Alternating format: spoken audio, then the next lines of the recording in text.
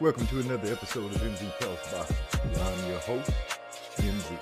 Tonight we're going to do it. Let's recap what's going on with boxing. What's been going down. This episode comes to you by way of H.W. Wicks handcrafted candles. Their motto is relax and enjoy. We also come to you by way of the Block family, which started on Marlowe's Corner. Also, the Track Titans, who we receive our music tracks from. So if you know somebody who's looking for music for their videos, to start their videos, end their videos, or play throughout their videos, tell them to hit us up over here on Musically Zone Talks Boxing, and we are connecting to the Track Titans.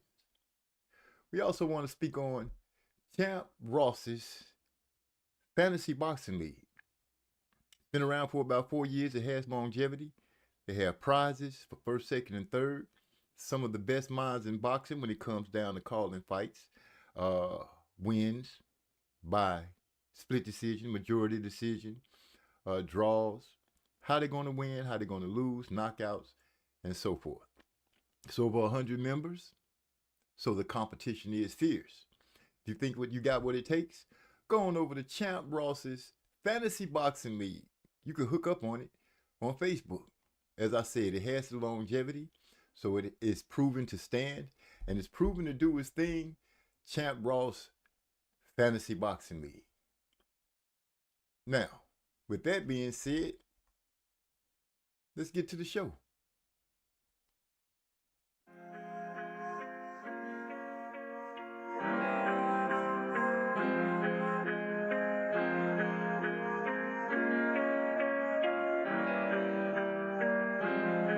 I tell them you can't get like me, yo man, ain't shit like me. Pack strong, hit like me, you broke, can't sit by me. Gang, gang, beside me, we ride till we D.I.E. Bang, bang, don't try me, that fire always be by me. You can't get like me, yo man, ain't shit like me. Pack strong, hit like me, you broke, can't sit by me. Gang, gang, beside me, we ride till we D.I.E. I'm gassed up, ignite me, my cash up, too lit, I be up. I'm a type of nigga that says shit straight. I never did hate, that's a bitch nigga trait. By any means, baby, I'ma get to the cake. I been a real nigga, so it ain't for debate. Beefing with me, get you hit with a stake. She left you for me, saying you the mistake. I can't be replaced. No. Saving what hoes? Do you see me with a cape? I hustle from sun up to sundown. If a hater run up, he get walked down. We be up in that stick on who talk down. Reaching for my shit, 5-5. I be putting in work, I don't clock out. Talking dirty, you niggas get mouthed out. Shout it like how I kick it like Kung Lao. Cause these niggas be chicken, compound. I ain't wanna do it, but have to. I'm the shit like I live in the bathroom. Pull up, eat it, and dip, she fast food. Girl, let me show you what this cash do. I'm going nuts like the cashews. My name in they mouth with a bad mood. Not a brokey, I go with a cash move. I'ma set this shit off if I have to. Hey. Niggas ain't built like me, bionicles, but you self-made. It's ironic though, you original but you be copying. I'm about my coins, I got that sonic flow. Bruce Lee, Roy, bitch, I got the glow. Probably run a ticket up at Papa Do's. Call me Young Atomic cause I'm about to blow, nigga.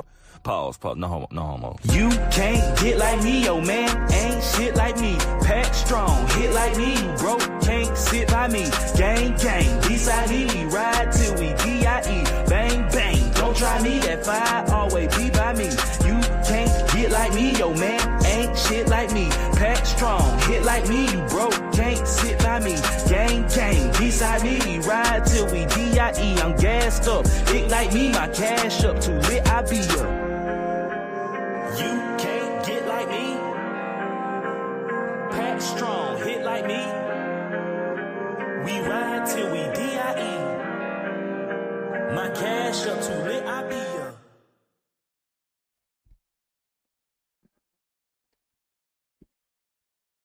Hope today is in finds everybody in good spirits and good mood. That's right. As always, you guys know I like to start off slow and then get into cooking it up and breaking it down. That's right. Let's recap what took place in boxing this week. Congratulations to Mikaela Mayer for handling her business and holding on to her titles versus Sandy Ryan. That's right. Sandy Ryan, y'all remember this was the rematch to take place from when Sandy came over from across the pond the first time and they threw paint on her. Disgusting move. And Sandy said that the reason is she couldn't get herself together. She was mentally thrown off that night in that fight. So this was her chance to reclaim a championship status. This was her chance to prove that if it wasn't for the paint and the way people treated her coming into that fight, her mental would have been a little stronger and we would have seen a different outcome. Well, Michaela Mayers, dang, I'm messing up already, did not get that memo. Actually, let me just put it like this. Great fight between the ladies. Great fight. And I'm talking first 1, 2, 3 rounds. I would say, they were they were feeling each other out, trying to figure it out. But once they got to about round 5, I think Michaela started pulling away a little bit. Great body work. Tripling and quadrupling up on the jab. Vicious body work, as I must say. Both ladies caught each other with some great shots before the fight was over. Michaela ended up with a nice little gash on the left side, on her left eye, I believe. Yeah, on her left eye. It didn't bleed out too bad, so she was able to handle her business and everything. They got a headbutt within the fight. Ryan had a couple of, some small abrasions on the forehead. Nothing serious, nothing like that. Nothing to endanger the fight, seeing that it happened so far back in the fight. But it was a great fight. She proved that the first win wasn't a fluke. It had nothing to do, in my opinion, with the way people treated Sandy Ryan, the throwing of the paint and all that. Her corner was showing, Sandy Ryan's corner, was showing a lot of concern, trying to get Sandy to step it up, trying to get her to wake up. They were pleading with it. Hey, work hard, go out there and get your belt back. She just wasn't able to pull that off. And Michaela walks away as champion again. I'm looking to see what comes down the pipe. Ladies boxing, when they step into the ring, I got to say, they do not disappoint in most cases. I'd have to give them a high rating, at least of a 90. I'd say at least a 93. That the fights that the ladies have been laying out before us have been some hot fights. Something that you would be proud to watch. You walk away feeling refreshed that you saw some good battles. That's right. I also want to bring up the fact, because I know a lot of, let me give Shoo Shoo Carrington his props, because I'm hearing a lot of people saying, he said he calling out the big names. That boy looked real sharp in his fight. Real sharp. If you're a boxing enthusiast, you have enjoyed watching Shoo Shoo Carrington come up. Once the man starts gaining a little weight, I want to see how many weight classes he's going to really be able to get to move up to, in my opinion. I think the man has a good ceiling ahead of him, a good ceiling above him that he can reach. Looking for good things and big things to be coming out from him. I'm just giving these people their props now before we get into the meat and potatoes of what it is that I really want to touch on. Brian Norman Jr. His conversation that he had, that they had going on about the boot situation and everything. Well, right now, what he's saying, the way he went out there and proved and showed what he had to show, it's aging well for him. Brian Norman Jr. looked real good when he went out there. He went out there and got the knockout, got the stoppage. Can't argue with that. Boots, what you gonna do? What you gonna do with that? And this weekend coming up, in case you guys don't know, we got Joey Spencer and Tim Tszyu. Don't know how many people remember that, but if you check your calendars, they coming up. They fighting this weekend, I do believe. Tim Tszyu and Tim Tszyu and Joey Spencer. That should be a good fight. Kind of leaning toward Joey to pull it off. Tim Tszyu is coming off his second loss. He's coming off of his second loss. Remember, he lost the first time against the Towering Inferno, which is Sebastian Fundora. Can't remember who he just lost to, his latest fight that he lost. But he is coming off of 2 losses. He's trying to get things set back straight and set back straight on the track to get things to pop off and get it to happening right. Giving that information, as always, which I like to do. I just can't help it. It's in me. I want to know what you guys think about Wilder being set to return, saying he's set to return to the ring in a few months. I want to talk about his conversation that he had, or the things he said. I caught what he had to say on the channel, and I ain't gonna be a hater and anything. Only place that I could see Wilder talk is on 78 Sports TV. So if you guys want to see what he had to say or anything, you can go check him out there. And we gonna break down what he was talking about. A lot of another situation that came up over the weekend, who seems to be in the middle of the news right now, is a boy Terrence Bud Crawford. Terrence had some things he wanted to say about Errol Spence Jr. And he also had a couple of things that he said about Manny Pacquiao. And with that being said, that's what we're going to dive into and try to break down. I think the conversation will be led more about what Bud had to say about Earl and Pacquiao, as well as what Deontay Wilder had to say in his interview. Because we had touched on some things with Wilder ourselves. We didn't talk with Wilder. We had a conversation amongst ourselves, giving our opinions on what we thought, how things are going. The man always lets us know strongly that his grandma told him that he was anointed by God. I don't make fun of that or joke to it, but sometimes you have to think and dig a little deeper into it. I could say, yeah, I believed that the young man was anointed by God. Hip hop #1. Salute, man. I finally caught another show live. I thought Sandy Ryan lacked self-belief, and she did on the first 2 rounds, and in the later rounds, but Maya put that work in on her. Well, first of all, let me say thank you for sliding in, Hip Hop #1. Glad you're catching another show. Sandy Ryan, in my opinion, like her corner was saying, because her corner was begging her to step it up.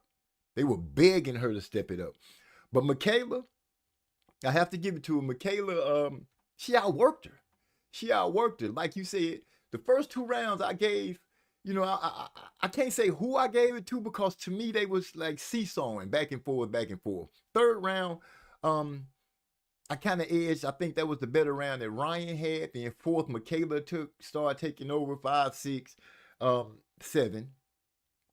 I think Ryan tried to make a push 8, because if Ryan could have just cut her off and got her up on the ropes, because that's what she was trying to do, it seemed to me that she might have been a little stronger than Michaela when they were locking up and pushing each other.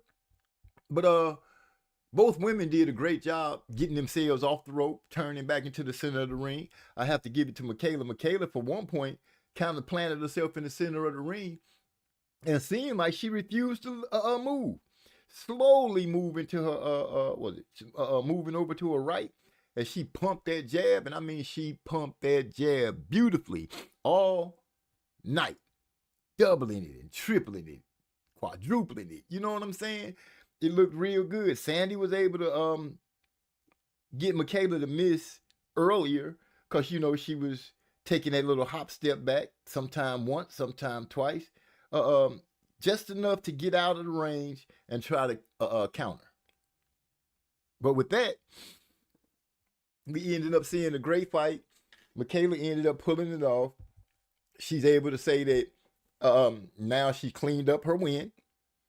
No one can give an excuse saying that she won because Sandy's mentor wasn't there. Well, they can say that, but it wasn't because of some red paint this time. Let's go ahead and put that out there. Other than that, he say Norman made that, oh man, made him look like an amateur. He needs to stick to the local shows with average fighters. He got that quit in him. Not that quit. Sometimes, somebody get to dropping some bombs on you and putting it to you. You can't do nothing. Your body might just give up. You might not want to quit. Your body might just say, hey, that was one of those button presses that shut us down for a hot second. What I can say about Brian Norman, though, remember when they were having the back and forth with Boots, and they were talking about all the nonsense that was going on with the pricing out and all this kind of stuff. Brian Norman is the champion that was chomping at the bit wanting to get it, Boots. Well, it's my opinion about him going out there and dominating the way he did, or handling his business the way he did, making that man look like an amateur. Great look for him. Great look for the Normans. Boots now has to go out there and look, in my opinion, just as good against Mantis Stanionis, which is a fight that is coming up for him. Oh, shoot. Can y'all hear me, man? Let me know if my mic is loud enough, because I know it's been a couple of times that I've been told that my mic wasn't up loud enough. Very one-sided. I got you. Yeah, he was nice too. Good for him. Say, just let me know. Can you hear me? Is my voice loud enough? We gonna get some more people in here. My brothers, I always give them late information about when we start. But Boots got to step up. When Boots fights Stanionis, he gonna have to make it. He gonna have to look good, man. Brian Norman and already, as far as I'm concerned, he got to. The doubters have to be quiet right now. They have to be quiet. They have to sit back and ponder. Was the Normans really telling the truth? Was it more on Boots, the innocent side, that kept that fight from taking place? Don't really know. Appreciate you. You said my mic is good. Hip hop number 1. First one in the house. Rhyme with MZ. Hip hop, I know you knew. Got to get used to the way the show go. But I sit down, I talk a little bit, give our brothers and our sisters that sit in the background and just chill and listen, ready to knock somebody upside the head with that wrench if they get out of line. Armin Brown, ABO9. We waiting on Trey X might slide through, Hyphy might slide through. These are the brothers that always come through and keep us abreast on what's coming up lately in the game. With that being said, I'm going to pull up a song. Let it marinate on your mind, because I want to know what you think about what Bud said about Earl Spence and also what he said about Terrence Crawford. A lot of people are upset with Bud because he gave his opinion. This man does have an opinion. It's fair that he's able to give it. Somebody asked him a question in the interview, and he answered it.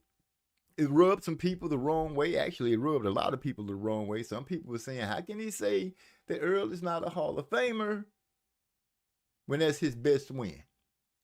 And with that, I'm going to let that marinate on your brain for a second while I hit you with Hydro Blow.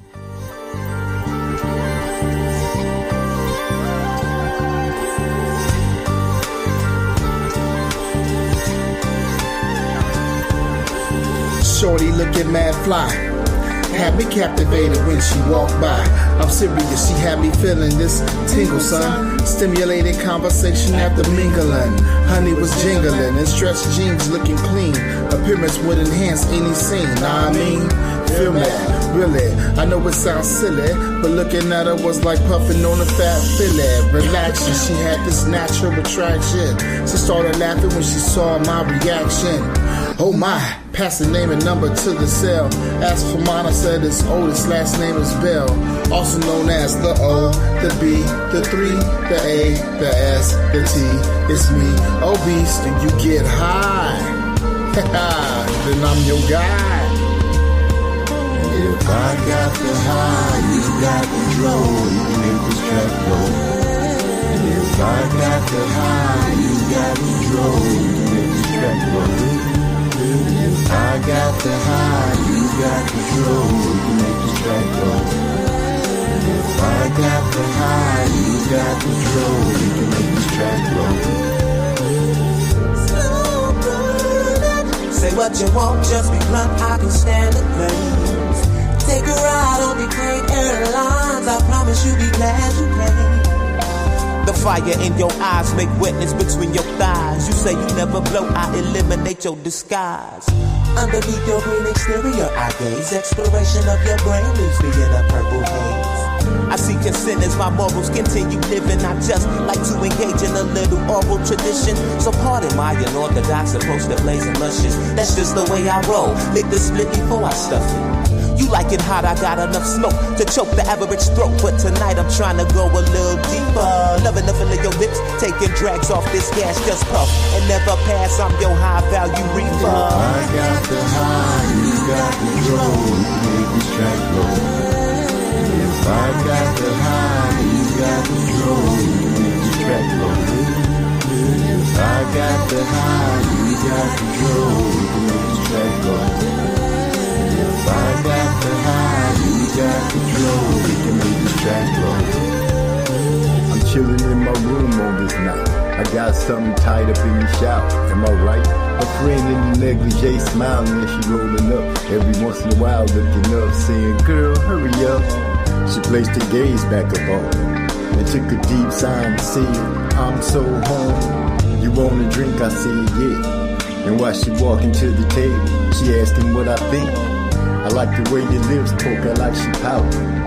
And that ass got my little man shouting. She kinda giggled, oh, you like what you see. Before I can answer, I heard, hey, what about me? I turn around, she got a pose with no clothes, with a leg up on the chair, with her hands so exposed. She said, don't speak, just lay back on the bed.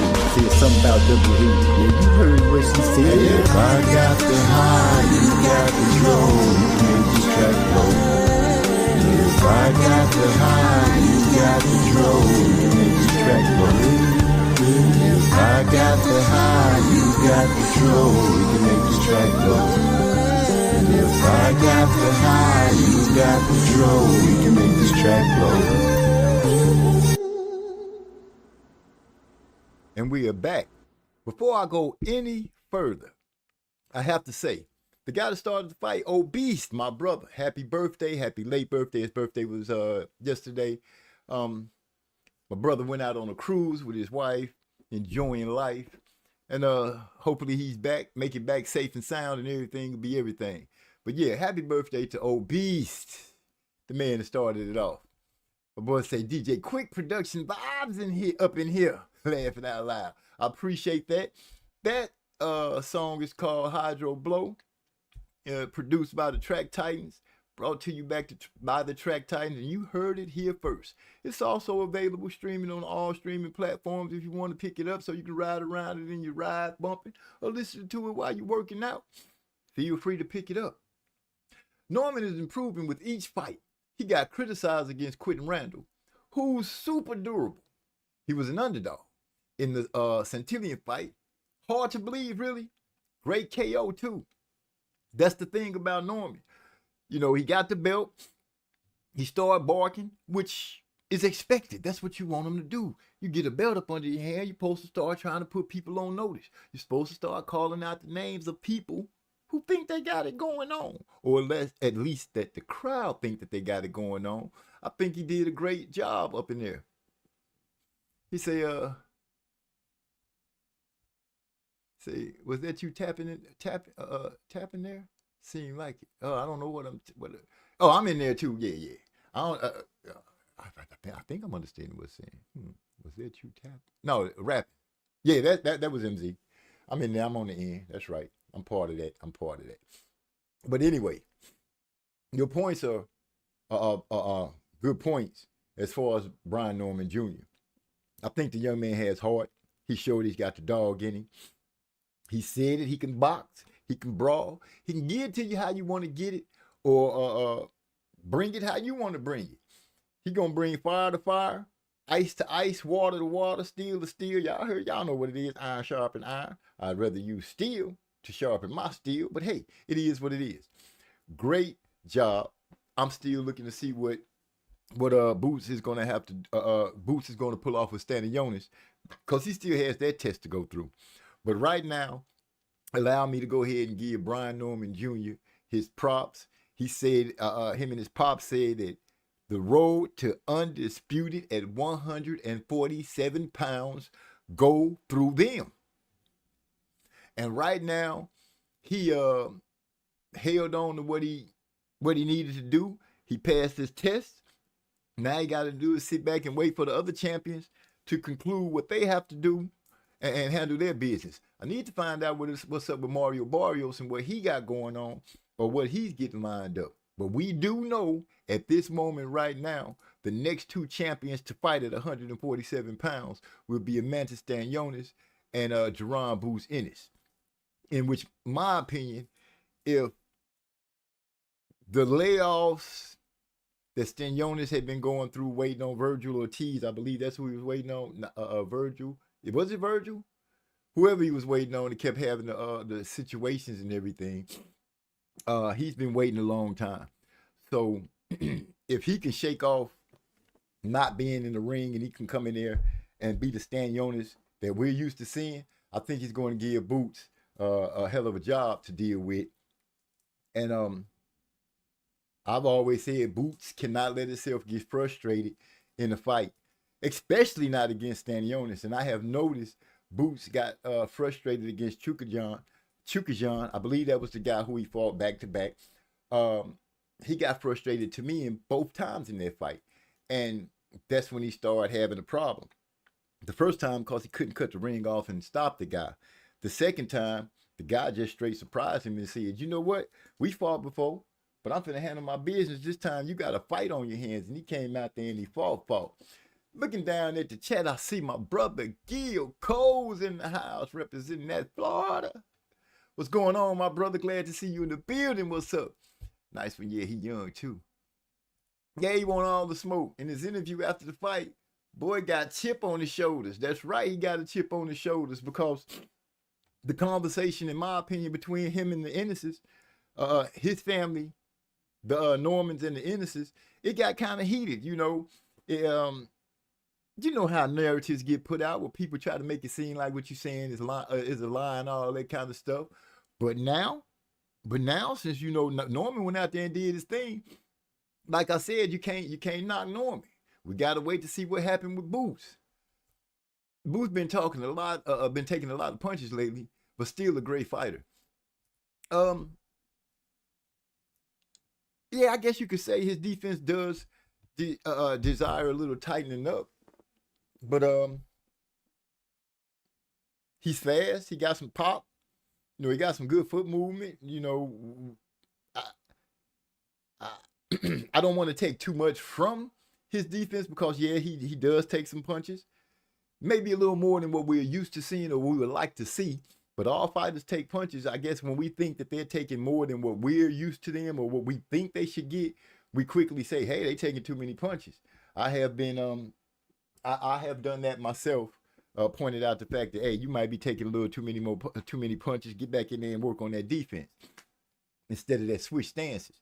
But I'm starting to think now that Boots just switches because he just used to doing it. You know, the only switch hitter I can say as of right now who doesn't switch a lot, he practically switches and he's a lefty. That would be Bud, which we're gonna talk about Bud a little bit in this situation. My boy Gil Cole said, hopefully Stanionis isn't too rusty. Should be a good fight. I'm hoping that it's a great fight. And as you saying, being rusty, I'm hoping that even though he hasn't been able to get into the ring and get a fight, that his training regiments, his staying in shape regiment has kept him at least 85% ready, warmed up, ready to go. Maybe his blood will start percolating when the fight gets closer. And you know how sometimes it is. I don't know if you play sports, but once your juices get to flowing and you get to feeling it, you just fall into place with it. You just fall right into place. Oh, I don't know if it's cap or not, but I seen something about Caleb Plant and Charlo co-main event a card coming up in May. January, March, April, May. Is it May? Yeah, I think they got a fight. They supposed to be fighting in May, and we'll see how it go.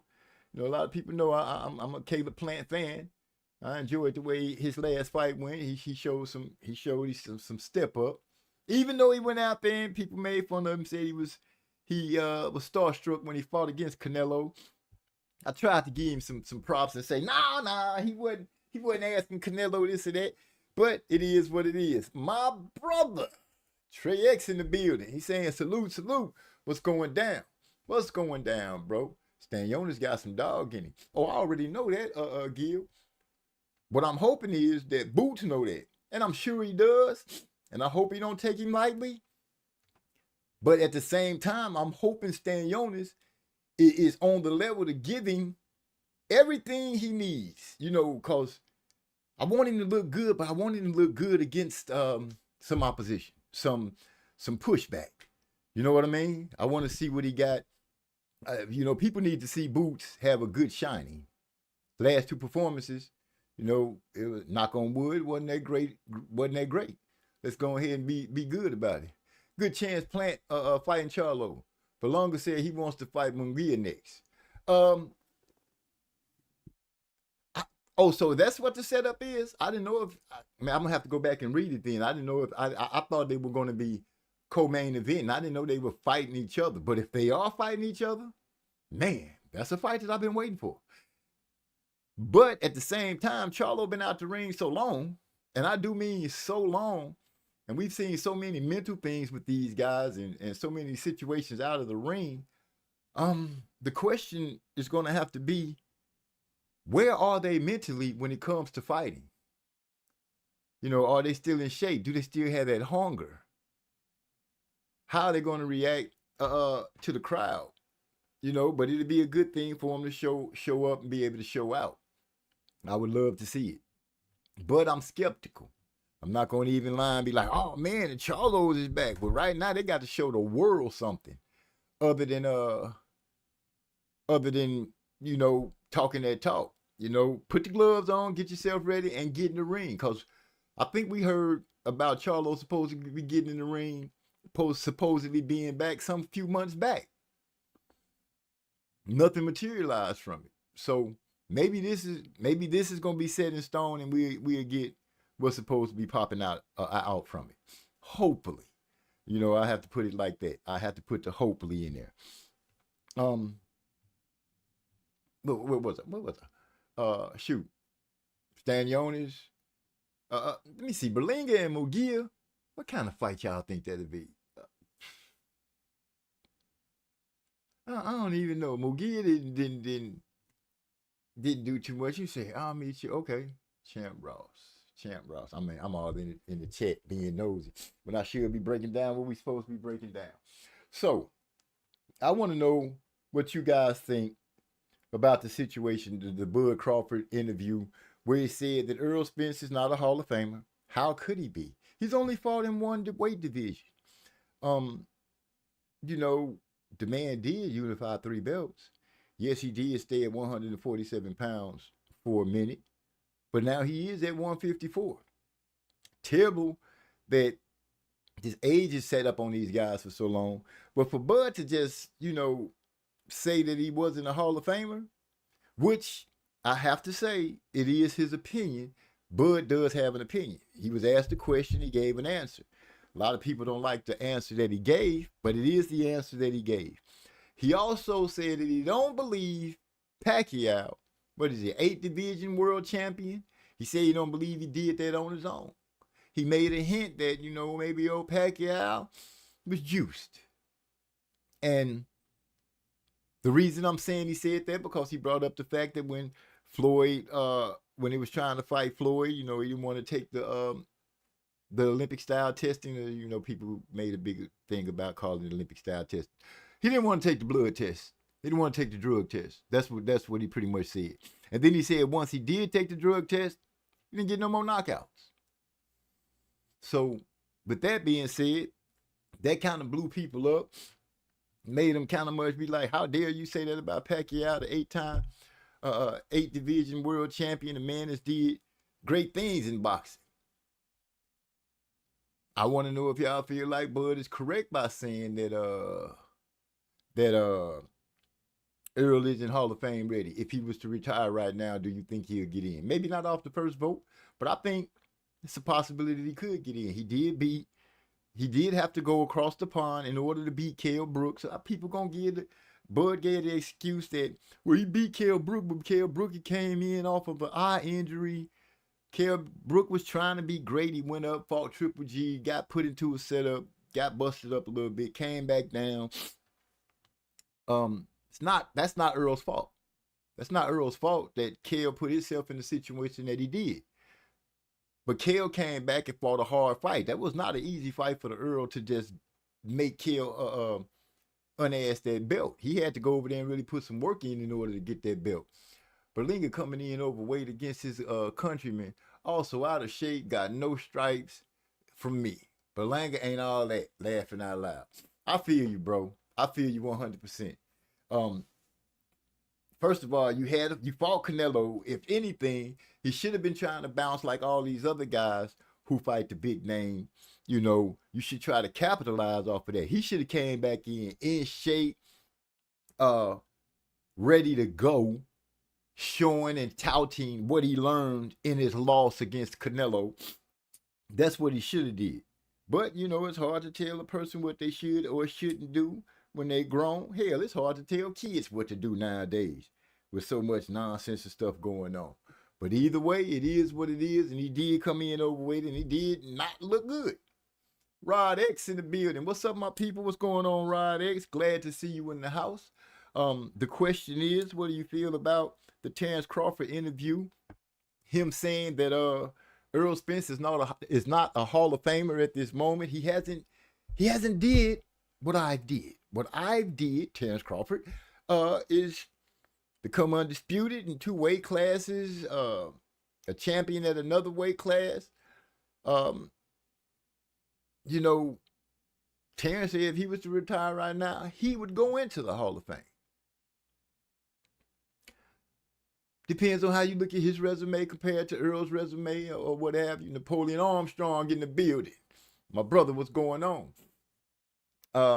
I'm trying to get some confirmation or something up in the chat. Let me know what y'all feel about Bud and his interview. I don't shoot a lot of shots. I'm not going to shoot a lot of knocks at Bud for what he said. Because like I said, every man is entitled to his opinion. Everybody is entitled to their opinion. He is a fighter. Earl is a fighter. You know, he was asked the question about if Earl was a Hall of Famer. So naturally, he gave the answer that he gave. Now, some people say that, you know, Bud is hating. Some people say he's arrogant. Even Bud said he's not hating. He's just breaking it down the way he seems to see it. Now, before I go too far and let people knock on Bud too much, you do got to give him, you know, his props, because when asked about if Spence was a dog and hard to fight, there's another interview where he was giving Spence plenty props when he kept getting knocked down in the fight. He pretty much said Earl was letting him know, shit, you're going to have to just, you know, you got to beat me. You got to do something to me. I'm going to keep on fighting. I'm going to fight to the end. You know, he said his corner should have stopped it a little better, you know, but he did give Earl his props at that situation, that moment in time. Roll the tape some back sometimes up to the present, and he talking like he talking. Hard to say what you want to believe out of it. I believe that it could be both ways. He believes that Earl really is a dog, and he believes that Earl has not done enough to be a Hall of Famer compared to what he's done. And I guess when you're looking at what you've done opposed to somebody else, you know, you're going to be biased toward yourself. You know, you think you're a great fighter. You think you're one of the top, one of the best, one of the pound for pounds. People are telling you this. It's in your ear. You've heard it from the boxing pundits. You've heard it from the different promoters that this man, pound for pound, can beat anybody. Well, as of right now, from the pounds that he started and up to the pounds that he's at, he has done exactly that. He's beaten everyone.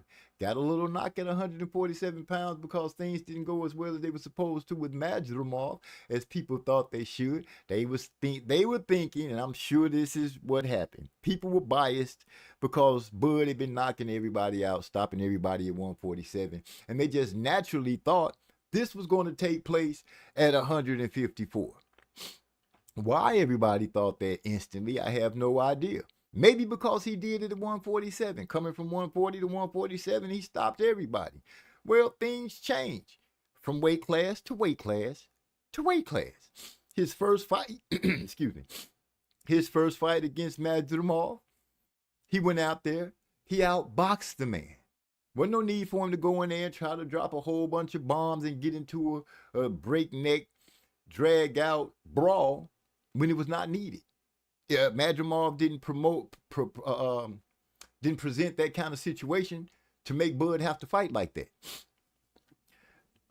So to think that he would have came in and just got a straight knockout, you know, at 154, it would have been nice, but I wasn't expecting it. I was expecting him to go out there and have a good fight, which he did. He did what he needed to do to get the win. D-Lo, 404 Boxing. Salute all. The voice of reason. Man that had you thinking outside the box and looking at the situations just a little bit different to give you a different aspect on what's going on in the square circle with these fighters. Welcome to the show, my brother. Glad to see you in the house. As I was saying, Bud being the champion that he is, he gets to say what he wants to say. Not, I didn't get mad at him because he said what he said about Spence. Y'all know I'm a Spence fan. Spence fan. This is true. I like Earl Spence. Like Bud too. And I'm on record saying I'm a fan of both of them. When they fought each other, I was a fan of Earl Spence over Bud. Yes, I had picked Earl to beat Bud, and I was totally shocked, surprised, flabbergasted at the way my boy went out there and got whooped around the ring. But I was proud of him because he never quit. He didn't just lay it down. He didn't just stop. He kept getting up. Even though people say when they saw him coming to the arena, he looked high. Looked like he had been smoking that good stuff. Went out there and got handled. But he went out there, he got handled, but he kept getting up. My boy Hyphy in the building. Gotta say, give props to Hyphy. Hyphy is the greatest troll that I can think of when it comes to trolling people and running them hot. And when you come in to our chat trying to run us hot, he'll hit you with a question that have you thinking and make you run off. Terrence might want to remember he's working with Victor Conti. Takes a cheat to no one. Whew. Man, how can I put this without seeming like I'm straddling the fence? I don't want to straddle the fence because I'm not going to do that. I do understand how people feel about Victor Conti, seeing that he was the man caught helping people beat drug tests before in another sport. And now here he is in the sport that we love, which has a bad name already of being cutthroat business, corrupt and all that. Here he is over here touting the fact to help make sure boxers are clean, getting supplements that are helpful and not on a banned list. This is the guy that people like, heck, you name it, there's a lot of fighters that's been going over there. I think Shakur's put on a snack shirt. Devin Haney's been put on a snack shirt. Bud now dons a snack shirt from time to time, from what I'm understanding. Hey, with so many allegations of people pointing the finger, cheating and not cheating, but nobody's really doing anything to say, you know what? I'm going to step up. I'm going to get into a program that tests constantly so nobody can accuse me of that. Y'all all got the money. These damn people that hold the belts that y'all fighting for these belts for, as much money as they making off of all these fighters, you would think that they would mandate. They would mandate the testing rules, not telling the fighters, oh, you got to enroll. Yeah, you got to enroll. But since y'all paying the dues already, the dues are going to help cover the cost for y'all enrolling. That's what I think should happen. Not telling the fighter they should go into their own pocket too, because they already paying you. What are y'all giving them? Y'all, you know what I'm saying? So I'm thinking, I think it should be a fair trade. I don't know what to say about that when Hyphy except agree with you and say Terrence might want to remember he is working with Conti. And at some point in time, somebody can easily jump up and be like, you know what, we don't know. Bud could be a cheater too. I'm not going to say that. I don't think the dude is a cheater. I think the dude's a gym rat that works hard and that just does his thing and goes out there and handles his business. If Ray Boom Boom Mancini is in the Hall of Fame, so should Spence be. I put the B because he did. This is coming from Gil Coles. Oh, man. At this time right now, an era where fighters are fighting, really, which one of these guys in this era, if we really looked at them, it was like to be harsh on voting for Hall of Fame, who you got? Who you got to stick in there? Crickets. You'd have to look at everybody real hard. I would say the guy that fights everybody. You don't have to be undefeated to be in there. You can be a champion. You know, you champions win, champions lose, they become champions again. Oh, there's something I need to be nosy about.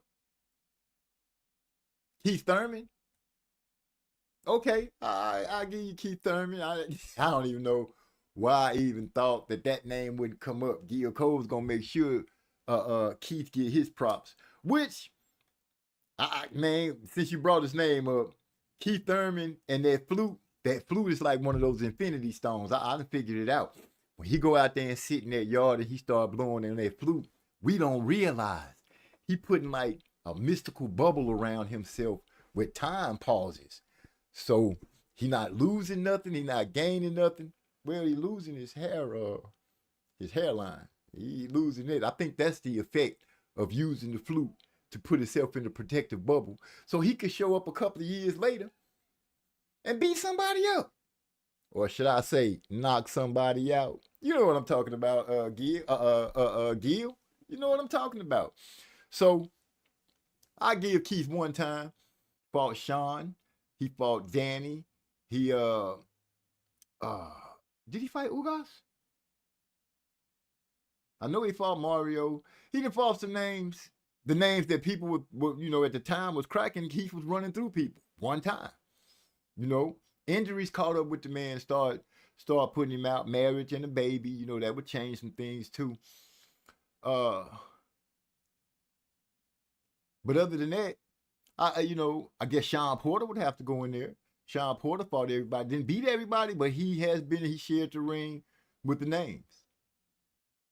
True effect. Is anybody heard from Danny Garcia? Is the man retired? Did he just say, you know what, I'm gonna retire without telling people I'm retired?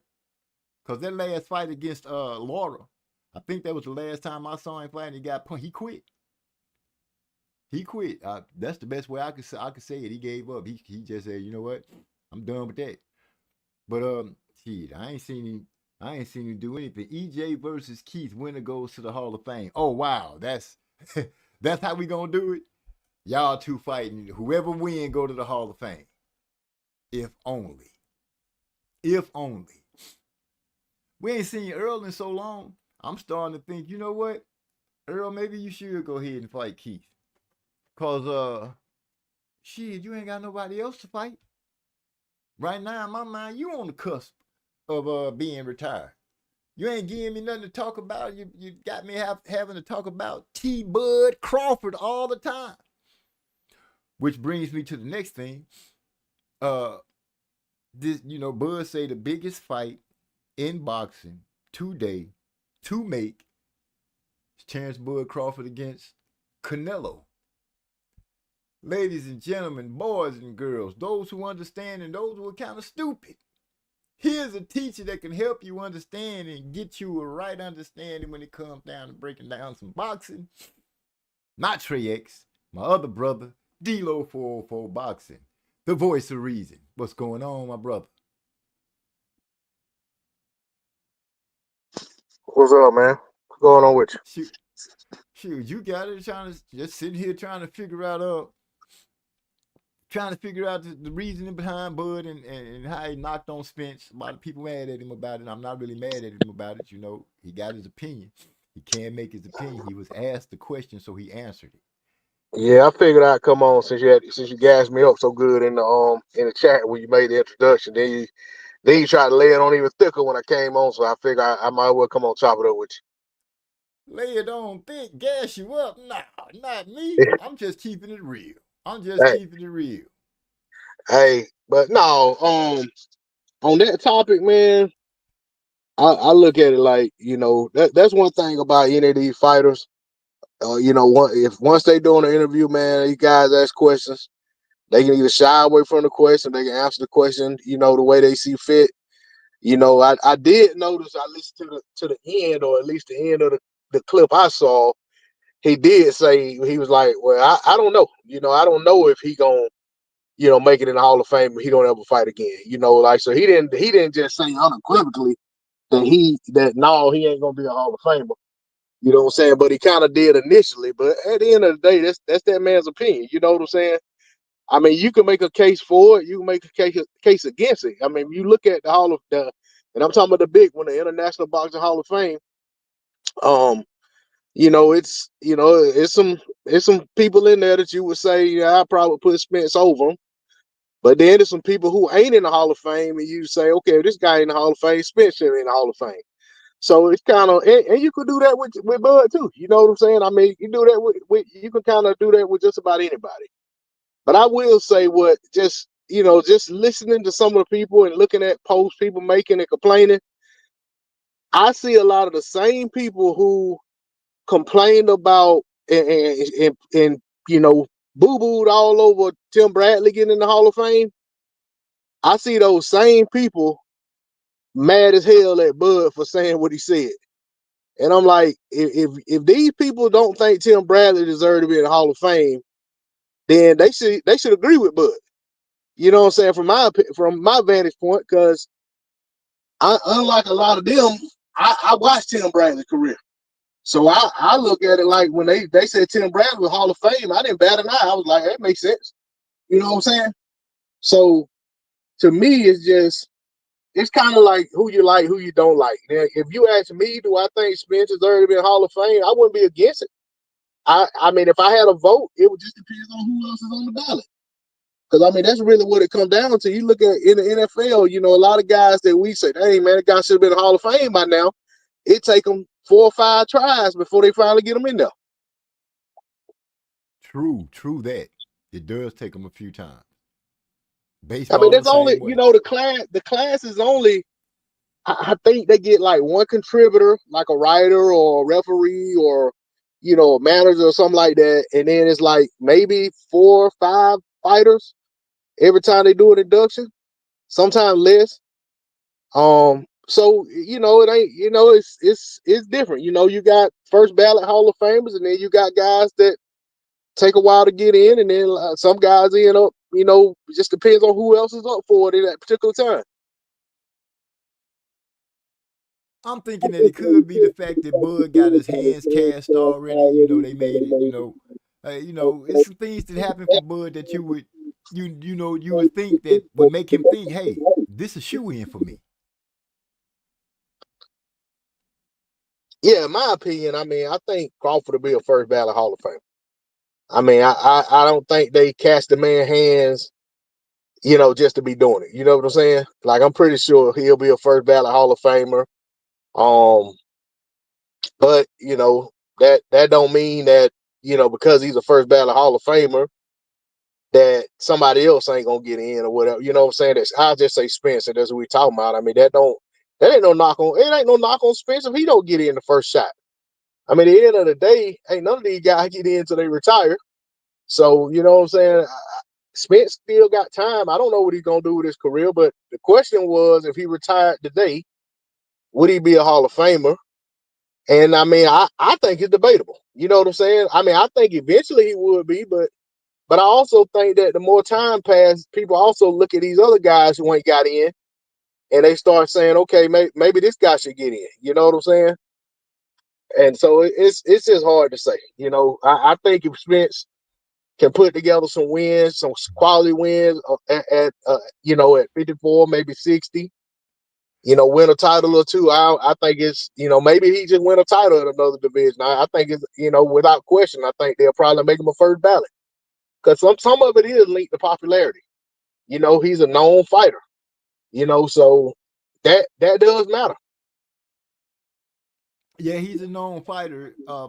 The popularity, though, is he still as popular? I think so. I really don't think these guys. Sorry about that. I was just gonna say I don't think these guys really lose popularity in terms of like with the people, because you gotta think about, like, these voters are like hardcore fans. You know what I'm saying? Like, they're people who work in the sport and stuff like that. So I think with them, he's not gonna lose popularity like he probably has with Casual. Like, Casual ain't heard his name in so long. The last memory of him was what happened in that fight. Some might have saw him get in the ring with Fundora, but for the most part, losing popularity with fair weather fans or casual fans versus losing popularity with the people who actually have a vote and say in who gets in the Hall of Fame. I think it's two totally different things. I can agree with that. But I like you said, in order for Spence to make his case better, he's gonna have to get back to work. We don't like you said, we haven't heard from him, know what he's gonna do or what his plans are. Guess we just gotta sit back and wait to see what's gonna pop off with him. Like you said, Bud has his opinion. It is his opinion. You can only answer the questions that's asked of you.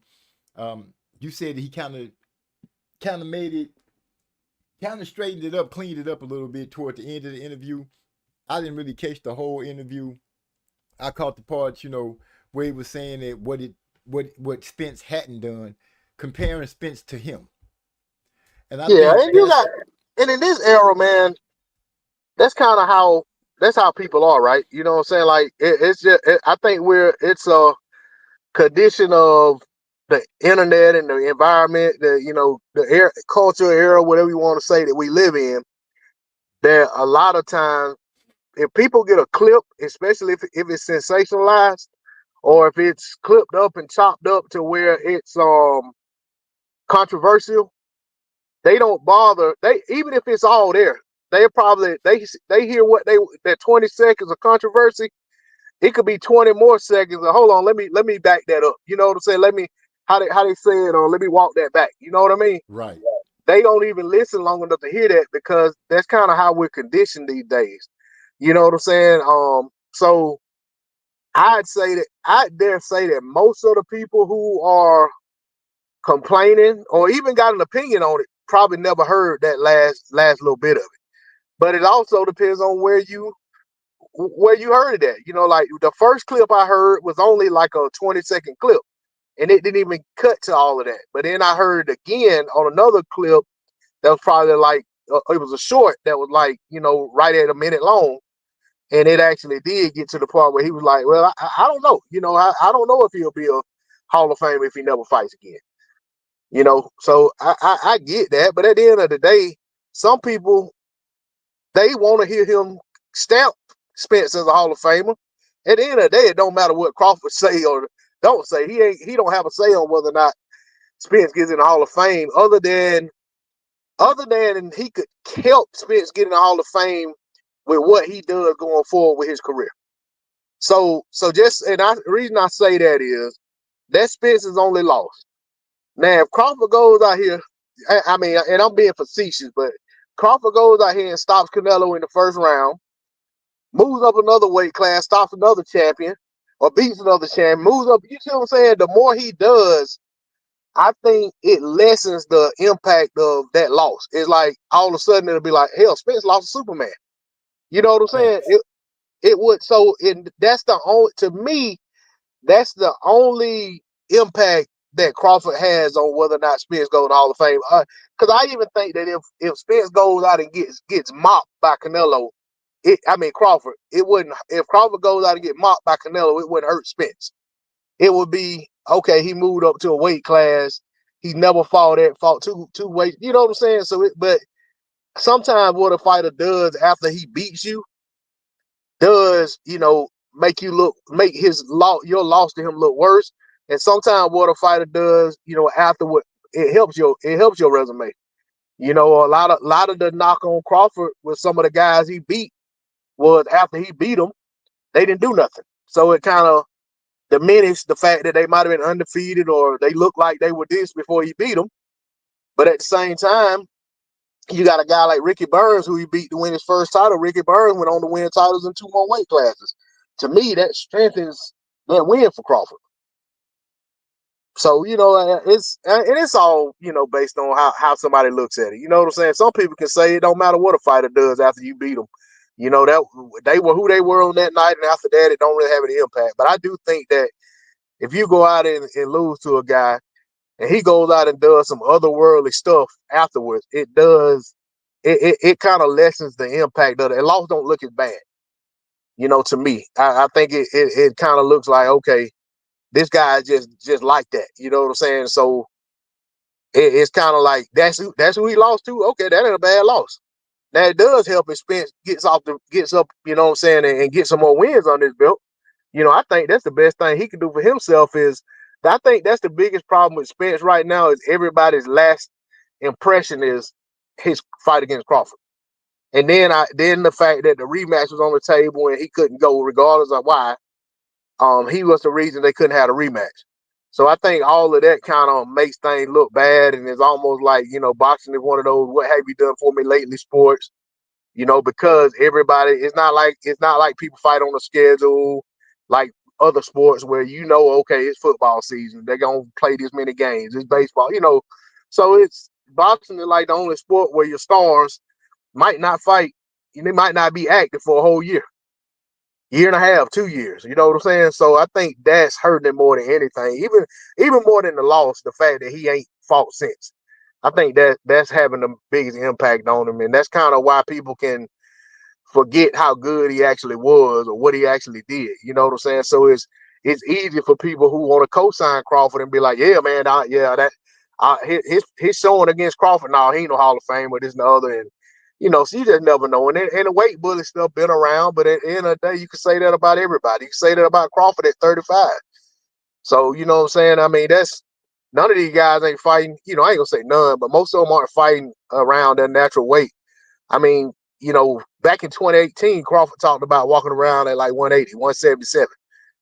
I mean, that's when he was first going to 47. So is that a weight bully? You know what I'm saying? It's all depends on how you look at it. Exactly. Got a question from Hyphy for D-Lo. He said, how can it be okay for Earl to lose to Superman Crawford if Earl himself said Terrence hasn't fought anyone? Yeah, that's his opinion. That was him giving his opinion before Crawford told him when he said that, well, I'm finna fight you. So you know what I'm saying? But yeah, I mean, and if you agree with Spence that Crawford hadn't fought anybody and that's his only win, and then if Crawford is basically saying this guy ain't a Hall of Famer, then it really hurts Crawford's, resume in terms of who has he beat. That's if that's the way you look at it. But at the end of the day, when it comes to the Hall of Fame stuff, it ain't about how we feel. It ain't about how these fighters feel. It's going to be about what the voters see and what they think. And you know what I'm saying? When they look at a person's career, retroactively, retrospectively, however you say it, is how they interpret it. But at the end of the day, think about Rocky Balboa's in the Hall of Fame based on impact. And that's not even a real person, you know what I'm saying? Or maybe it's Stallone. I don't know. Maybe Stallone is in the Hall of Fame, not the character. I'm not sure. But either way, neither one of them should be there. Right. I just want to try to say it right, but I want to clear that up that I'm not 100% sure. So I want somebody to come back later on and be like, "You dummy," So, but no, I mean, but either way, yeah, like it's as a contributor, and when you think about it.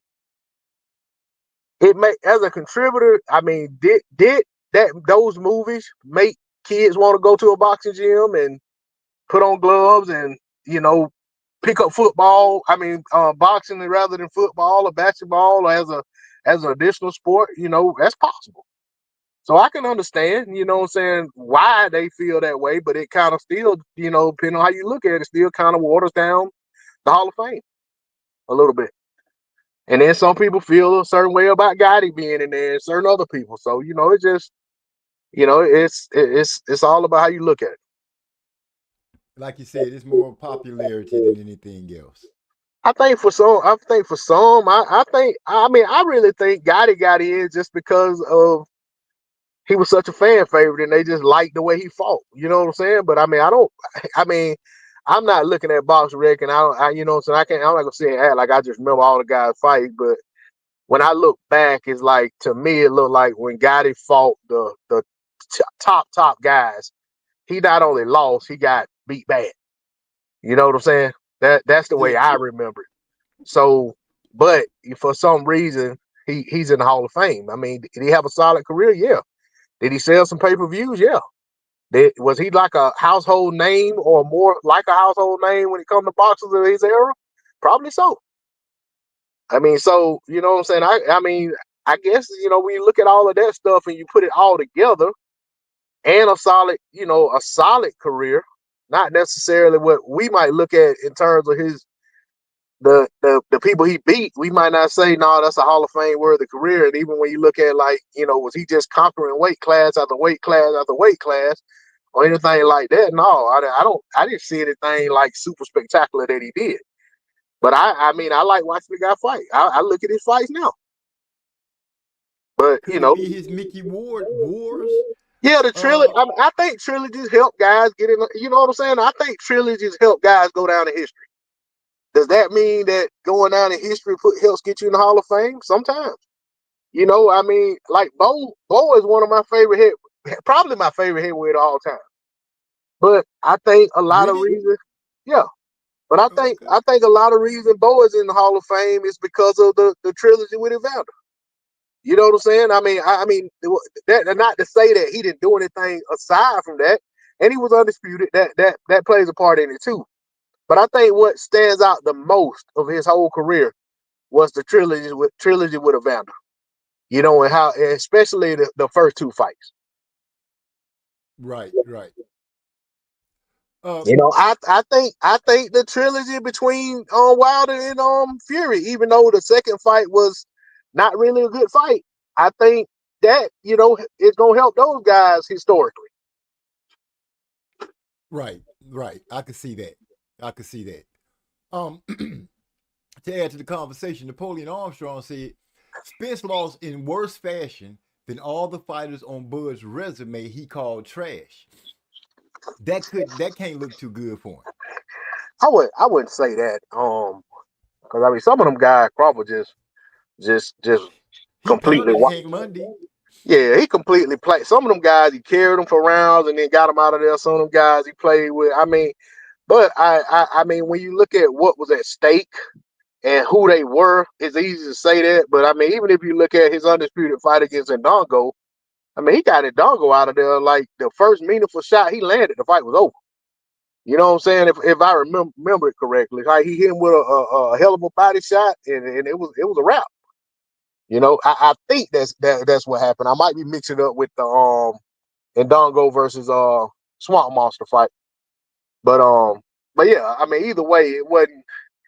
He made easy work of Ndongo, so I wouldn't say that like if you look at like how he looked after the fight, he might have took the worst beating of everybody that, what I'm saying, all these guys that he called, nobody or trash or whatever he called them.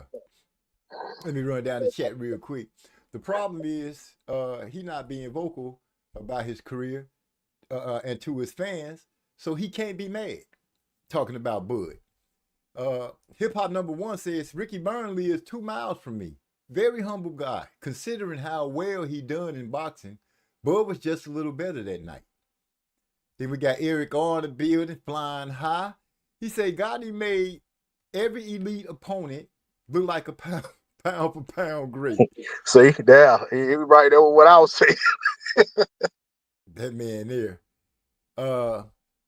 They argued about Spence is coming from. Let me even go further. He made all of them look like first ballot Hall of Famers and all-time greats. See, y'all wrong. Y'all just wrong. The man was out there entertaining us. He did a great job. He said they arguing about Spence deserves Hall of Fame, but try to diss it with Rocky. Those movies damn near 50 years old and switched to Creed. Grew up off that shit. That's coming from Napoleon Armstrong. Which, I'm going to be honest, when I heard that they made the statue for Sylvester Stallone's Rocky Balboa, I was like, how big of a slap is that to the great fighters that came from Philadelphia? For them to put a fictitious character up as a boxing champion. And probably 100 years from now, they'll try to whitewash it and he'll be one of the greatest fighters that ever lived, and people will be like, oh, he was a real fighter. Yeah, I'm sure some people would probably think they were, that's Rocky Marciano. When they just, Google, boxer named Rocky, they would think, so not knowing, they'd be like, oh, that was Rocky Marciano. No, that's actually a trophy of a movie star playing a boxer. Oh, But you know, Graciano, wasn't it two Rockies? huh? Yeah, Wasn't it two Rockies? It was a Graziano. Graciano? I think he Yeah. might be a Hall of Famer too. You know, and that's the thing. Like, I remember when they did that. I remember that was, you know, thinking that Joe Louis didn't have a statue and his other, but I did find out later that Joe Louis does have a statue, at least one statue in Philadelphia, if I'm not mistaken. Um, I don't know if it was before or after, but you know, He got one. yeah. Joe Frazier? Did I say Joe Louis? I meant Joe Frazier. The funniest thing, the funniest thing I remember Larry Merchant saying about Gotti is that he eats punches like people eat McDonald's French fries. Well, damn. Yeah, he eats them, but it ain't like he just, you know, I mean, yeah, he walked through some stuff, but I mean, that's the thing about it, you know, like, like I always say, man, I tell Trey X when we watching that Boots versus what's that guy name Uh, the guy Chuka Jr.? the guy that got the nod against Speedy Ellis, I forgot his name, but when he was fighting that dude and the dude seemed like we eating them shots, I said, I don't know, man.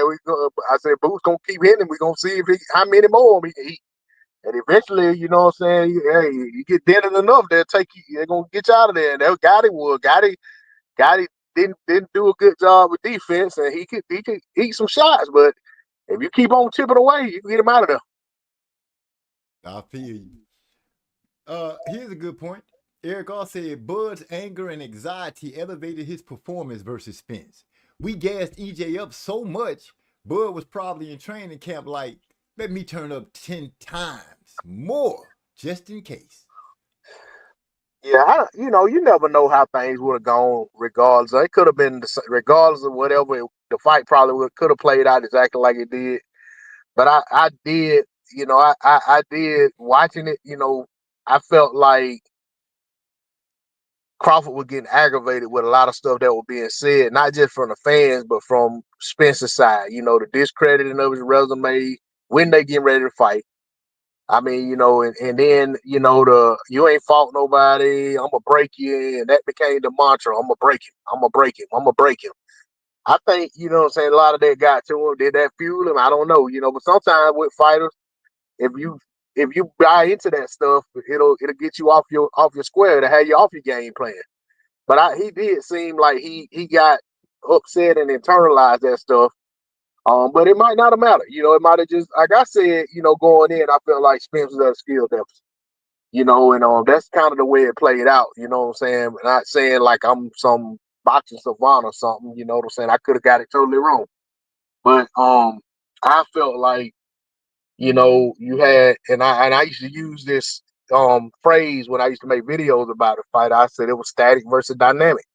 You had one guy that was, you know, pretty much what you see is what you get, and it was consistency. It was him being great at what he did, but it wasn't a whole lot of extra to it. You know what I'm saying? Wasn't a whole lot of extra wrinkles to it and this, that, other. Well, I saw another guy as a dynamic fighter with a lot more versatility who could go places that the other one didn't seem like he could go. But it could have, you know, on fight night, it could have played out totally opposite. So I'm not saying that, you know, like, hey, I was just spot on and I couldn't miss with what I felt, you know what I'm saying, what I thought about the fight. But, you know, with all of that, I felt like that presser where Spence's family or whoever it was that was, you know, acting, you know, really, really getting into it with Bud, and you know what I'm saying, and they was, you know, they basically were telling him, hey, you gotta fight him, you know what I'm saying, and all that. I think by the time Crawford left that press conference, he was ready to get in the ring that night, you know what I'm saying, because he couldn't fight the fan, but he really wanted to go ahead and, you know, put some hurt on somebody. Well, let me go ahead and say, Mr. 404 Boxing Talk, you are a savant in my eyes, sir. You know some stuff, and I appreciate you. Second of all, I'm going to go ahead and put it like this. If I had to look at it, I'm going to put myself in Bud's shoes and be like, you know what? All these people talking this about this boy here, he ain't even from Texas. He from New York. He from, what, Rhode Island? I'm gonna show y'all. Long Island. Long Island, Rhode Island, somebody's island. But I'm gonna show y'all what it is down here in Nebraska when I go out there and beat the brakes off of it. You know, he talked about my best friend, Bo Mac, him and his trainer talking about he too fat and all this kind of stuff. Y'all talking about I can't whoop him.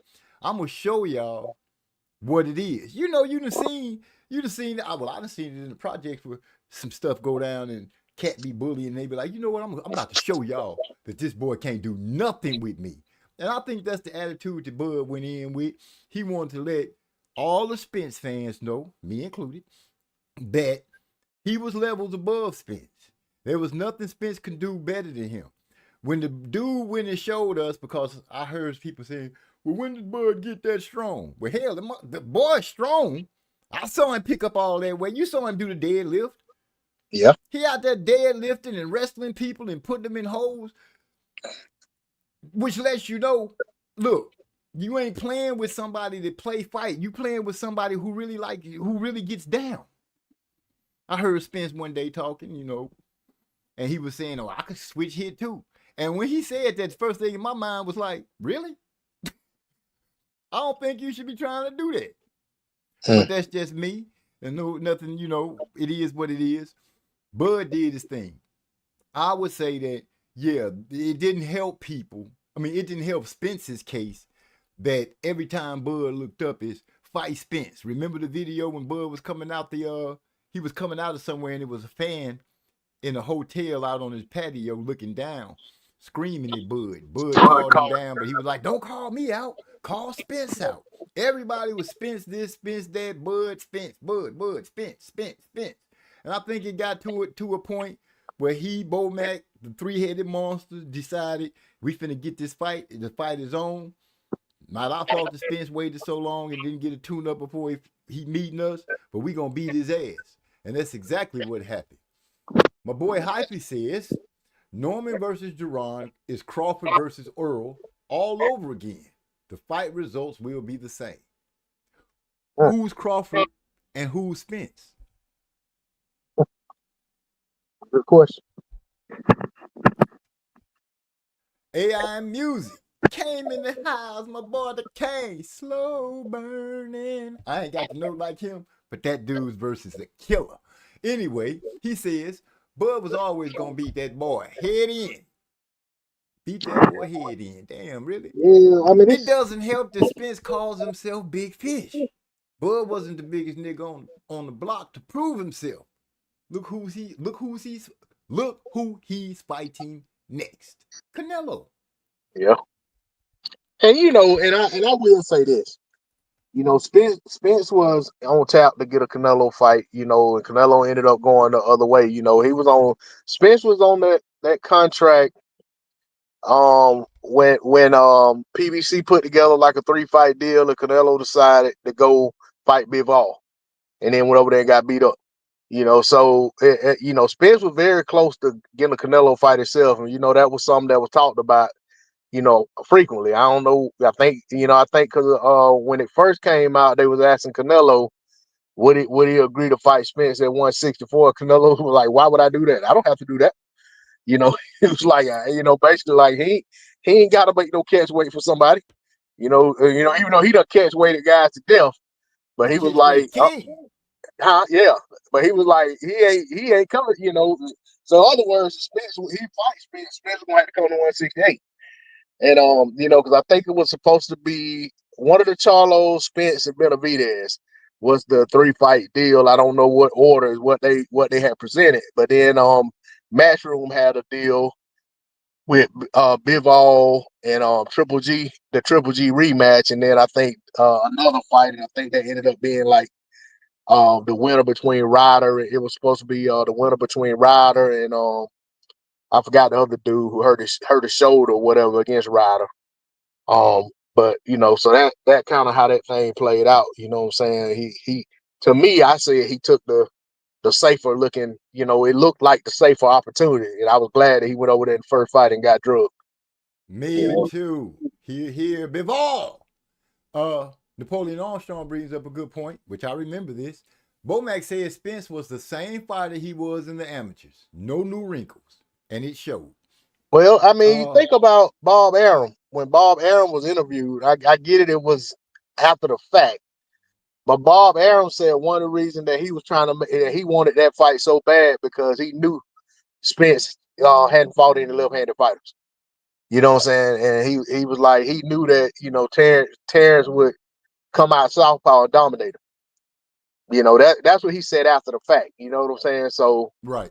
I get a lot of people like to throw Bob is the reason they didn't have a fight and this and the other, but I'd have to say that I think Bob really wanted to make that fight and really had every intention of making it, because why would he put himself under a $1 million penalty, guaranteeing Crawford that he can make a fight with a fighter that ain't in his stable?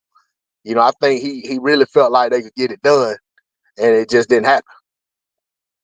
Right. That's a good point. And I mean, and I'm happy for Crawford that, when it did happen, he was by himself. He and his team, they I'm sure they reap the benefits more so without having to, give a promoter a cut out of it. A big chunk. Yeah. Yeah.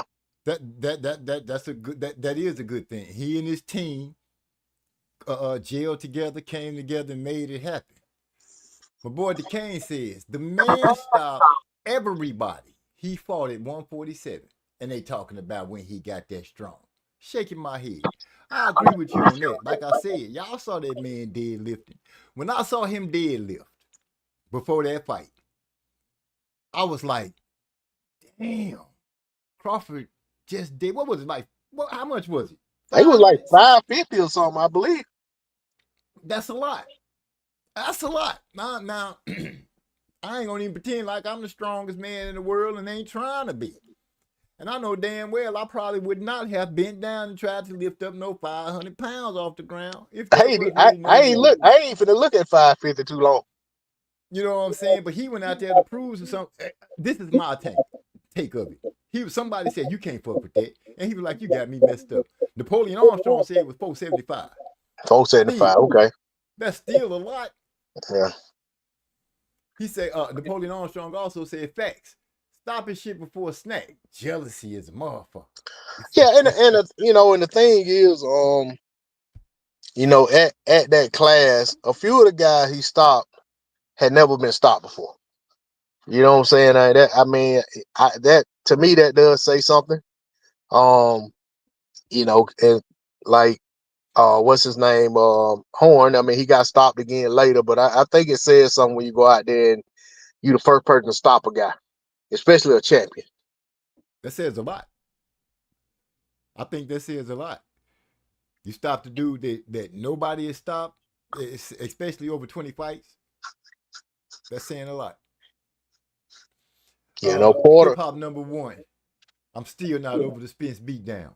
Shit was a nightmare. As a big fan of him, laughing out loud, you want to see a close fight at that level.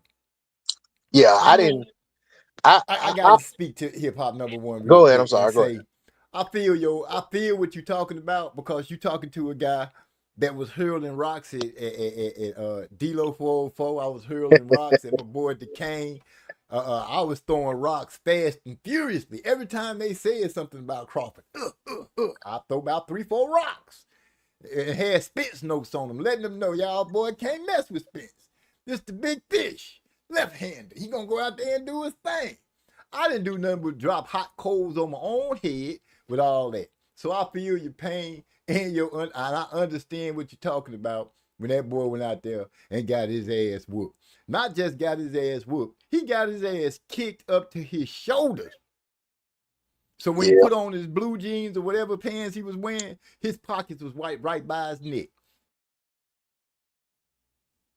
Yeah, I got, I'd be moving around on Facebook talking and stuff with people about boxing, and sometimes I just post something and somebody just randomly come to my post and say something that don't really go align with the post.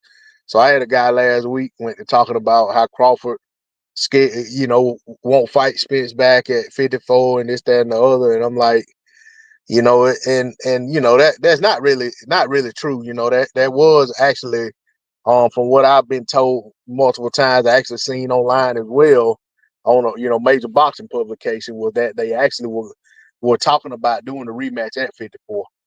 But all that's a moot point when Spence couldn't fight. No matter what, they could have fought at 180. Spence couldn't go. You know what I'm saying, because of his having had that surgery. So, but what I will say about that situation with the rematch or no rematch was that even though they already had a rematch, signed, sealed, and ready to be delivered, I think the way the first fight went, I don't think people were as upset that the rematch didn't happen as they would have been had it been a competitive fight. Like just say when De La Hoya and Floyd fought, there was some people that were really pissed off at Floyd for retiring because the fight was a competitive fight and they really enjoyed it. And people who were riding with Oscar felt like Oscar was only a round away from, being able to take Floyd's oath. But when you look at this situation, the fight was so one-sided. I mean, we don't see one-sided fights in the rematch go the other way. But I think that the fact that it was such a big time fight and it had been anticipated for so long and for it to go the way it went, I think that some people, even though they say some of the stuff like what I just said, that guy said, I think some of the people were relieved that they didn't have to potentially witness Spence go out there and get beat again.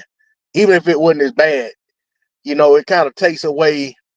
If they'd have fought at 54 and Crawford beat him again, it takes away some of the narratives that they push, and then it would have been some of the same stuff, kind of like Wilder Fury, right?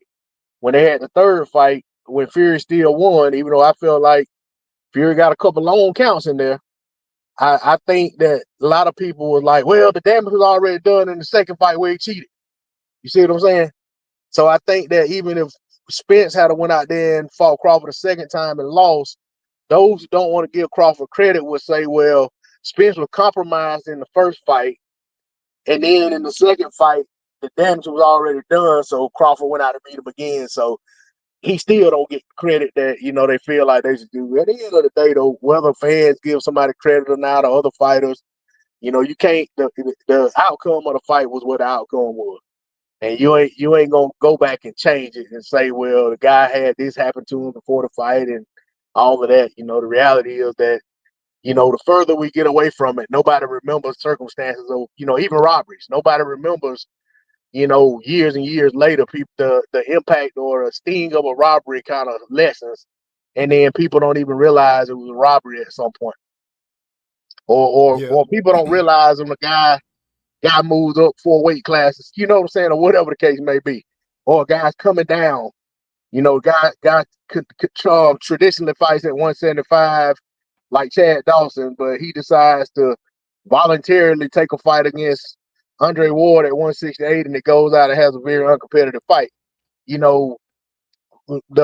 The further you get away from that actually happening, people don't even remember that he wasn't in his weight class. They just know he went out there and got dominated.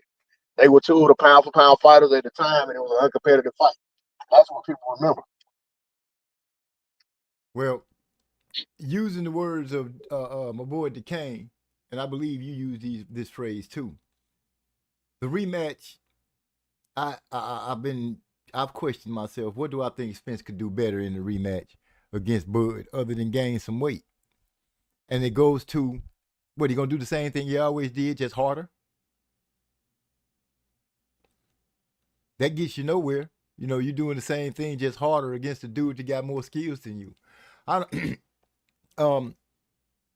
If they fought, I would watch. But my confidence that Earl would beat Bud, I don't have that confidence that Earl would beat Bud. Especially not seeing Earl do anything lately. I've seen Bud fight Madrimov and pull off a boxing win. So I don't see anything different that'll make me say he wouldn't still beat him. Eric Arce, I remember the build up. I was talking with Gil Coles. I said, I hope Bud what I hope Bud don't do is push EJ and break his will, because everyone kept talking about EJ being bigger. And that's exactly what he did. He went out there with his Aquaman suit and his Triton, and he plucked the big fish out of the ocean. And he put him up on the beach for everybody to see. That's what he did, Eric R. And then to not take the rematch, what Hall of Famer did that? I'm just saying. We talking about Spence. If Spence would have gotten that Canelo fight, that would have set us back 20 years in the boxing world. Hindsight is 2020. You could look at it and say that right now. Cause Spence, you know, the way he fight, Canelo would have been right there on him. Canelo would have been able to hit him with whatever he wanted to hit him with. And I'm sure he would have caught him with something, seeing that, well, you know what, I'm not going to even speculate on it. Fuck that. Earl would have beat Canelo. Eric, stop it. Hey, I tell you what, I'm driving now, so I don't know if you hear me all right, but I tell you what, Spence would have went out there and fought Canelo. He wouldn't have did that nonsense Charlo did. Yeah, I give you that. I give you he would have went out there and fought and not just tried to make sure he didn't get knocked out. I don't see that part of him I don't see that in him. When was the last time a fighter lost a fight with Bo Mack in the corner? Lester Martinez knocked out Johnson. Joe, who was that? It was the week last month before last when So Cold Nelson went out there and lost Pacheco. Well, there's your answer. Bo Mack not undefeated. But then again, you could look at some of the fighters that went over there and worked with him. I'll say they weren't cut from the cloth of what he's used to working with. I think Bo Mack needs guys that's rugged and got fighting hard, got that fighting spirit. I believe if you can bring that to the table for him, and you have some raw skills that he can mold, I believe that he and that three-headed monster, or should I say, I believe that he and his team can craft champions. I'm not gonna just say that they got lucky because they had Terrence Crawford. I believe that it's a treasure trove of boxing knowledge with those guys that's training Crawford. And let's just say, I'm guessing that once Crawford puts the gloves down, he's going to team up with them, and somebody's going to reap the benefits of having 4 boxing minds if they can handle the input of knowledge that they'll be receiving, and they'll have a hell of a team to teach them. That's what I believe with Crawford, Bo Mack, and the rest of those guys. Eric all said Spence versus Crawford reminded me of Mosley versus Mayweather, but sadly was it nowhere near as competitive. Well, shoot, once Shane called Mayweather with those 2 bombs, it stopped being competitive too. Once, he woke like the late great Nassim Richardson said, Shane gonna pop Floyd in the mouth. Floyd gonna grow a tail out there in the middle of the ring and turn into a dragon, and Shane gonna have to battle. And that's exactly what happened. Shane popped that man, rocked him, caught him trying to swing and rocked his ass again. And then we all know what happened after that. He started beating Shane so bad that Shane was just flinching when he fainted at it. Shane couldn't let it go. He said nobody ever asked for a rematch. If they do, they just capping. I'm gonna tell the truth. If I was training and I had a champ, it's gonna be a rematch on every fight, cause you never know. What day you might come in there, you might not be feeling and get unasked of your belts. No, we got to have that rematch, cause I know we got to get another shot. We ain't gonna just let you get our stuff and just walk off and not give us another shot. That's gonna be embedded in every contract. That's just me though. He said we was riding heavy with EJ. I was not ready for all that. D took it real easy on us. He was the only Bud fan I respected. Saying that D-Lo didn't really. DeCane didn't dump on us either. None of the guys really out of the Discord from the Block fam, they didn't really just let us have it. I think they, how they let us have it was by sitting back basking in the glory of how bad Crawford dismantled Spence. And they were just sitting back saying, you know what, I'm going to see what MZ and Eric, all I got to say now, this boy got his ass whooped.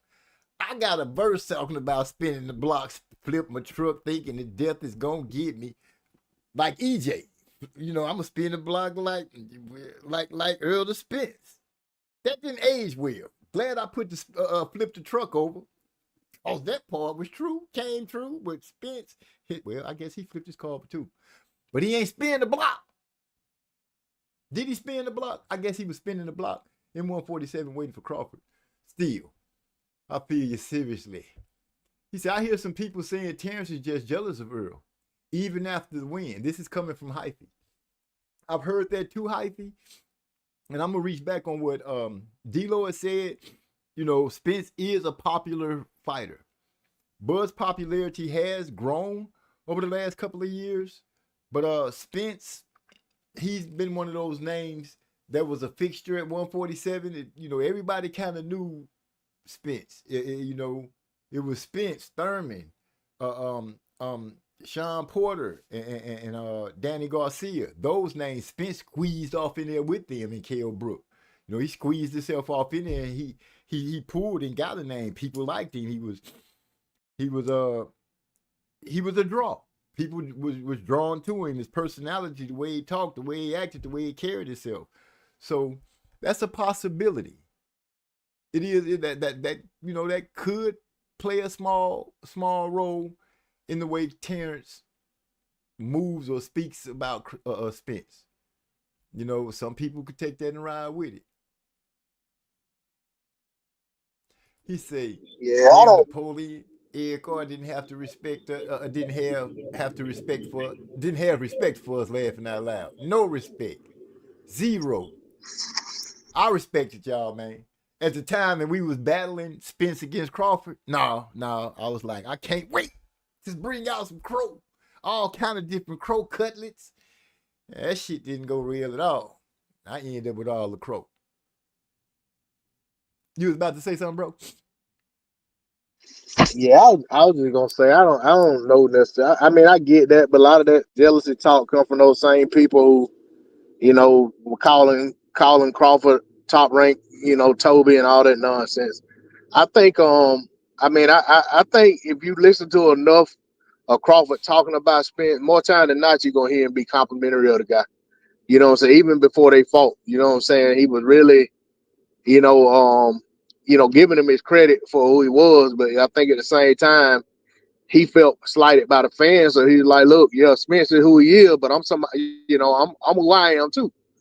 Right. And then even after the fight, you know, and I think even in the build-up of the fight, he talked about being a fan of Spence, that he had been a fan of him even you know, since he was an amateur and all that stuff. So, you know what I'm saying? I don't necessarily think that's the case, but I do think that, you know, there is a bit of you know, it could be a bit of resentment when it comes to feeling like he's still being played with. Because if you look at the situation with his move to 54, PBC did a lot to try to block him from getting a title shot, including even after he got the Madrimov win.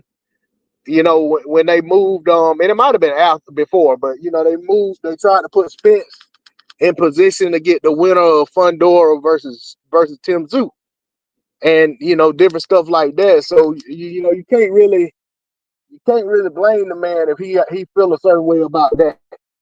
You know, and then on the flip side, you got the other issue is, you know, with the rematch. You know, he may feel like Spence knew all along he wasn't going to be fit to fight, and he waited till the last minute to pull out of the rematch, and Crawford could have had already fought somebody. You know what I'm saying? So it basically kept him from fighting. Maybe, I'm pretty sure longer than he wanted to stay out because he couldn't do anything else. He was bound by the contract. So during that time, he can accuse of ducking a fighter that he can't fight at 147. And, you know what I'm saying, he's waiting to see what's going to happen with the rematch. And it all fell apart because Spence basically comes out with, I got this injury, this newfound injury, and I got to have surgery. So he might have felt like he was played with a little bit. I feel that. I can understand that too. Napoleon Armstrong says, neither Spence or his trainer had any answers for Bud. No blueprint. Spence was always going to lose. That's why PBC stalled for 5 years. Bomac had all the adjustments and advice, not Derek. I will concede to that totally. Bomac and that corner was on top of it from the start. Bomac and him had already dissected Earl from word go. I take the fact that Bud saying he was a fan of Spence. In my mind, I'm like, yeah, y'all, you a fan of him, but really what y'all doing is studying and breaking this boy down and picking all the different ways that you can beat him. That's what I believe. He said, all he does, just hard for him to admit it. Say, thanks for the info. Oh yeah, Nelson seen that fight. Oh, he talking about the fight with Nelson. He must be 80% win rate as a trainer. Though at the moment, laughing at, yeah, Bomac and them is they got some wins up under their belts. I think they doing good. Sounds like Bud versus Mean Machine. After that fight, EJ became that man of the house under Uncle Bud's orders. Boy. Napoleon said, I didn't dump. I forgave the debts if you bet me. I know we didn't bet. I didn't bet you. I was just so confident that my boy Earl was gonna do his thing. My boy my boy DeCane said, I talk some shit. I ain't gonna let you put me in that good light. I had smoke. I don't remember you talking no noise, man. I don't remember you. Maybe the beating was so bad it's like blocked out. That's what it is. The beating was so bad it was blocked out. Maybe you talk noise out, but I don't remember. The cream rose to the top like I said it would. This is coming from Napoleon Armstrong. You know what? I'm not even putting on a lawyer jacket to even fight for him. It is what it is. And yeah, the cream rose to the top. And the cream was Bud. Hey, a lot of folks treated that fight like they tried to block it out their memory, like they walked in on their folks getting it on in the bed. Yuck. You just helped me forget even more. He said, I remember me and MZ had plenty of therapy sessions over the phone after that. Man, you ain't lying, Eric. Me and Eric would have some conversations. He'd be on his way home. We was just sitting down like like on suicide watch. I gotta keep him from going over the edge, and he keeping me from going over the edge. He ain't lying on that one. They come hyphy with some words of wisdom. He never fails. He said, MZ, where you went wrong is you lost your roots. Between living in Georgia and Texas, you migrated to a Southerner. You forgot who you were. You forgot you were from the Midwest, and it came back to bite you. Remember where you come from. Gary, Indiana, boy. That's where I'm from.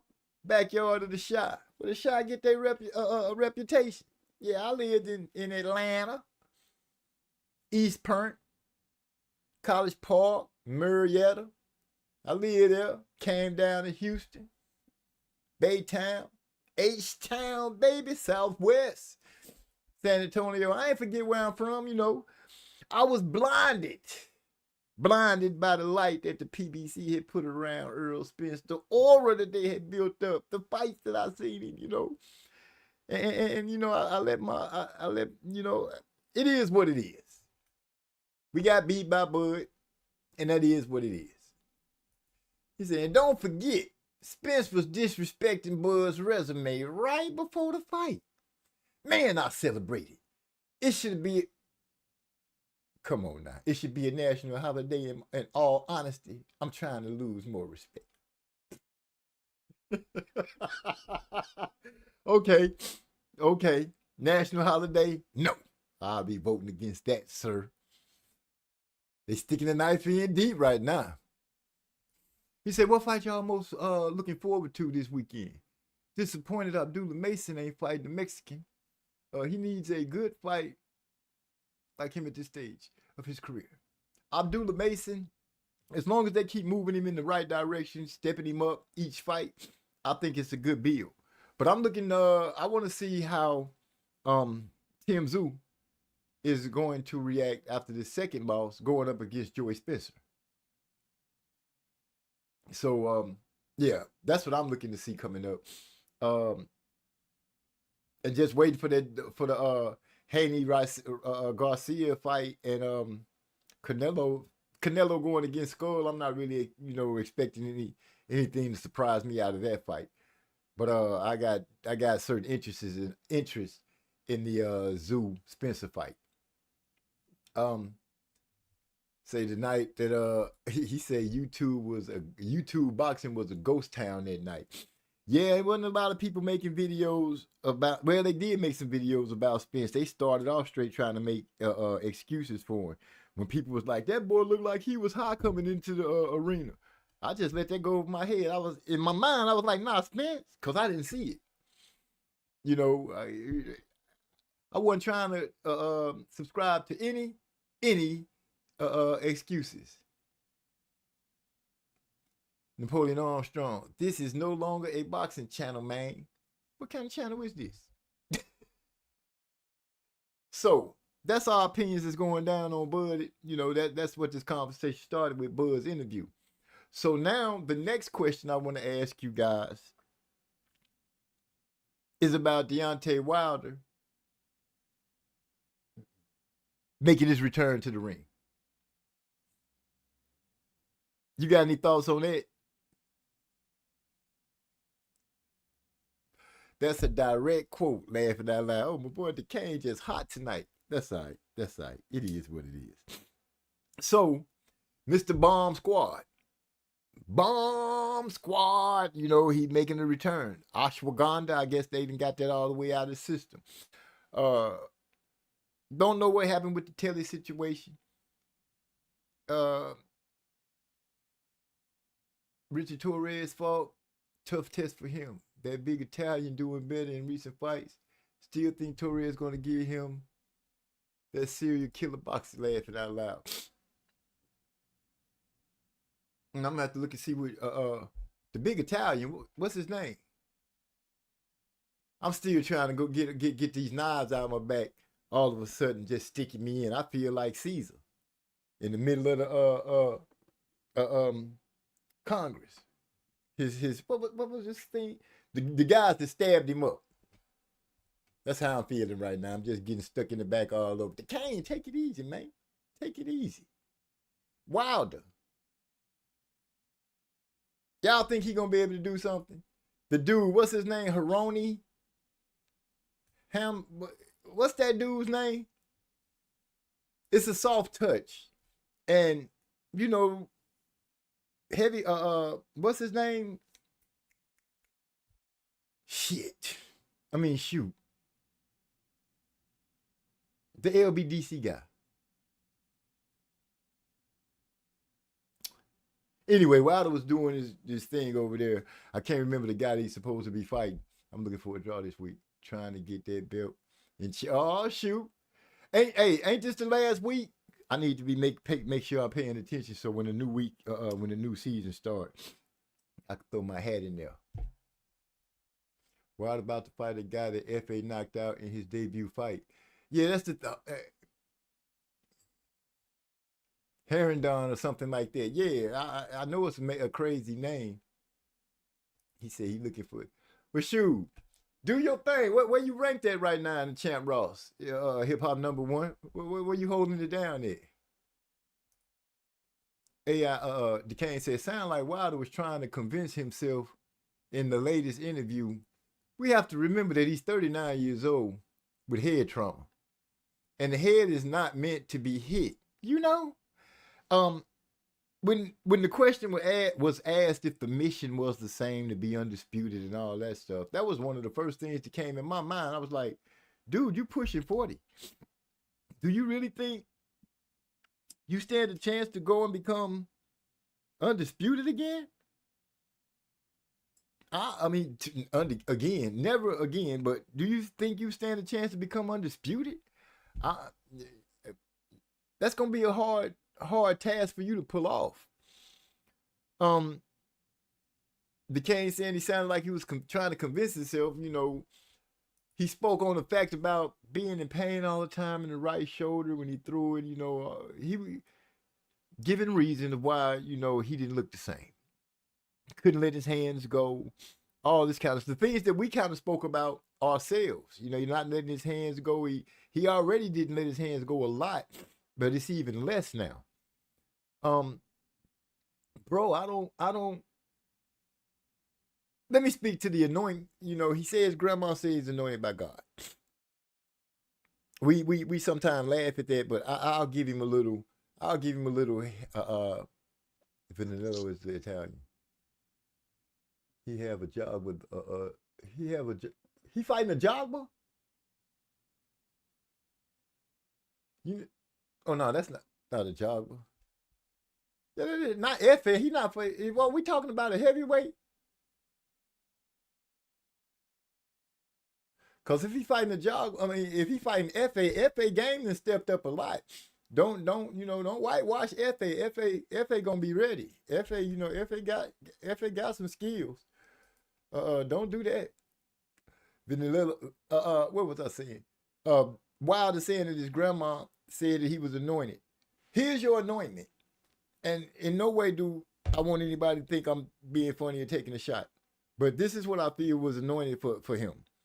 To stop delivering beers, to be able to have the go to make the Olympic team, get a bronze medal, to be blessed to become a heavyweight champion of the WBC, to hold it for 5 years, have 10 title defenses, become a millionaire multi. That was your anointment. After you came up against Fury and the showing was not good, especially in the second fight, you got hell of a respect from the boxing world who, for the most part, thought you was a one-trick pony, just waiting for you to get beat. You got everything that a regular person that was trying to get out the ghetto could ask for. So yeah, you was anointed on that part. And I think after you received the 3 losses from Fury, it should have opened your eyes. You got 1 win out of your last 4 fights. Maybe your anointment was just enough for you to get what you got, set yourself in the history books, become rich, where your kids and your family are set. Maybe you should leave it alone, because what you're looking at now does not, the landscape, in my opinion, does not look good for you. Wilder. That's my opinion. I could be being a little harsh, but that's what I'm thinking. I'm thinking that's it.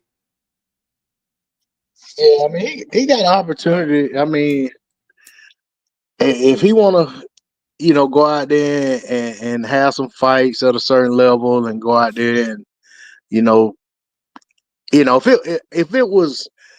if I was managing his career, what I would be on the, hey, go give your, let's put on a couple fights at home, just in case this is it. You know what I'm saying? Put on some fights in the region where you're from, and see how it goes. But then, hold on, I gotta leave out this room. But at the same time, if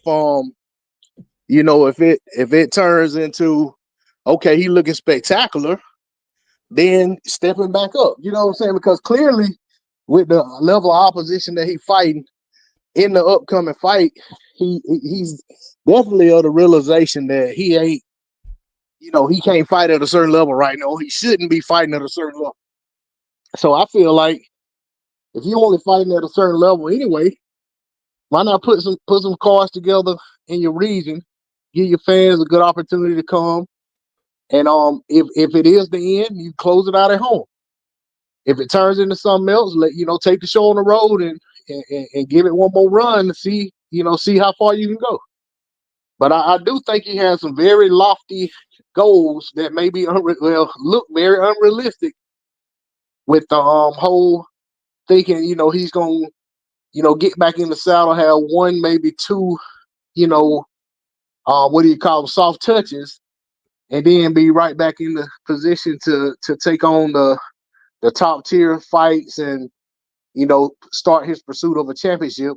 He's still saying he wants to be undisputed and all that. I mean, I'm not gonna say it's impossible, but a lot of things will have to go right for him. You know what I'm saying? In my opinion, I think what I'm saying a lot of things will have to fall in place that are very if I'm a betting man, I think it's very unrealistic to assume or to think that they will happen. But I mean, he does have a he has a good chance against a lot of fighters if he's fighting at his top level. But when the last time we seen him at his top level, it's been a very long time, and he's only gotten older. Another surgery, regardless of how he feels, coming off of that surgery, another surgery. He's an older fighter, and I, I mean, we still haven't seen him. And then the thing is, I mean, to me, he hasn't looked good since the best parts of the third Fury fight. The best parts for him. That's the last time he looked good. Because I thought in the Helenius fight, I didn't think he looked good. I thought he was just basically just looking at Helenius, waiting on an opportunity to land the money shot. Because in my opinion, he had lost that round. And it wasn't close. And then he right at the last second landed a punch and ended the fight. And then of course every fight he's had since then, it hadn't really looked good. At all. So that's the way I look at it, man. It's hard to believe that he's gonna put himself into contention. So I mean, I know when you got a name and you're a former champion, it ain't hard to get a title shot if you get 1 or 2 wins. But what is he gonna do with that title shot? That's what I'm talking about. Maybe he can beat a guy like this guy, and maybe he beat somebody like Joe Booker or somebody like that. I'll be honest with you. I mean, I hadn't seen the guy in a while, but I'd be scared to put him there against Johnny Rice. You know what I'm saying? So it's one of them things where it's like, yeah, you can match him up and get him a win or two. And then just based off of who he is and his popularity and the fact that he was a champion for so long, you can get him a title shot. But what's gonna happen then? And that's what the concern is. Because I get it. He said his shoulder's been bothering him since he came out the womb, and now he's finally got it together, and he feel like it feels better than it ever felt. But he's also hitting a heavy bag and not actually in a fight. So that remains to be seen. Yeah, the bag not hitting back. Right, and we definitely see him showing a lot of timidness in fights. It ain't just about him being kind of gun shy or throwing shots. He also seemed to be worried a whole lot about what's coming back, or what could potentially, even not just coming back, somebody taking the lead. He definitely seemed very punch weary, or in terms of he's concerned about getting hit. So it's like, to me, it's just a horrible combination. You got a guy who don't seem to know how to deliver his shots anymore, or scared to don't want to pull the trigger, can't pull the trigger, whatever it is. But then at the same time, his reaction to guys even fainting at him makes you know what I'm saying? He actually looks like a shot fighter, man. To just put it all together, you know what I'm saying? To be honest, I mean, I'm kind of trying to skirt around it because of who he is and me being a fan of him. But in all honesty, man, he really looks the part of a shot fighter, or has looked the part of a shot fighter his last couple times out, even in Helenius fight. So with all that being said, I have to see what he has in this next fight. I would not be surprised if he don't look at it better than he's looked in the last few fights. Even though he fighting a guy he himself is even saying this guy brought in as a soft touch. You know what I'm saying? But we don't see guys lose soft touch fights. I remember Arturo Gatti was fighting Alfonso S. Gomez with Mickey Ward in his corner. And that was supposed to be like him getting back on track to get bigger fights. Gotti went out there and got tore. So you just, you know what I'm saying? You just never know how these soft touches gonna go, especially when you're coming off a few losses. Man, it sound good. My boy Hip Hop #1 stuck in 4th place on Champ Ross. I'll be happy with top 10. But shit, 4th place is pretty good, goddamn. Napoleon Armstrong. Wilder always sounds good till the bell rings. Can't pull the trigger no more. I feel you on that one. He say, oh, he's talking to the Italian guy. Trey X spoke on that. Wilder fighting Terrell Herdon. And we'll keep it real. Goes wrong. My boy Decay say, damn MZ, you feel like the man lost his anointing? God took his hand off his career? Well, if you put it like that, yeah. Yeah. Kind of like the Samson thing. You know, you push it and you push it. Yeah, you anointed. You told it. You told it to the world. We saw you ascend in boxing. We saw that. And then we saw you reach the pinnacle of what, in my opinion, has been set for you. And I think you should be happy with that. Because the 3 fights with Fury, and then you come out of that and you're declining. You can't release the big blow. You're not, your defense was never that great. It was not, you don't have top 10 defense, you know, and you done already put it in your mind because you done said it so much. Speak it, believe it, receive it. Well, you the guy that spoke that I only need to be perfect in the fight for what, a second? I can land the punch and it's over. You put that in, you brought that to life. Yeah, you spoke it so much till you made that who you are. Right. And you know what? He definitely been receiving, that for sure. He just ain't been receiving what he wanted. So yeah, he been receiving all right. He been receiving. I'm a fan of the dude, but once again, y'all heard me say it before. I'm gonna say it now. I think he should sit down. Be happy with what you've been blessed with. You ain't got nothing to prove. If you going out there to fight right now, you just doing it. You just doing it. Collect some money. Hey, let me add this, folks. You know, I hate us to have a conversation about Wilder and his career and where everything went off the rails and where he is now. He's trying to come back. And not mention this. I don't think it's now. I believe in karma and I believe in, you know, the universe giving you back what you put out and all that in some way, shape, form, or fashion. I said it when it happened. I wasn't a fan of it, and I'll say it now. The way the whole situation went down with Mark Breland and the accusations and all of that stuff, unfounded accusations, because if they were founded, something would have came. You know what I'm saying? If you know, accusation that your trainer might have spiked your water and all of those stuff, like, you know what I'm saying? Just a lot of all of that. But then not only that, the treatment of the man who was probably the most responsible for, you know, in terms of the people in your camp, who was probably the most responsible for your success in the ring. You know what I'm saying? In terms of, you know, the things that Wilder did well, that got him to where he was. I have to give Mark Breland a lot of credit for that. But I don't think you can, you know what I'm saying, regardless of your reasoning, I think there's a way to do everything. And I just don't think you could handle certain situations a certain way and not have an impact on it. But then if you take all of that away from it and just say, just the man's absent from his corner, it shows.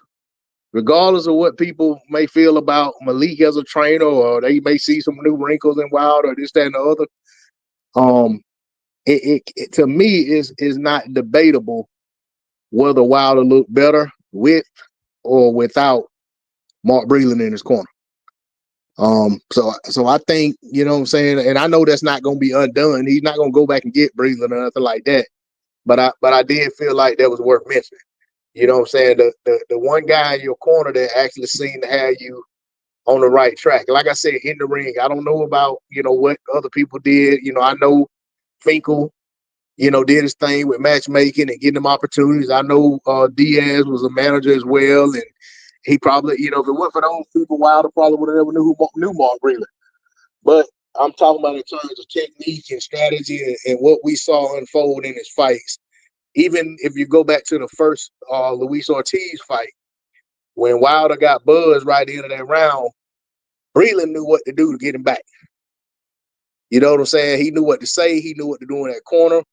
He knew what to do to get Wilder to snap out of that daze.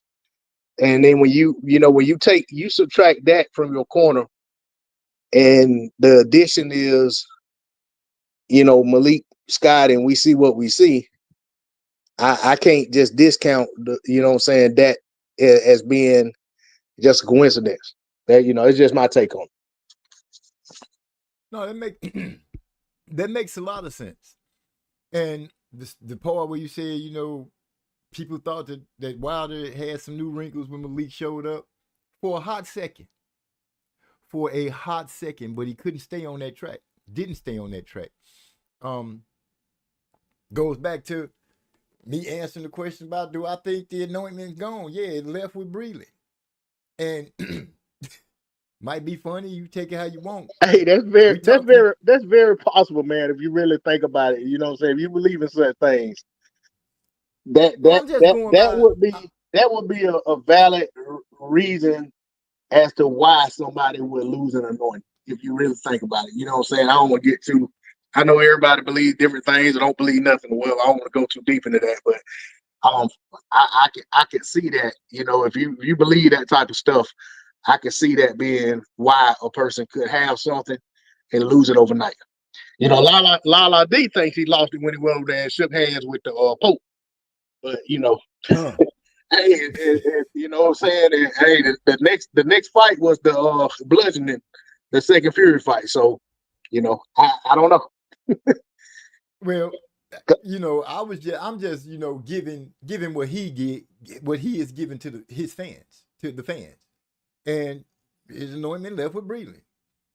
He went into the ring with Fury, which once again to me was the top of his career. This is your pinnacle point right here. Win, lose, or draw, when it was all said and done, did he or did he not receive a lot of respect from a lot of boxing people? You heard a lot of boxing people say Wilder is a true warrior. Once again, you've been champ for 5 years. 5. A guy that nobody thought, looked at, and said had skills enough to be there. Finkel was able to place him in the fights that he needed to have to look good, to wow the crowd with the knockouts. Once you lost to Fury and you took that bludgeon, you went over there with Turkey Al-Sheikh. You lost to Bang and Parker. You got a win over Helenius, which was not a good win. Some people, you got off the lucky shot, and Helenius ate it, and he didn't eat it well. It made him sick. You snatched in 2 more losses. Stop playing with your health and your life and just sit back and enjoy the fruits of your labor. You say you build in the gym, you want to start helping these kids and stuff like that. Well, go ahead and do that. Produce a champion. But Malik, a guy who I don't believe would push Wilder if he needed to and say, man, I know you don't want to run, but you're running anyway and all that kind of stuff. That's not Malik to me. And if I'm remembering correctly, it's been some times that they were in the interviews, but Wilder let it be known that I ain't want to do that, so we ain't doing that. Malik didn't say that he, I still made the champ do it. Yeah, I think the best trainers, and I know sometimes it depends on your position you're in, right? Like if you're accomplished and you're financially set, or you got other stuff going on, and your ability to support yourself or your family or whatever isn't depending on working this fight. To me, like I respect, like one thing I liked about Emmanuel Stewart was that, when Emmanuel had fighters who wasn't doing what he felt like they should be doing, whether in the ring or in camp or whatever, he quit working with them. You know what I'm saying? And he might, before he stopped, he might publicly say something as to like, hey, I done said this in camp. Now I'm saying it publicly. So if I quit working with you, you know why. So he would basically, say something about his guys, in public. And then, either they got with the program or you see him working with somebody else and they fight. So I think having a trainer who is in a position or has the courage or has the fortitude, whatever it is, to say, I'm running this camp, I'm running this corner, I'm running this program. Yeah, I work for you as the trainer, but either we gonna do it my way or you can find somebody else. I think those make the best trainer. Especially if they know what they're doing. Yeah, they got to know what they're doing. But but if you hired the guy, you believe he knows what he's doing, and if you don't have confidence in him knowing what he's doing, you need to fire him anyway. This shouldn't even be a conversation. You should already have gotten rid of him. But if he's just telling you, hey, these are the workouts I need you to be doing. This is what I need you to do at this stage of camp. This is what we're gonna do at that stage of camp. This is what, and this, what I'm saying, this is the person I brought in to help you with this or stretching or whatever. And you bucking that, what I'm saying? Like, why'd you hire the guy? And I think sometimes when people have certain relationships that cross, what I'm saying, like, you have boundaries where, okay, you got this friendship, but then now you got this working relationship, and I think it kind of gets muddled, where it's like, if you pushing back too hard on one, you could lose both. So I think that's where it becomes a problem, and I think that's why a lot of times you see these father-son, trainer-fighter relationships end up not working out, because sometimes they end that relationship for the sake of saving the father-son relationship. And you see some that it goes so awry that they lose both. They no longer the trainer, and then they're not talking. You find out they hadn't talked in, year and a half. You know what I'm saying? Stuff like that. I mean, I think when you have a good friend as your trainer, even, brother or something, some of these fighters got their brothers training them, but, I think you run that risk, but you also have somebody who actually cares about your comfort, even though they care a lot about your success, but they also care about making you happy. And I think the great trainers aren't there to make a fighter happy. They're there to get results. And they're going to do what they're going to do and push and pull what it takes from a fighter to get them to get the results that they seek. And if they're not getting that from that fighter, then a lot of times they just say, okay, well, I can't help this guy. I'm not going to work with him. I'm not going to stay with a guy just because of the check, and I'm not really able to help him get to the level that we're trying to get to. You know what I'm saying? So I think that's a problem with, as long as Wilder got Malik Scott, I don't think we would ever see that. I don't think we would ever see Malik, push Wilder to do anything he doesn't want to do. Maybe so on a smaller scale, but I just think at a certain point, if Wilder really just, Bucks said it or said, no, I don't want to do that, I think they just won't do it. I mean, worst case scenario for Malik, he get knocked out again. So, you know what I'm saying? I don't think that, I think that probably hurts things too. Why you have to say that, man? I mean, man, they are people. I mean, it's hard to say. I want you to go over there and hit the bag. I ain't hitting the bag, man. Hit the bag. Shut up, punk. I'm just saying, man. Like, you think about, like, a person's level of respect for somebody that, sometimes it's like, okay, I don't whoop you. We can be cool. But if you start talking greasy to me, I know, and you know, and I know that you know what happened, when we squared off. But you ain't the same no more. I ain't even worried about that. You ain't bomb squad like Eric Gar said. You dud squad now. Yeah, hey, Malik ain't active himself, and he had some pretty bad outings on the way out the door. You know what I'm saying? If he was at his absolute best, he probably could beat this version of Wilder. That's all we agree. Oh man, I didn't know Big Bro in the house. My favorite producer all time, Texas Timbo, Manny Draperly. Big E, Maestro. What's up, Big Bro? Glad to see you in here. Sorry I missed you. Shit. But it is what it is. He said, I thought Derrick James would have been a good fit for Wilder. I don't know, man. I feel like, honestly, the guy that we saw that appeared into this boxing world is the guy that we were supposed to get.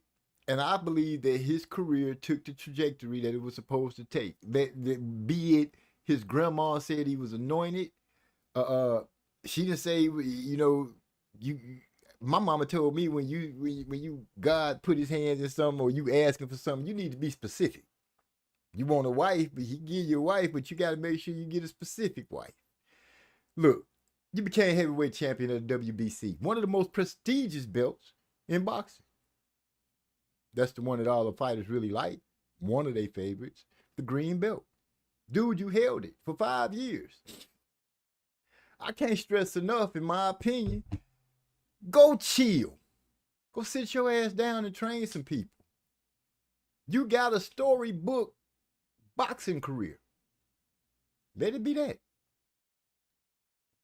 But, you know, it is what it is. My boy said he got 4th place, and then my boy Trey X, where is it? He said he been trash picking fights. He said hip-hop #1 been trash predicting fights. But outside of that, I'm good. My brother Trey X. Gotta love him. Derrick James ain't good for nobody at the elite level. Just my opinion, though. There you go. AI Music strikes again. Meets in Music strikes again. Letting it be known that what was over there in the James camp, which we did. Trey X said that, you know, he did say, man, you know what? When you look at the fighters that's over there with Derrick James, he kind of marked it off and said they really not the elite guys. They really not. They good. They ain't the elite guys. But we got anything else? I got you, big bro in the house. Wilder needs Teddy Atlas in his corner, in my opinion. Teddy? Wilder needs his rocking chair sitting outside on his porch with a nice big ass glass of lemonade. That's what Wilder needs. And then I think Eric R suggested that he fight the Juggernaut. He even said that, you know, when they asked, you know, what's the chances of you and AJ finally mixing it up? Seeing that the way the roads have went, this would be the best time for y'all to mix it up. And he literally said that that's still some years down the road. He kind of corrected and say maybe a year or something. But dude, at 39, how much time you think you got? How many fights? Because he also talking about fighting 3 times in a year. You know, you laying out a plan, but I just don't see that breaking down for you like that, man. I just don't see it. He said, I will be in 16th place when I get to pick and draw. Boy in first paint ain't shipping 50 points for nobody. D-Lo need to bring his ass on the show more often. My man talking boxing very well. He also reminds us not to judge by Champ Ross because you can't have extensive knowledge and make bad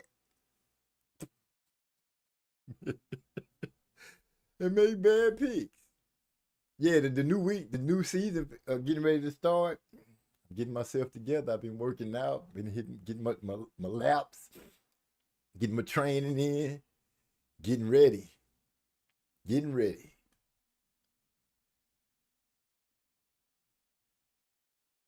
Say salute to Big E.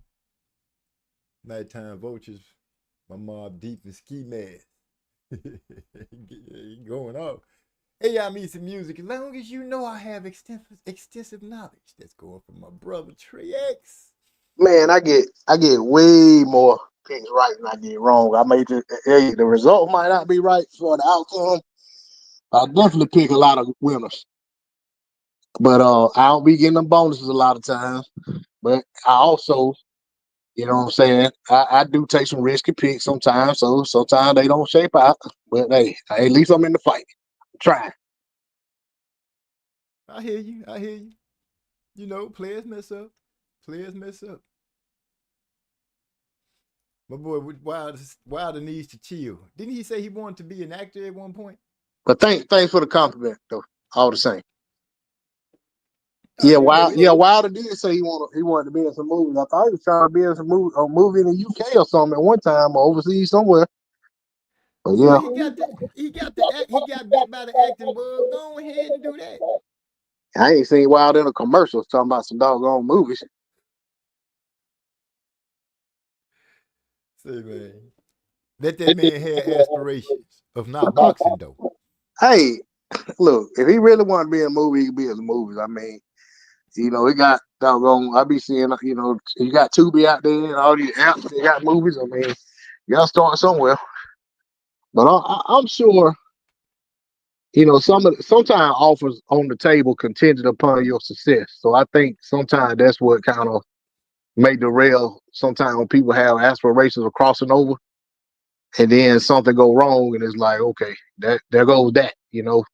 I mean, you look at Buster Douglas, right? They had that game, and then he went out there, and Evander went out there and took his title from him, and that was the end of that game.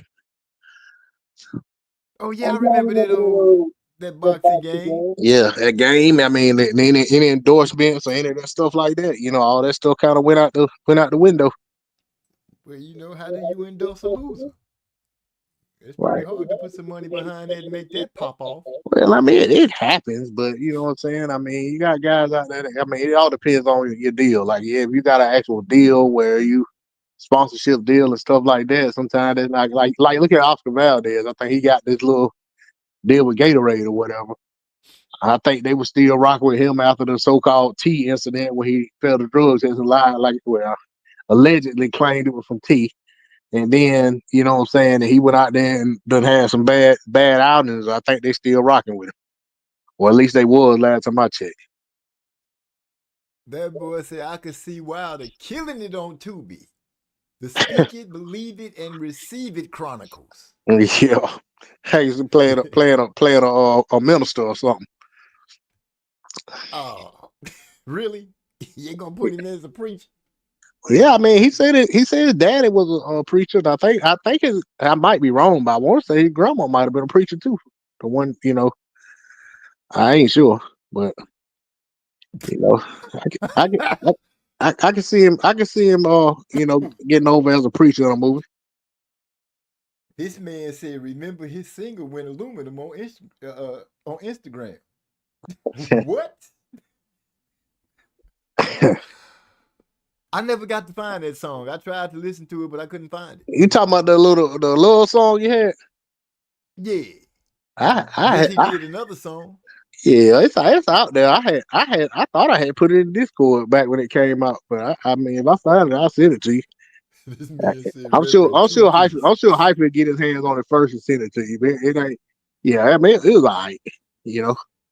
Okay. Not Reverend Two Piece. So I hope he don't try to rap again. Reverend One Punch. He said, I actually didn't think the song was that bad. That's coming from the Kane. Yeah, I mean, I said, like I said, it was alright. It wasn't no bad song. I mean, it was kind of catchy, But I like I said, I didn't hear it.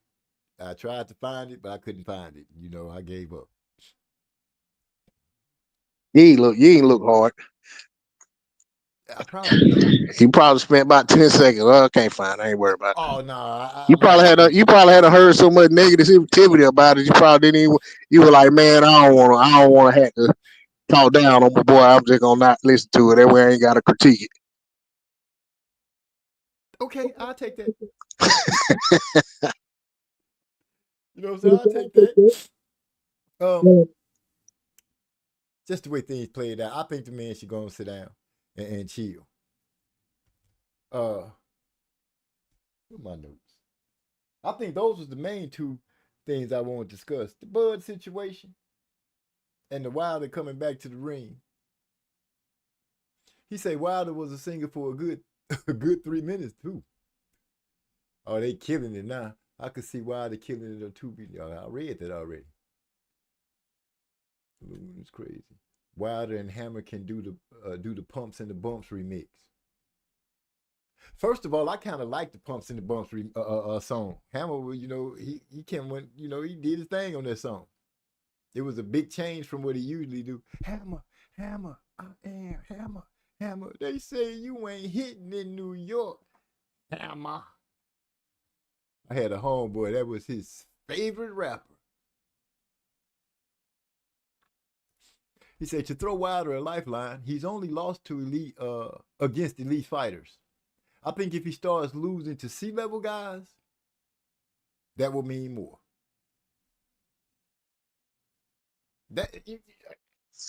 Yeah, That I kind of mean, threw me off a little. I ain't used to Trey X throwing no lifeline. well, I mean, you think about it, man. That's typically how it goes. Like guys will go out there and lose to the upper echelon, and then they either they had these build themselves back up fights, and either they get through those fights with flying colors, or sometimes they skate through, and then they'll get back up in an opportunity where they fight the upper echelon guys, and they'll probably lose again. But eventually, at some point, they start to lose again if they keep fighting long enough, and they start to lose to the guys that are supposed to be the build them back up fighters. I don't know that he there yet. You know what I'm saying? I mean, we'll have to see. This will be the first. I mean, in all fairness, this guy here, is a couple steps down from the guys he been fighting. So I don't. I even say even Helenius, just because Helenius has some solid wins. So you got to give him credit, even when Helenius, fighting Wilder, coming off of 2 dominant wins over what's that boy? The boy from Poland. Who was supposed to be the next, one of the next up guys. I know who you're talking about. Yeah, I don't went blank on his name, but so with that being said, these guys that Wilder may fight, this guy coming up, and then he might have another one. It'll be guys who don't have that type of win, who probably was never ranked, top 5. Never had a secondary, heavyweight title and stuff like that. You know what I'm saying? So you go out and you start losing those guys, then you really, realize, okay, it might be over. But at the same time, sometimes it's best to find out against a guy like that versus, go up there and say, hey, this opportunity presented itself. I got to take it, and go out there and look like McCauley against Parker. But get seriously hurt, and and basically adversely impact your life after boxing. That's his name right there, Adam Kalnacki. Kalnacki. Yeah, I forgot. He had a pretty catchy nickname, but I forgot what it was too. I thought he was the babyface something. What was it? The babyface? No, I forgot what it was. Was it the I forgot what it was. It ain't Nightmare, because that's what Helenius was called. Nordic Nightmare. Yeah, I forgot, man. Maybe he was the babyface. No, I don't think he was the babyface. Maybe he was some kind of assassin or something. That's what I thought it was, the babyface assassin. I could be wrong totally, but that is his name. Somebody used to call him the New Year's baby. Boy. Wilder's next opponent has been knocked out 4 times, so it's a showcase fight. Yeah, should be an early knockout. I won't be surprised if he fights Joshua after that. Well, Wilder said in that what I called it, that interview, that the Joshua fight would not be this year. Right. It's being talked about, but it wouldn't be this year, and it might be later next year. Like, it wouldn't be the first fight next year. But then again, they'll say that, and then Wilder could fight. Yeah, he could have 2. Well, he could have 2 soft touches this year, and then not fight none of next year, and then fight in September against Joshua. You know what I'm saying? So it might not be. It could be late, but then it might be no activity before. And the same would be for Joshua. You know what I'm saying? Like, these guys will get to the point that they're not going to be fighting 3-4 times, which I know that hadn't really been the case anyway. So even with soft touches, though, you might not see them fight more than 2 times a year. Speaking of Joshua and Wilder, that don't even make my blood percolate. No kind of my excitement meter didn't even move. Yeah, man, they really, yeah, I think, They I think it, screwed that off. yeah, I think at this point, man, I mean, yeah, you're gonna have some diehard fans to be like, okay, yay, but I mean, I think in all honesty, man, I mean, they pretty much, yeah, they missed the they missed a grand opportunity. And I think both of them had to feel some type of way watching Fury and Usyk fight for undisputed. You know what I'm saying? Like, Right. I think Wilder versus Joshua undisputed was a much bigger fight. Oh man. I think people would have cared a whole lot more. Casuals would have cared because I think a lot of casual fans didn't care, didn't even know or even care that Fury and Usyk were fighting. They definitely would. It definitely would have been, you know, either in the UK or in the States, in my opinion. I mean, yeah, granted, because it would have happened before this Turkey wave came along. You know, it should have Wait a minute. happened before. Did you just say it would have happened in the UK or in the States? Right, it would have happened either or both places. I was about to say where else would it happen at? No, well, I mean, look at Usyk and Fury. Look at where they fought it. Yeah, who cares? That's what I'm saying. I'm just saying that's the difference between at that particular time. It wouldn't Right. even been a quick. Now, granted, now I take that back. They were talking about shopping that fight around and seeing who gonna come with the biggest site fee. So it was always a possibility that fight could have went somewhere else. Joshua was the one who didn't want the fight to be outside of the UK. You know what I'm saying? Just remembering them conversations back then, because they talked about potentially shopping it around and seeing who in the world want to put the fight on more than anybody else and who gonna pay the most money, which is how you ended up with fights like the Rumble in the Jungle and Thriller in Manila and stuff like that. You know, so I think that fight was big enough to be like, hey, who won it? But if you got one side not wanting to fight outside of their comfort zone, then I mean, it just wasn't gonna happen unless the people who running things say, hey man, look, I know this is what you want, but you know, this is the difference in money. You know what I'm saying? So it could have been possible, but like I said, I mean, at the end of the day, they missed a grand opportunity. They missed a once in a lifetime opportunity more than one time. I mean, I know that sounds kind of contradictory, but No, they did. They did. yeah, I agree with you. yeah, They did. They had a chance to make that fight they had multiple chances to make that fight numerous when it times. really, really would have been a super. It would have been what they call in all these other fights that ain't that. It would have really been a mega fight because, Right. and you know, I made videos talking about this. It's still kind of like a pet peeve of mine when people like overuse terms. Because I think if you use the term so much, you kind of water down what it actually is. And I think, you know, the term super fight was reserved for like Sugar Ray Leonard versus Hearns and stuff like that, right? And then, of course, you know, we got to right, and you got to a point to where you say, you know, they started using the term mega fight, and I'd say in our recent time, the first mega fight was probably Floyd versus Oscar. But then now you hear him use the term mega fight for just about, you know what I'm saying? Like they say, I can't remember what it was, some fight they was talking about recently, man. And I was like, man, it's a good fight. And they were using the term mega fight. And I was like, dang, they just skip super fight ain't nothing no more. And the reality is a lot of these fights ain't super fights. You know what I'm saying? So like Bivol versus Beterbiev. I mean, was that a super fight? I think it was a great undisputed bout. Great fight. Yeah, I mean, but I'm saying in terms of, I don't really talk about like the fight itself, but just the matchup.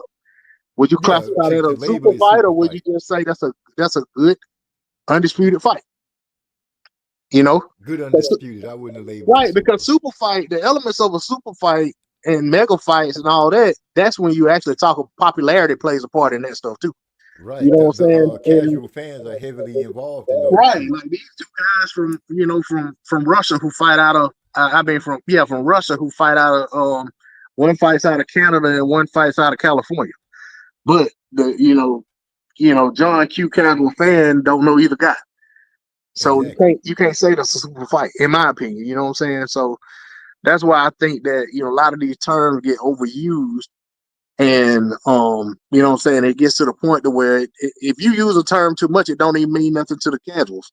You know what I'm saying? If you start, you know, people who should get excited when they hear a term, they don't get excited no more because they've heard it too much. And then when they actually go look at these fights that they were told were such, and they weren't, and then it's like, okay, they ain't getting excited when they hear somebody say, "Hey, we got Eubank versus Ben. It's a super fight," and they're like, "Yeah, yeah, yeah."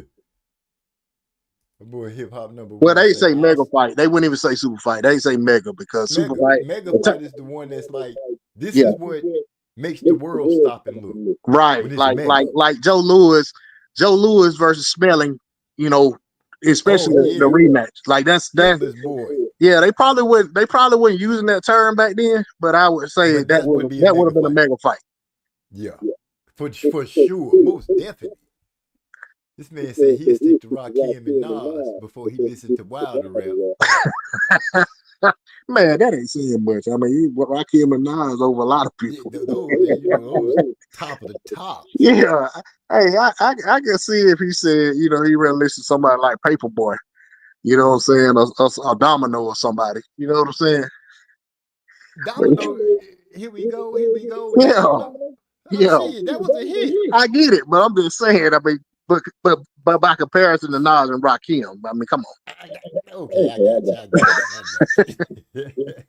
Eric Carr said he needs inspiration of where you walk. Donnie McClurkin. We fall down. Yeah.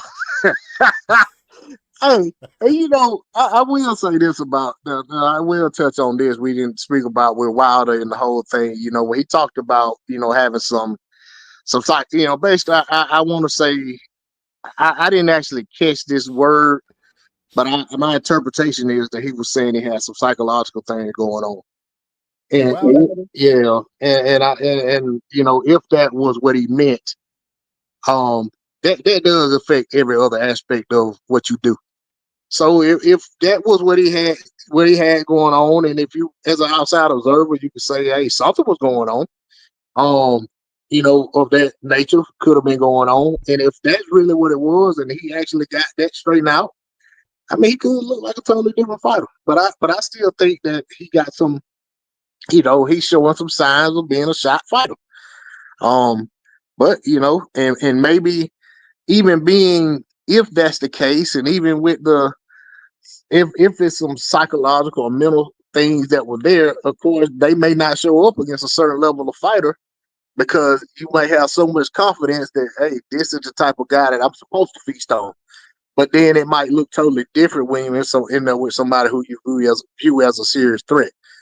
So I still think, regardless of how things go with this, in this soft touch, if he wins, how he wins, or whatever, I don't think a lot of questions are going to be answered until he's actually in there against somebody who we would consider, or he and his team would consider a dangerous opponent. Okay. Give me a quick second, because it sounds, Trey X said my audio sounds just, maybe it's mine, because you sound good to me, but I mean, I know it might not be the same as what they hear though. Right. And he also let us know that Bontarek has Karnaki as babyface. Hey, just babyface. Yeah, okay. Just babyface. Okay. I'm gonna step out and then bounce back in. So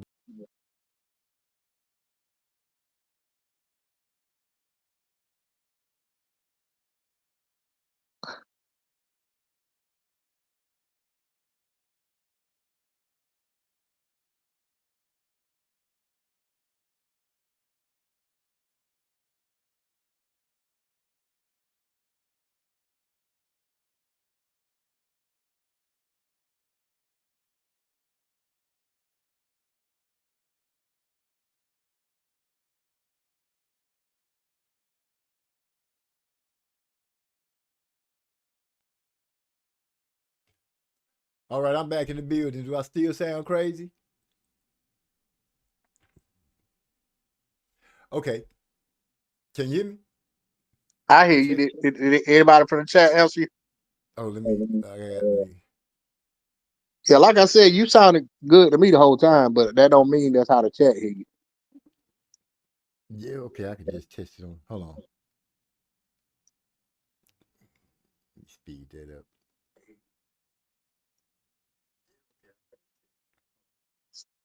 I think I might. Okay. He said that sounds like a fight can only be a super fight if casuals love it. I think the hardcore fans should determine what's a super fight. The hardcore should determine it, but you know, when the money rolls in and you get the most amount of eyes, it's because you done pulled the casual fans. Yeah, I think in terms of that, and maybe there was years ago there probably was a correspondence, right? Like like hardcore knew that Sugar Ray Leonard and Hearn was a super fight, but at the same time, casuals maybe value what hardcores looked at. I don't think today there's any correlation between what we look at as a big fight and what casuals look at it. Like to me, in this era, casuals look at Jake Paul fighting Mike Tyson as a super fight. You know what I'm saying? We didn't care nothing about that fight. You know what I'm saying? Like I didn't spend money. I mean, maybe some of y'all might have, but I didn't spend money to watch that fight. You know what I'm saying? So I think that's a product of this particular era that we're in. That you got gimmick fights being considered, super fights or big time fights. But I do think that you can't, I think ever since the era of the De La Hoya fights, what I'm saying, I think it was because of a lot of times his popularity. It wasn't necessarily that he was fighting the best guy. He was so popular, and the guy he was fighting had a level of popularity. But I think like hardcore might have looked at it and said, this probably ain't gonna be a competitive fight. But it was still deemed to be, such a fight because of who Oscar was and his drawing power. And I think that might have been the beginning of when it started becoming more so about an attraction more so than the matchup itself. Like, yeah, if you ask me as a fan, you get Bivol versus Better Beef, or however you say it at any given time. That's a super fight for me because it's a fight I've been wanting to see for a long time, and I felt like they were two of the best in the sport. But at the same time, when when you talk about value to actually move the needle of the sport forward in terms of marketability and things like that, I don't think that fight does anything for boxing in that way. I think it was great for boxing though, but I just don't think in terms of like mainstream, I don't think that fight does as much for boxing as say Canelo versus Benavidez. Some of the fights like that we've seen over the years, or even if you say Gotti versus Ward. I mean, I think that was probably a more popular fight and probably did more for the sport of boxing in terms of eyes and revenue and making people want to turn the TV on and look forward to the next boxing match than Better Be versus Bivol ever could do.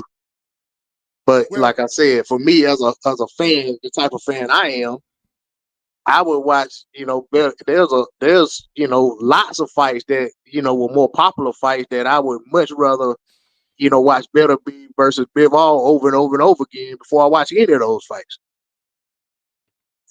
well, we have to remember too that when Ward and all those guys, those older fights that you speak about, being mega fights and stuff like that, the internet didn't play a part in it. The casual fan really didn't get to lay their eyes on as many bums or cab drivers or whatever you want to call the guys that aren't good. Usually when, back in the day, when you saw somebody stepping in the ring, they were a decent fighter. You know what I mean? You weren't getting TV time back in the day if you weren't a decent fighter. If you weren't a good fighter. You know what I'm saying? A name that they can put in front of everybody that they will recognize pretty much. Now, because of the internet, it's easy to sway opinion and get people to like you, casual fans. And I think that's playing a big part in what's a super fight and a mega fight today. So back in the day, the hardcore opinion did matter because of who was being put on TV. So everybody followed suit. You had a hardcore fan in your house or something like that, I remember when Wild World of Sports. I don't know a lot of you guys remember Wild World of Sports. Wild World of Sports and stuff like that. We put on fights and everything. That's where you got the skin. Anything that was big with a big name, you saw it on Wild World of Sports. And fights that would be on free TV. Muhammad Ali was on free TV. You know what I'm saying? The world got to see the great. Now you can tap in to this dude's channel via internet. So I think that's playing a big part in driving megas and super fights today. And it kind of started kicking off. Floyd kind of got an end of before it started the internet, and he got the internet part too. So I think that's how he was able to capitalize so heavily on it, because nobody else is doing it like that. My opinion. Yeah, I agree with that. Because if you look at like for me, and I know he lost before the fight happened, but to me, one of the fights I was most looking forward to in the mid, like early 2000s. So I think it was like the mid before 2010. I think this fight took place, but I could be wrong. Was Zab Judah versus Floyd. To me, that was a super fight, in my opinion, at that time. Now, did it really get the buzz and generate the revenue that it probably should have, or even get the get the coverage that it would? I know it did after the fact because of the melee and all that. But like I said, I know Zab losing to Baltimore before the fight happened didn't help. But I do think that I think by comparison to some of the other fights that happened since then or around that same time that were like billed as like to me, and I know it has to do with him having a country behind it, but I think I was a lot more excited about Floyd versus Zab Judah than I was about Floyd versus Ricky Hatton. Like, to me, I felt like Zab Judah versus Floyd wasn't a fight with a foregone conclusion. And I felt like it was we looking at Zab, who he was, his notoriety and stuff. I'm like, that's a really big fight. But then I look at Ricky Hatton, even though, I knew, he had beat Costa Zoo and stuff like that and had a big UK following. I honestly never felt like that outcome was in question. So to me, I kind of looked at that as this cool little fight for Floyd to have that's going to do good because this guy got his country behind him.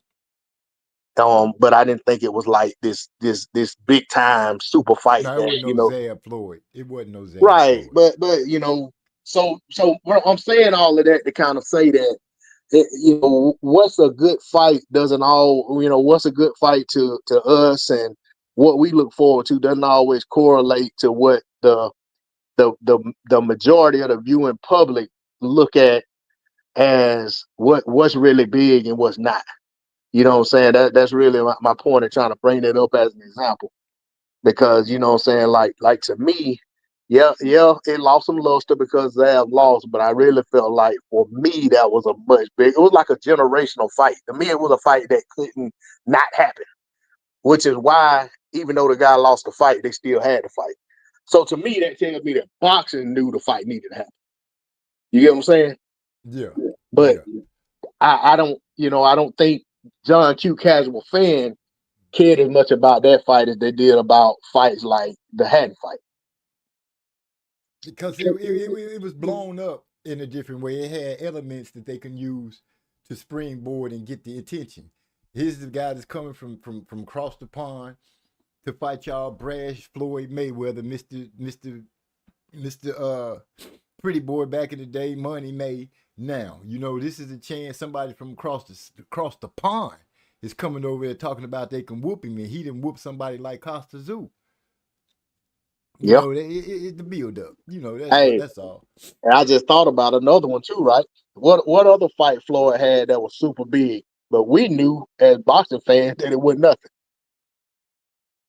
What, the Pacquiao fight? No,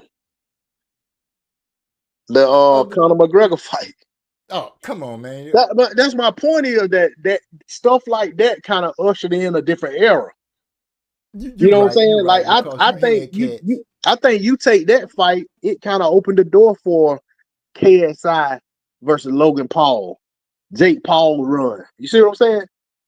You know what? That made you making a good point. Cause I remember seeing cats talking about getting interviewed, talking about how Connor was gonna do Floyd, and he, they just sounded foolish. It was Man, hard to really listen to. you know what I used to say about that before they fought? I said it's not a coincidence that Conor McGregor ain't having a boxing match before he fight Floyd. They wouldn't risk Conor McGregor having a boxing match and going out there and looking bad, and then they would probably have to call the fight off. You know what I'm saying? Just say if Chop Corley fought, you know what I'm saying, with all his losses, fought Conor McGregor as a tune-up, and he went out there and made him look bad, even if he lost. But he went out there and made him look bad. The Floyd fight isn't as big. But see, it was smart. They used, like I said, they used the internet. How did they make Conor look good and like he could really do something? And use the 20 seconds of sparring footage. Right, with Paulie. Yep. Knocking Paulie down. Yep. Let me hit this real quick because I want to go to Hyphy's question. But Tracy, I get what you're saying about, but I have a hard time not seeing two top 10 pound for pound guys as a super fight, regardless what the fans think. I suppose I have more respect for legacy defining fights. Yeah, I'm right there with him. I mean, I feel the same way, man. Like I said, I just think that what's a super fight to us ain't a super fight to them. You know what I'm saying? I mean, and I always say this, man. Casual fans far outnumber us. You know what I'm saying? A lot of things that happen in boxing, regardless of how we feel about it, it ain't for our benefit. Boxing has us. They know they got us. They ain't trying to please us with what they're doing by and large. It's to get the eyeballs and dollars of the casual fans. You know what I'm saying? Because they feel like, even if we turn away because we don't like something, but they buy it, that's a win for them. They know that when they give us what we want, we'll come back. You know what I'm saying? That's the way. That's always been my take on it. But I mean, I'm not in no way, shape, form, or fashion saying that like a Bivol versus Beterbiev wasn't a, you know what I'm saying, a quote unquote super fight for boxing. I think it was. I think for boxing fans, like I said, if the powers that be in boxing are always looking at moving the needle, how can they move the sport of boxing forward? How can they get people who aren't interested in boxing to tune in? People who only, watch boxing on certain occasions. I don't think those type fights do it for those people if that's the target audience. Now, for me, if you want me to subscribe to apps that I done said I'm not going to subscribe to, you give me those type fights, I'm subscribing. I said for years that I would not subscribe to the Zone once they went up on the price, and then once they started putting on pay-per-view fights, because I said their motto was no pay-per-view, say goodbye to pay-per-view and all that. And I said once they did that, I wouldn't subscribe. I'm gonna resubscribe because I had initially paid that one time for the year when it was like $100 for the whole year or whatever.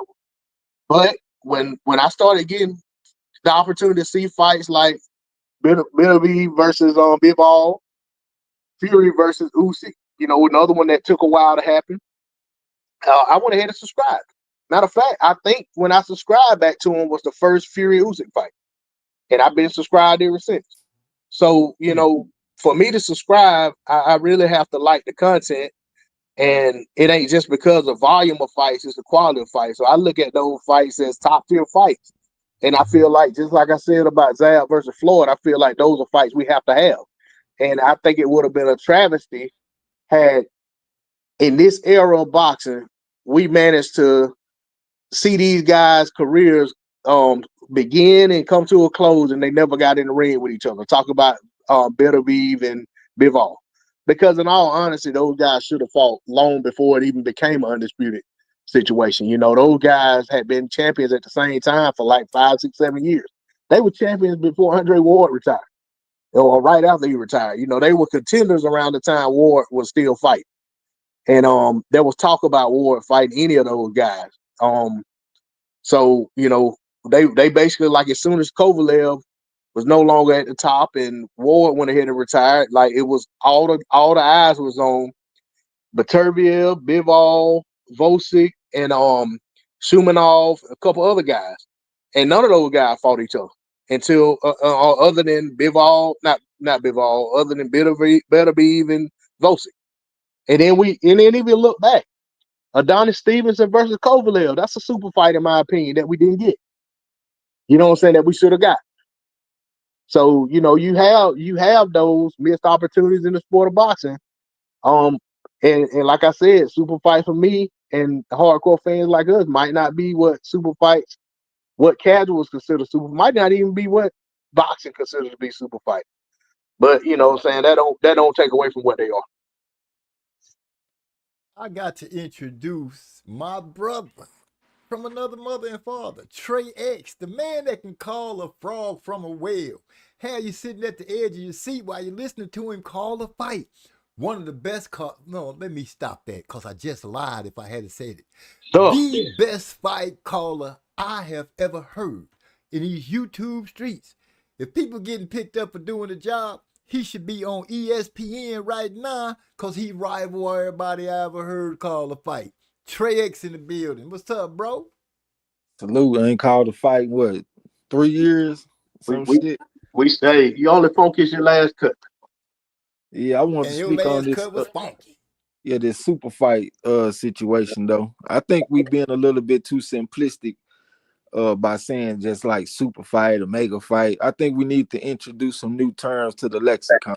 I agree. Yeah. I think that's where the problem lies. Yeah, so I got a suggestion. If we got to fight like Mayweather versus what's the Conor McGregor. Yeah, Conor McGregory. We should label that as a popular fight. Cause that's what it is. Cause it's leaving us hardcores out because we don't give a fuck about that. Right. But the average casual fan, they will care. So we're gonna call that a popular fight. And when it's a fight, like let's say we go back in history, we got Charlie Burley versus Holman Williams, for example. We'll say that's a legacy defining fight. That's a fight that the hardcore fans like or love, but the casual fans don't give a fuck about. And then when they come together, like let's say you got Joe Louis versus Max Schmeling in the rematch. Not Max Schmeling. What's the motherfucking name that he fought in the rematch, man? Joe Louis? It was Max Schmeling. No, yeah, Max Schmeling. I get him and Joey Max mixed up. Yeah, I get it, and I get it mixed up with old boy that from Switzerland or Sweden that Floyd what's his name fought? Patterson. Floyd Patterson. What's his name, Trey? Ingemar Johansson. Yeah. Yeah, so like if we got a fight like Joe Louis and Max Schmeling, that's when the casuals and the hardcore fans came together, and that made probably the biggest super fight in the history of the world. Like we look at Mayweather and Pacquiao and all that kind of shit, because we look at how much money they made and all the bickering on the internet and shit, but I don't think it was a bigger fight as far as the casuals and the hardcore fans coming together than Joe Louis and Max Schmeling in the rematch. I agree. Was United States versus Nazi Germany. You know what I'm saying? And that was in an era where, as the UMZ term, the world kind of sat still and watched and observed. Yeah, the world stood still. You know what I'm saying? So I think that's how we should start looking at the situation moving forward, because like it's been popular fights in the past. Like for example, if I ask what was the first $1 million gate in boxing, I think that's a sign of popularity, and most people can't even answer that question. You see what I'm saying? But like the history books, if you the first to do something like the first $1 million gate or something like that, and that was Jack Dempsey versus Georges Carpentier, if I'm not mistaken. I might be a little bit rusty on my shit, but I think I'm right. I'm about 90% sure it was Jack Dempsey versus Georges Carpentier.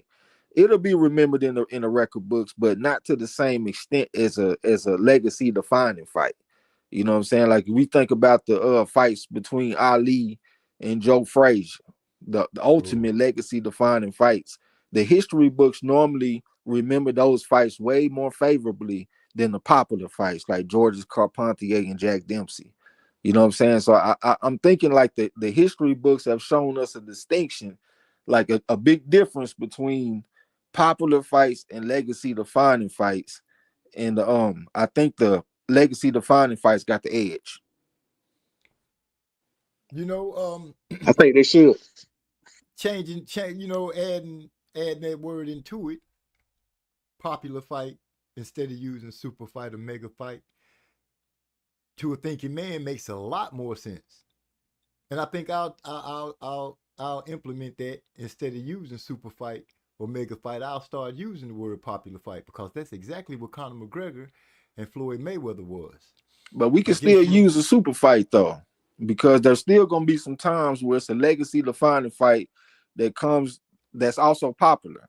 So like Earl Spence versus Terrence Crawford, I would say that's a super fight.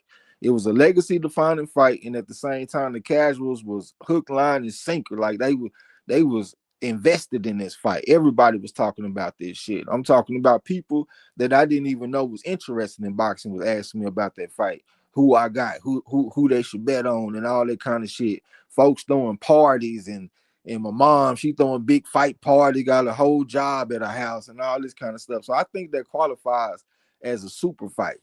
You know what I'm saying? But like if I look at a fight like De La Hoya versus Trinidad, for the longest I would call that a super fight, but I probably can't say that no more because I don't think the casuals were as invested as us hardcore fans.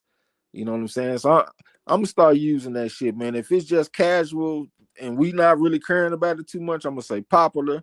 If it's about the hardcore fight fans, we don't give a shit about the casuals right now. Legacy defining, and if the casuals and the hardcores come together, we'll say that's a super fight. Yeah. Yeah, I mean, so I can agree with that. yeah, I mean, like for example, what one of them where it kind of came together would be hardcore cared about Mosley versus Oscar, but also the casual fans cared about the fight. Yeah. I don't Yeah. know though, because most casuals didn't even know who Sugar Shane was back No, then. at that No, time, it man, was about Oscar. Sugar Shane was on like in music videos. You had rappers rapping about Sugar Shane. You know, he had been an Olympian. You know what I'm saying? Him, Floyd, and somebody else who came in with them. I can't remember who the third person was, but they had a lot of fanfare. You know what I'm saying? And when they first turned pro. And you know what I'm saying? So I think a lot of cats like I remember people who didn't really watch boxing used to talk about Sugar Shane. You know, and I don't, you know, even if they didn't know who he was, they knew the name Sugar Shane. So you know what I'm saying? I think it was kind of may not have been it may have been borderline, but I think, you know what I'm saying, I think I think it got a lot of casual attention. I'd say compared to Trinidad, I would say it was more leaning toward the two That's merging all. together. That's the Trinidad would, in my opinion, would be driven more by the hardcores. Oh Yeah, no, because It would Trinidad bring had a in. whole country, right? yeah, he Trinidad did. had a Yeah, whole yeah. country behind him. I understand that, but follow me with this. Since we introducing the popular to help make super, we got a couple of fighters that carry both parts of that. So they could be in fights that were popular, and they could be in career defining fights or legacy fights because of who they were. Oscar was hot. Oscar was hot not just to boxing fans, he was hot to casual fans, the ladies. They were watching because it's Oscar De La Hoya, pretty boy. Hardcore fans just felt like he was a hard fighting mofo. So you reach him up with the guy with a country behind him. Yeah, that's a super fight, a super legacy fight. I would Floyd say it's a had that legacy same. defining fight. Yeah, I would say it's a legacy defining fight, but I can't say super fight. Which one? Which one? We talking about Trinidad, Oscar? Yeah, Yeah, Trinidad. yeah. Well, not Trinidad. I'm thinking about both of them really. I mean, when I was talking at first, I was thinking maybe I would demote the Trinidad and De La Hoya fight. But now that I think about it, Trinidad he got a whole country behind him. Yeah, he was very, very, Some- very popular fighter back then. I don't I know think how I think casual American fans felt about him, but I do know that globally he was very, very popular. I think Right. Trinidad was more popular than Mosley. I don't think Mosley could touch Trinidad as far as popularity. So that's why I can't say that Mosley was a super fight.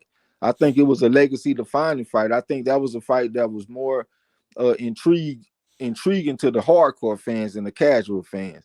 Because I'm old enough to remember like when Shane was in his prime. Like I remember his first fight at 147 when he switched southpaw and he hit that Mexican with the right hook on top of his head and knocked him down and shit. Like when I was in the gyms and stuff, when Mayweather, not Mayweather, but De La Hoya, when he fought against Trinidad, that was a circus. I'm talking about, it was crazy in the gyms and shit, man. Everybody talking shit. Even like casual fans outside the gym was happy about that fight. But when it came to Mosley and De La Hoya, it was popular. Like, we was excited about it, but it wasn't quite on that level of Trinidad. Not the same type buzz. Yeah, it wasn't quite I the got same type of buzz, man. People that knew about him, they was excited because of the talent that Mosley had.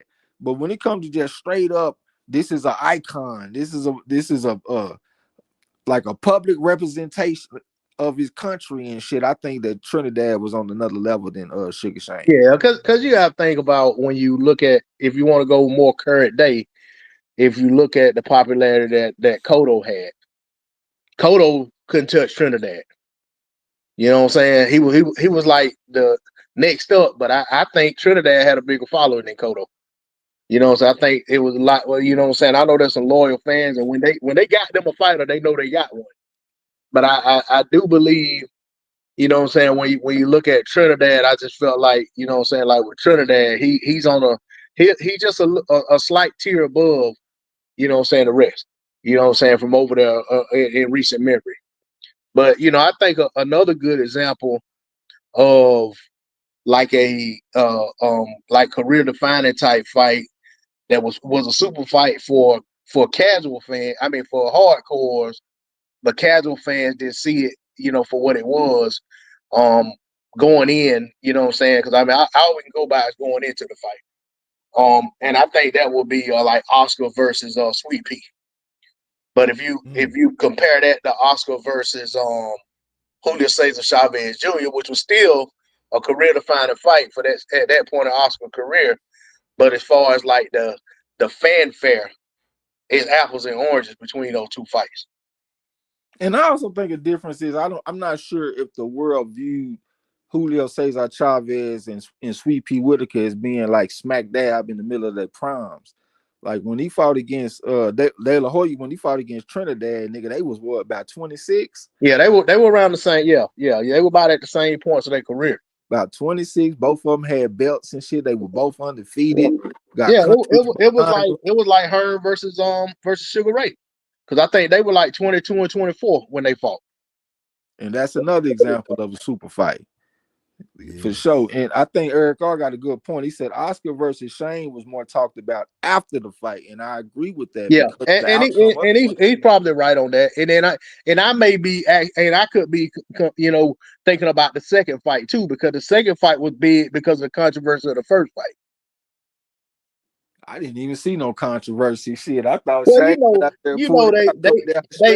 well, the complaint was that Oscar, you know, they felt like Oscar thought he had won the fight, and he took his foot off the gas. And they felt like, you know, he had done enough to win. Some people say that, you know what I'm saying. To me, I felt like, you know, hey, he went out there and lost the fight in the championship rounds. It is what it is, regardless of why. That's what happened. Well, that's what that was. They were mainly saying that in the Trinidad fight, though, because he was outboxing Trinidad. You know what? You absolutely right. I'm mixing two up. You absolutely right. That was the Trinidad fight they were saying that about. You right. Yeah, that same Mosley fight. I had that motherfucker recorded on VHS tape. I used to watch it. I used to watch it every night. That was a clinic.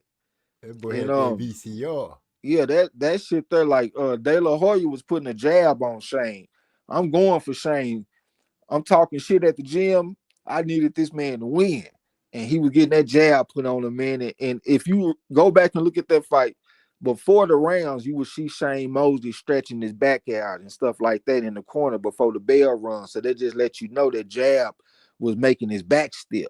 But he found the second win. He came down the stretch and he outfought Oscar. It ain't like he was dropping him and making him fight on Bambi legs or nothing, but he was just outworking him. He was landing the more meaningful shots. And he came down the stretch and did enough to get the decision. And we was happy as a motherfucker. You know what I'm saying? Great fights, man. Regardless if you think they were super fights or not, they were still some great fights all day. Yeah. Like, and another one come to mind. Classics. You look at Pavlik versus Taylor. Ooh. When he hit him For and made us, that ripple go through his body. yeah, for us, huge fight. You know what I'm saying? But how much casual buzz did it have? Not a whole lot. You know what I'm saying? I don't even think it was a pay-per-view fight. I think it was on regular Showtime or HBO, one of them. Yeah, I Trying to can't remember even who. cap, man. I wasn't just real big on that fight going into the fight because my knowledge about Kelly Pavlik was pretty limited. Yeah, but see, And I I was still a young nigga back then. had been watching him, and I'm gonna tell you what made me really interested in the fight was when Kelly Pavlik was interviewed, and they asked him how was he gonna beat Edison Miranda when Edison Miranda was wrecking shit. And they asked him, they was like, so like basically they was talking to him like, man, What you gonna do against this dude? you probably gonna get beat. You know what I'm saying? How do you think you gonna beat this guy? And he was like, man, I'm gonna step to him. Like I'm gonna walk him down. You know what I'm saying? He said nobody does that. Like he said, he basically was like Trey, what's your phrase, Trey? About the line? You got to step to the line. Yeah, basically, yeah. That's basically what Kelly Pavlik said. Nobody steps to the line against when it comes to this guy. I'm gonna step to the line. I'm gonna step to the teeth of the line. And when he fought him, man, he did exactly what he said. I was like, man, this dude for real. So then I'm expecting, because being disappointed by boxing over the years, I'm like, man, they ain't gonna make this fight. And they went ahead and made the fight. And then, of course, and maybe part of me is like the fight was so entertaining to watch that I may be some kind, mixing up the excitement of the fight with the excitement of the build-up of the fight. But because that fight was, I was looking like, because I had to pick Pavlik to win the fight. And he went out there, and I think it was the second round, he went out there and got ragged on. You know what I'm saying? And it was looking like he was out of his league. And then he came back and stopped Taylor. I think it was in like the 7th round. You know what I'm saying? So, it may be that, the fight itself was such a like instant classic, more so than it was people being really, even if I anticipated, maybe that meant, a hardcore fan might not have been looking at it. They might have looked at it just like you, like, I don't know that much about this guy from Ohio. You know what I'm saying? I think you're mixing up the excitement of the fight with the build up. Right. Because the excitement, man, that was, like you said, Kelly was getting punished in that second round. Yeah, I think the first round was pretty even. We fought on even terms. You could kind of pick who won. But that second round, man, he was like, he finna stop. Exactly. He just bouncing off the ropes, but he wouldn't go down. Hey, yeah. I hate to keep fucking with you, but your audio out of there. Damn. I just to make sure, I just turned up the volume on my other device to see how you looking coming through to the chat, and it don't sound good. Damn. It sound better now though. Oh, I think it's an echo. Yeah, it's gone now. Okay. Where was I? Oh, Pavlik turned it around and left that boy Jermaine Taylor laying in the corner. Yeah, I think he did actually drop him in that second round. I think Kelly crumbled in the corner, like dropped to his knees. But he actually, you know what I'm saying, made it out of the round. And then, fought his way back into the fight, and then, basically, took Taylor out, and I think it was like 7th or 8th. But I'm pretty sure he did drop him in that second round. I don't remember him going down by the rope. If he dropped him, he probably dropped him in the middle of the ring. Yeah, I don't know. I'll be watching that boxing on Pluto, and they actually had the second fight on like last weekend, I think, or the weekend before. But I hadn't seen the first fight in a long time. But I'm pretty sure he did drop him though. The second fight is when he hit him like in the shoulder, in the chest or something, and sent that ripple through him. I don't remember, but I know the second fight. I don't remember that part, but I know the second fight was it was not as what's the word, climactic. No, Kelly did his thing. Yeah, and Jermaine Taylor kind of seemed a little, and I think they fought at 6-8, to be honest, in the second fight, or somewhere between 60 and 68. And Kelly seemed a little, not Kelly, Jermaine seemed a little reluctant to kind of just really let his hand go. I think it was because after the first fight, after what he put on Kelly in the second round, and then he ended up battling back and started hitting him and hurting him, I think that might have been the reason. Makes sense. You know what I'm saying? That could have been the reason. I didn't want to go too far. I see my boy Eric R said 40-year-old B-Hop after a loss was a money-making machine. If you was a betting man, B-Hop ruined Pavlik's career. Man, I think the most impressive win for Bernard Hopkins to me was the way he dismounted Antonio Tarver. When he skipped 68, went from 60 to 75, and went up there and fought the man who was the man at that time, and went up there and pretty much just totally disarmed him. You got any? Oh man, I can't disagree with you too much on that one. He also asked the question: what would Tank versus Shakur be considered? Going back to the legacy or popular fight. I think before his last fight, it definitely would have been a super fight because it's a legacy defining fight, and plus Tank got a lot of casual fans that think he was unbeatable and all that kind of shit. But you know the way fans are, man. His last fight, he didn't look the best, going against a guy that everybody thought was gonna get knocked out. It's not even worth a discussion whether this man can hang around or not. And he went out there and got a draw. A lot of people thought Tank lost the fight, so I think that probably knocked some luster off of it. And it might not be quite the super fight that it was going to be, but I still think he has enough left to be considered a lower class super fight. Yeah, I think so. I think these guys being younger, I think there's a generation of fans, like a generation behind us that actually pays attention to what's going on with these guys. And I think and some of them may care more about them outside the ring than they do as them in the ring. But I think they'll support, and I think that they have sway to have other people actually, tune in and care about the fight. Yeah, but I keep on seeing people already moving the goalposts for the fight. Like I was looking at some guys on Facebook. They talking about Shakur can't knock Tank out.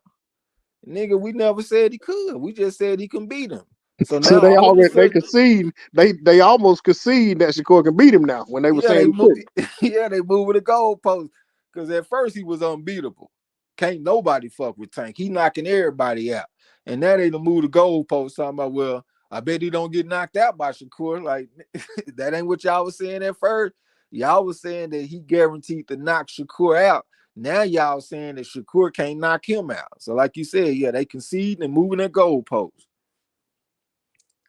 Well, that's this internet group.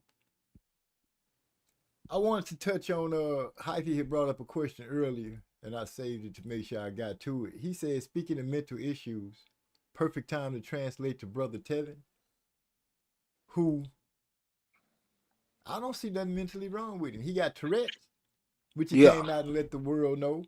Other than that, the man seemed to be living a pretty good life. People worried about his tick. I worked with a guy that had Tourette's. I think I put that in the Discord, and I thought he was saying yeah. I thought he was telling me yeah because I'm talking to him. When I look at him, the tick is hitting while I'm talking to him. So it's almost like, you having a conversation with somebody and they're like, yeah, I get you. And they steady shaking their head, yeah. That's how he was doing me. So when we got there and I did what I did, he was like, why you do that? I was like, well, you told me, yeah. The look he gave me was like, then he explained to me that he had a tick. So, I'm kind of glad he came out to let people know what was going on with him so they wouldn't think that he had taking too many blows and he was having some kind of brain problem. Yeah, it was a little bit concerning, what I'm saying, after, watching it during the fight, you could kind of be a little dismissive of it, but then after the fight, when there's nothing going on, you see him like just kicking his head up. I'm like, okay, something's up. Because I actually thought during the fight, initially, I thought he was trying to catch old boy with a head, but with a quote unquote accident on the head, but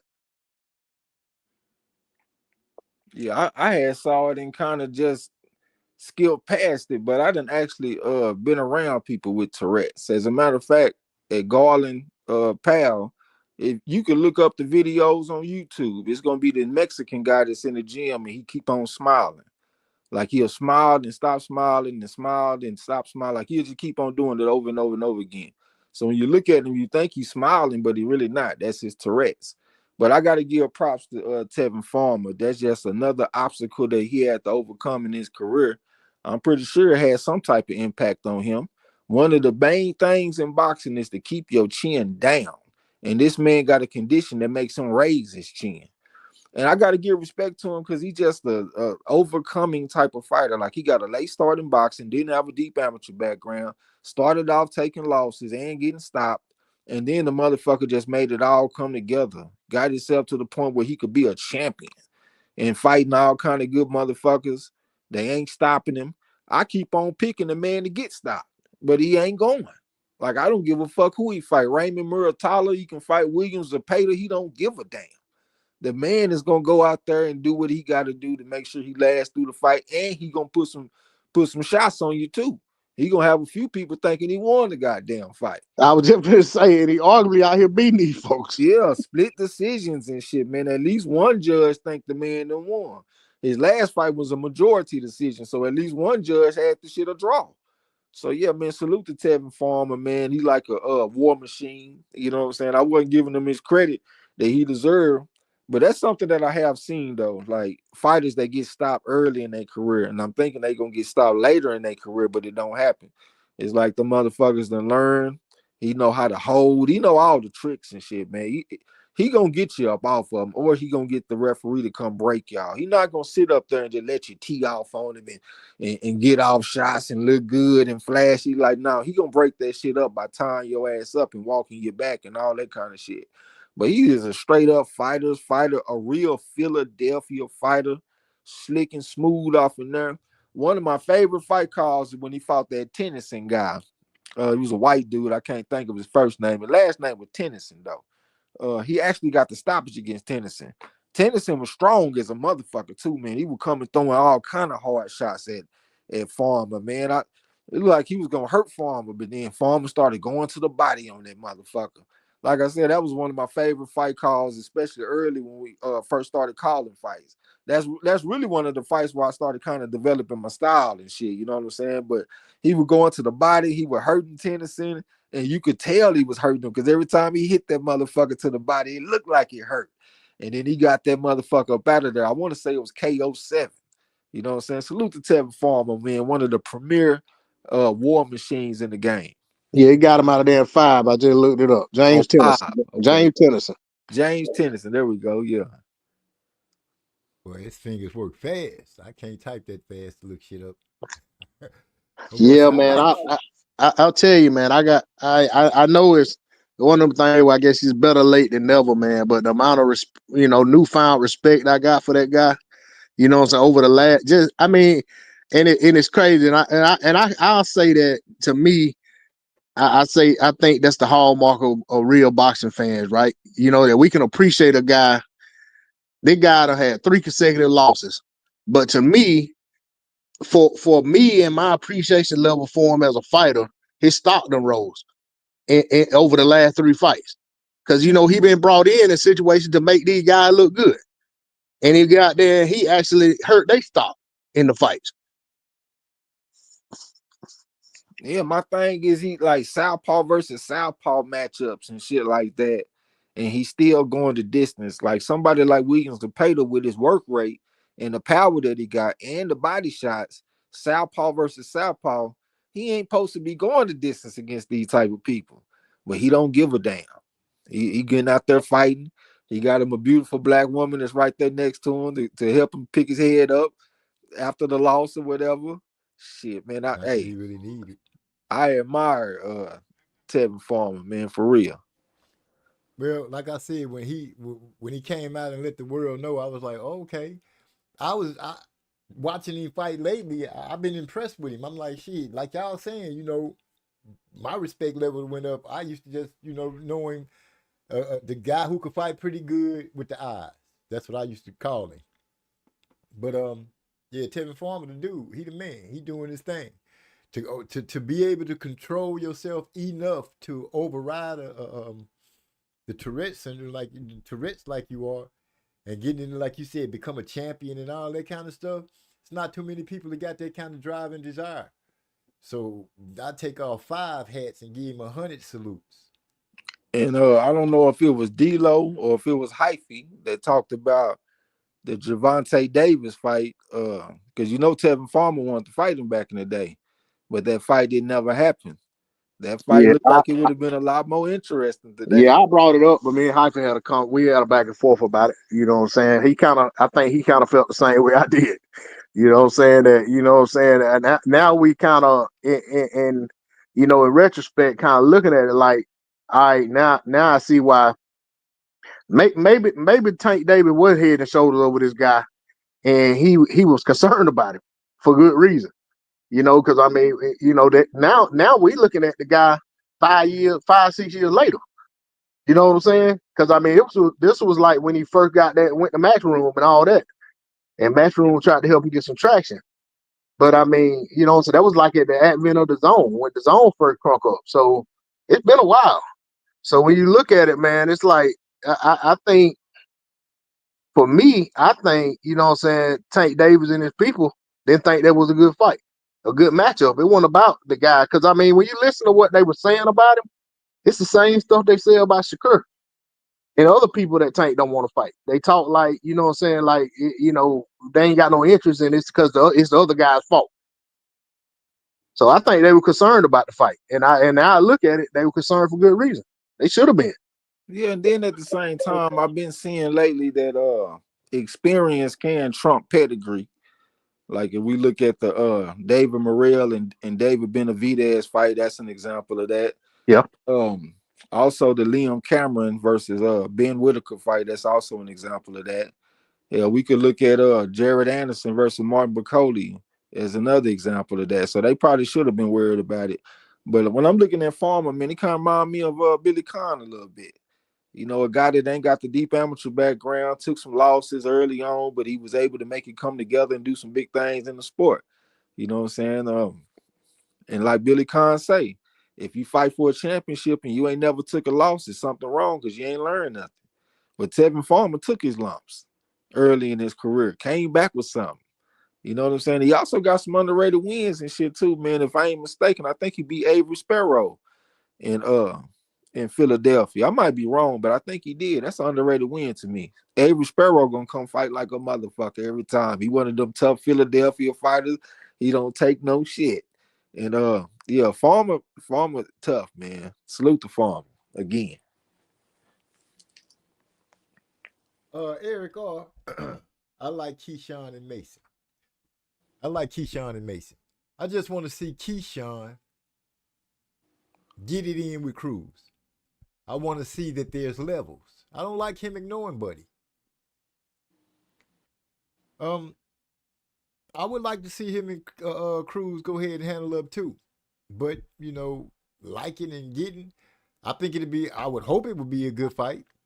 But, Keyshawn, can I say his experience in the fighters that he's fighting, rolling with Top Rank, building him up? Will he be like experienced more so than your boy Andy Cruz? Man, I think the proof positive of that situation would tell you that, that it ain't a fight that Cruz people want. Only people you hear talk about the fight is like Cruz and maybe Boots Daddy or something every once in a while. You don't ever hear Eddie talking about that fight. You know what I'm saying? Like trying to make that fight. And you know what I'm saying? That they getting ready to be on the same platform pretty consistently. That they be at fight, at events together and stuff. So, you know what I'm saying? I feel like if they were trying to make, especially when them guys was ringside at the I think it was Morrell Benavidez fight, Cruz fought on undercard. Yeah, you were, you know what I'm saying? That even the net, it's like, because they already been told these guys what to try to push. You know what I'm saying? So when you got what's that dude I can't stand, Chris Mannix or whoever, Oh yeah. you know what I'm saying? They ain't saying nothing about the fight. It's almost like they don't, you know what I'm saying? Like they probably been told, hey, you know, don't push or advocate for this fight because this ain't something we're trying to do right now. You know I what I'm think saying? they being fair to Cruz. Yeah, One I of y'all, mean, one of y'all niggas audio is I gotta trash. go Like, on. I gotta go on mute. I think when one of y'all. yeah, I think they being fair to Cruz though. They giving him a chance to solidify himself as a pro with his pro style and shit. How many fights he got? 6 fights or some shit like that. Yeah, less than 10. I mean, I think that's the right approach. Yeah, I just get a man a chance. Like, let him step up in class and shit. Who the best fighter he done fought so far? Antonio Moran or some shit like that? Yeah, Yeah, that ain't shit. yeah, and I think and that's what I've been saying, man. But you know, it's hard to try to, even when you try to make an unbiased assessment on why it ain't the time to make that fight and why it's not happening. It's hard to drive that point across because a lot of people, they know that Shakur, I mean not Shakur, that Keyshawn lost 4 times to this guy in the amateurs. So all they hear is you making excuses because you don't think Keyshawn could beat him. You know what I'm saying? And I'm like you. It don't make sense to make the fight. You know, you putting Cruz at a disadvantage, but then at the same time, if you know what I'm saying, if it's one of those fights where like you really you want to make the fight and you want it to make the most sense, you know, when you got Cruz coming up the ranks on the other, like in another sanctioning body, it's not going to make sense for his career to go over there and put himself at a disadvantage just in the pro game experience and then lose his spot in the rankings where he was at if he go out there and lose. You know what I'm saying? And like, to me, I think another thing is that there's this narrative that exists that Andy Cruz was just on. I get it. You beat a guy 4 times in the amateurs. I get it. But I think of those 4 fights, 3 of them were like split decisions. And one of them was a unanimous decision. And so to me, that, you know, said that it wasn't one guy, it wasn't no guy that just dominated another guy. You know what I'm saying? And man, I didn't watch the fights. The only fight I saw was the Olympic fight. So Trey, if you've seen them, you could correct me. But based on what it shows in terms of the outcomes, it was like I said, 3 split decisions and a undisputed and a unanimous. So either it was like 2 split and a majority or something like that. Yeah, I actually called one of the fights at the AIBA World Championships. We had just did an interview with Keyshawn, so maybe we was a little bit biased, but we thought Keyshawn edged the fight out. You know what I'm saying? We thought he got that fight. Close fight. Don't get me wrong. If it would have been like a split decision for Keyshawn, I think that would have been justified. You know what I'm saying? But yeah, I think they being fair to Andy Cruz, man. Let the motherfucker settle into his style. He got a new coach. He ain't been working with no fucking Bozy Ennis his whole life. He got a new coach for the most part in the pro game. Let him get solidified and come with his best effort. I don't think you should put him on the fast track and put him off in there when he only got 2 or 3 fights or some shit. Because even the best of them can go down like that. Like I said, experience can trump pedigree. Look what happened to Lomachenko when he fought Salido. And like what, his second fight or something like that? That motherfucker came 396 and 1, a fucking world beater, winning everything in the amateurs, gold medals everywhere, all gold, everything, and went out there and lost to Salido fair and square, in my opinion. I don't think it was no robbery. You know what I'm saying? So that experience can be an even factor, man. Let that man get some experience upon him and get him some tricks in the pro game, and then put the motherfuckers off in there to fight so we can get the best effort from both fighters. Yeah, Salido introduced Loma to the pro game. He said, "Hey, welcome to the pros." All day. You know what I'm saying? I mean, that's what it was. I mean, but yeah, I mean, I was just about to say I was gonna bring Loma up too, but also when you look at Andy Cruz, it ain't just a new trainer; it's a new everything. This man has a whole new life. You know what I'm saying? Since he came over here, and he's trying to incorporate boxing into that. You know, just like a lot of the other guys that come from Cuba, he got a family back home that he don't see. I think he got a young kid. You know what I'm saying? And you know, so it's quite an adjustment to just say, okay, man, yeah, you beat this guy in the amateurs, we're gonna throw you in there because you beat him in the amateurs. It's not the same. You know, it's a different game. So yeah, let the guy get some seasoning in the pro game. Let him continually, progress. I mean, we know if Top Rank had him, we know what would be going on with him. You know what I'm saying? Because I mean, if you look at Keyshawn is Top Rank's version of fast tracking. I know it's different what they did with Loma, but with Keyshawn, that's what fast tracking with Top Rank is in today's climate. So that's probably where Andy Cruz would be if they had him and he started with them at the same time. They wouldn't have had him at like 6 fights and just saying, okay, now we're gonna put you in a title fight. Yeah, I just looked at Andy Cruz. He only got 5 fights. 5. Yeah, so I'm not saying that he need 20 fights, but 10 fights maybe. 9, at least give me 9. Can I get 9 fights? Because I did see an example of a fighter hold his own against a very experienced fighter when he only had about 9, 10 fights, and that was Madrimov when he fought against Crawford. So I'm thinking maybe 10 fights would be good enough for him to be solidified as a pro, but I just don't know about 5 fights. I done picked in Champ Ross. I done seen motherfuckers. As a matter of fact, it was this guy from Australia. Was it? Yeah, Australia, not that long ago. I can't even think of his fucking name, man. Light-skinned dude, but he had a deep amateur background, winning gold medals and all this kind of shit. He only had about 2 fights, and they put him off, and there was an experienced guy, and he lost by majority decision. You know what I'm saying? Get a motherfucker some time. And like you said, man, this dude is adjusting to a whole new life, whole new trainer, whole different type of boxing, going from the amateurs to the pros and all that kind of shit. Let the motherfucker jail and make it all come together and then put him off in there. And I'm just saying this because I want the best effort from both fighters. I don't want no excuses. I don't want nobody saying he wasn't ready and all this kind of stuff. I just want it to be 100% on the up and up, and we get a chance to see who the best pro fighter.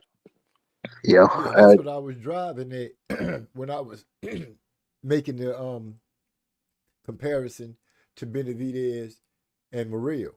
I was making that same comparison that Top Rank build fighters. They build them. They move them up to levels. And speaking on the levels, Keyshawn spoke in an interview about the amateurs and the losses so much. He was like, the dude had a better grasp of the amateur style than Keyshawn did. But Keyshawn was like, I was already more set to be using the pro style. He really wasn't, in my opinion of what he was saying, he really wasn't trying to be using that amateur style. He was already trying to shift over to being using the pro style. So I think it'd be, like you guys say, hazardous for this dude if they throw him in there now. Seeing, especially now that Keyshawn is a champion, the what's the word I'm looking for? Confidence is at a whole nother level now. So it is not, in my opinion, gonna be nowhere close like people might be excited to say. Let that man. What like Trey? What he got? He just got what, 15% better? Oh, you talking about Keyshawn after he won the championship? Yeah, what 15%? Is that the number? Like to give him 10. You get 10% better. 10% better. Okay, so that's what you got to face. Just like Robeisy Ramirez. What's that tall Mexican that knocked out Robeisy in the rematch? Espinoza. Yeah, that Rafael Espinoza. That's a great example. That motherfucker came. He looked like an emergency fighter, don't get me wrong, but when he won that championship, I swear, going into the rematch, I was like, man, he might knock Robeisy out, man, because he done won the championship. He feeling himself. This motherfucker know he dangerous off in there. Got him out of there in 6 rounds.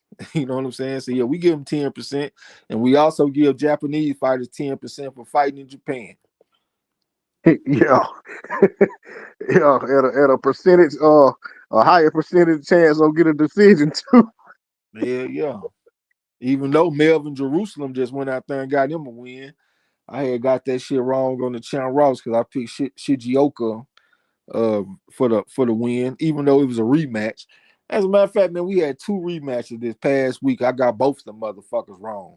I had Sandy Ryan over Michaela Mayer because I thought that they was going into a rematch and shit. I thought it might flip. It was a close fight the first time. A lot of fans thought that Sandy Ryan won. Michaela Mayer went out there and put hands and feet on her motherfucking ass. I'm talking about put bees on her ass. Yes, it did. Very impressive. That was one of the best performances I've seen from a women's fighter outside of Clarissa Shields and also what's the Brazilian fighter I like? I can't think of her name, man. She an Olympic silver medal. I know who you're talking about. I can't remember her Beatrice name. Ferreira. Beatrice Ferreira. I'm giving Michaela Mayer. She really had one of the best performances I've seen all year so far. Like that was a straight up ass whooping clinic. I'm talking about letting her hands go. The shots are landing clean. See, one thing about women's boxing for me, it'd be hard to score the fights because the action just don't look real clean. Like I can't even explain what I'm trying to say, man. It's hard for me to see separation in women's fights. And that's why a lot of their fights be majority, split decisions. You don't see a lot of UDs off in women's boxing, especially at the very top level. But these were two women at the top, two 4.5s going against each other. And that woman went out there and pitched a shutout damn there. You know what I'm saying? I know she got the cut and shit because of the headbutt and all that, but man, she put hands on Sandy Ryan. That jab, she was working that jab so pretty, going to the body. It's That not hook just a she was jab. using. She was getting her head off the line when she threw the jab. Oh, And she always do that. one reason I took Sandy Ryan because they switched the coaches. Coach K. Caroma started working with Sandy Ryan, and he used to work with Michaela Mayer. So I was thinking that might give her an edge, but Michaela Mayer got that old school coach over there that's teaching them old school tactics, like getting your head off the line when you shoot your jab and shit. And I saw the old school versus the new school, and the old school came out on top. Michaela did her thing. You right, bro. Man, you right. That was a good fight. I watched that fight. It was a good fight. Michaela. Because I'm a Michaela fan. Anyway, Hyphy say Lauren Price says she's willing to fight Clarissa. It just can't be a heavyweight. Clarissa is saying that if they fight, it would have to be at 154. She is not going down to 147 unless the money is just good. Yeah, Clarissa said the lowest she could get back is 54, but she don't know. She, maybe she does, but you know how it is with fighters. I know it might be different with women with dropping their weight, but a lot of times when they settle in, it's a little harder to get back down. But Clarissa did say that, like she also opened the door for 60. So to me, it sounds like she'd rather fight at 60 than go all the way back down to 54. Lauren Price needs to fight Michaela Mayer. They got a common opponent in the woman from the UK, that pretty woman with the pretty eyes and shit, Natasha Jonas. They got a common opponent. Both of them really should have beat her because I thought Michaela Mayer beat her, but they robbed her and gave it to Jonas. You know what I'm saying? But they both got a common opponent, so they mean they're about the same size. Michaela Mayer, she making some big noise right now because she came up short a few times in the past, but now she getting her just due. She one of the pioneers of women's boxing. Salute to Tiara Brown too, because she went over there and beat the chick in Australia. Both of those are some of those pioneers in women's boxing and getting they just due. But Michaela Mayer hot right now, and I know that Lauren Price, she feeling good because she went out there and beat a 40-year-old woman and all that kind of shit. Even though she a good fighter, don't get me wrong. But yeah, this is a step up in my opinion. Go ahead and come on over to America and lace them up with Michaela Mayer, and Michaela Mayer gonna fight like a motherfucker.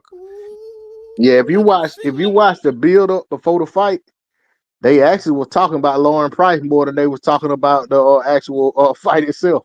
So it looks like you know what I'm saying, that's what they're gearing toward or hoping will happen, is that Lauren, they can put together Michaela Mayer and Lauren Price. So you know what I'm saying, I'm hopeful that it'll happen. I think it'll be a good fight. I think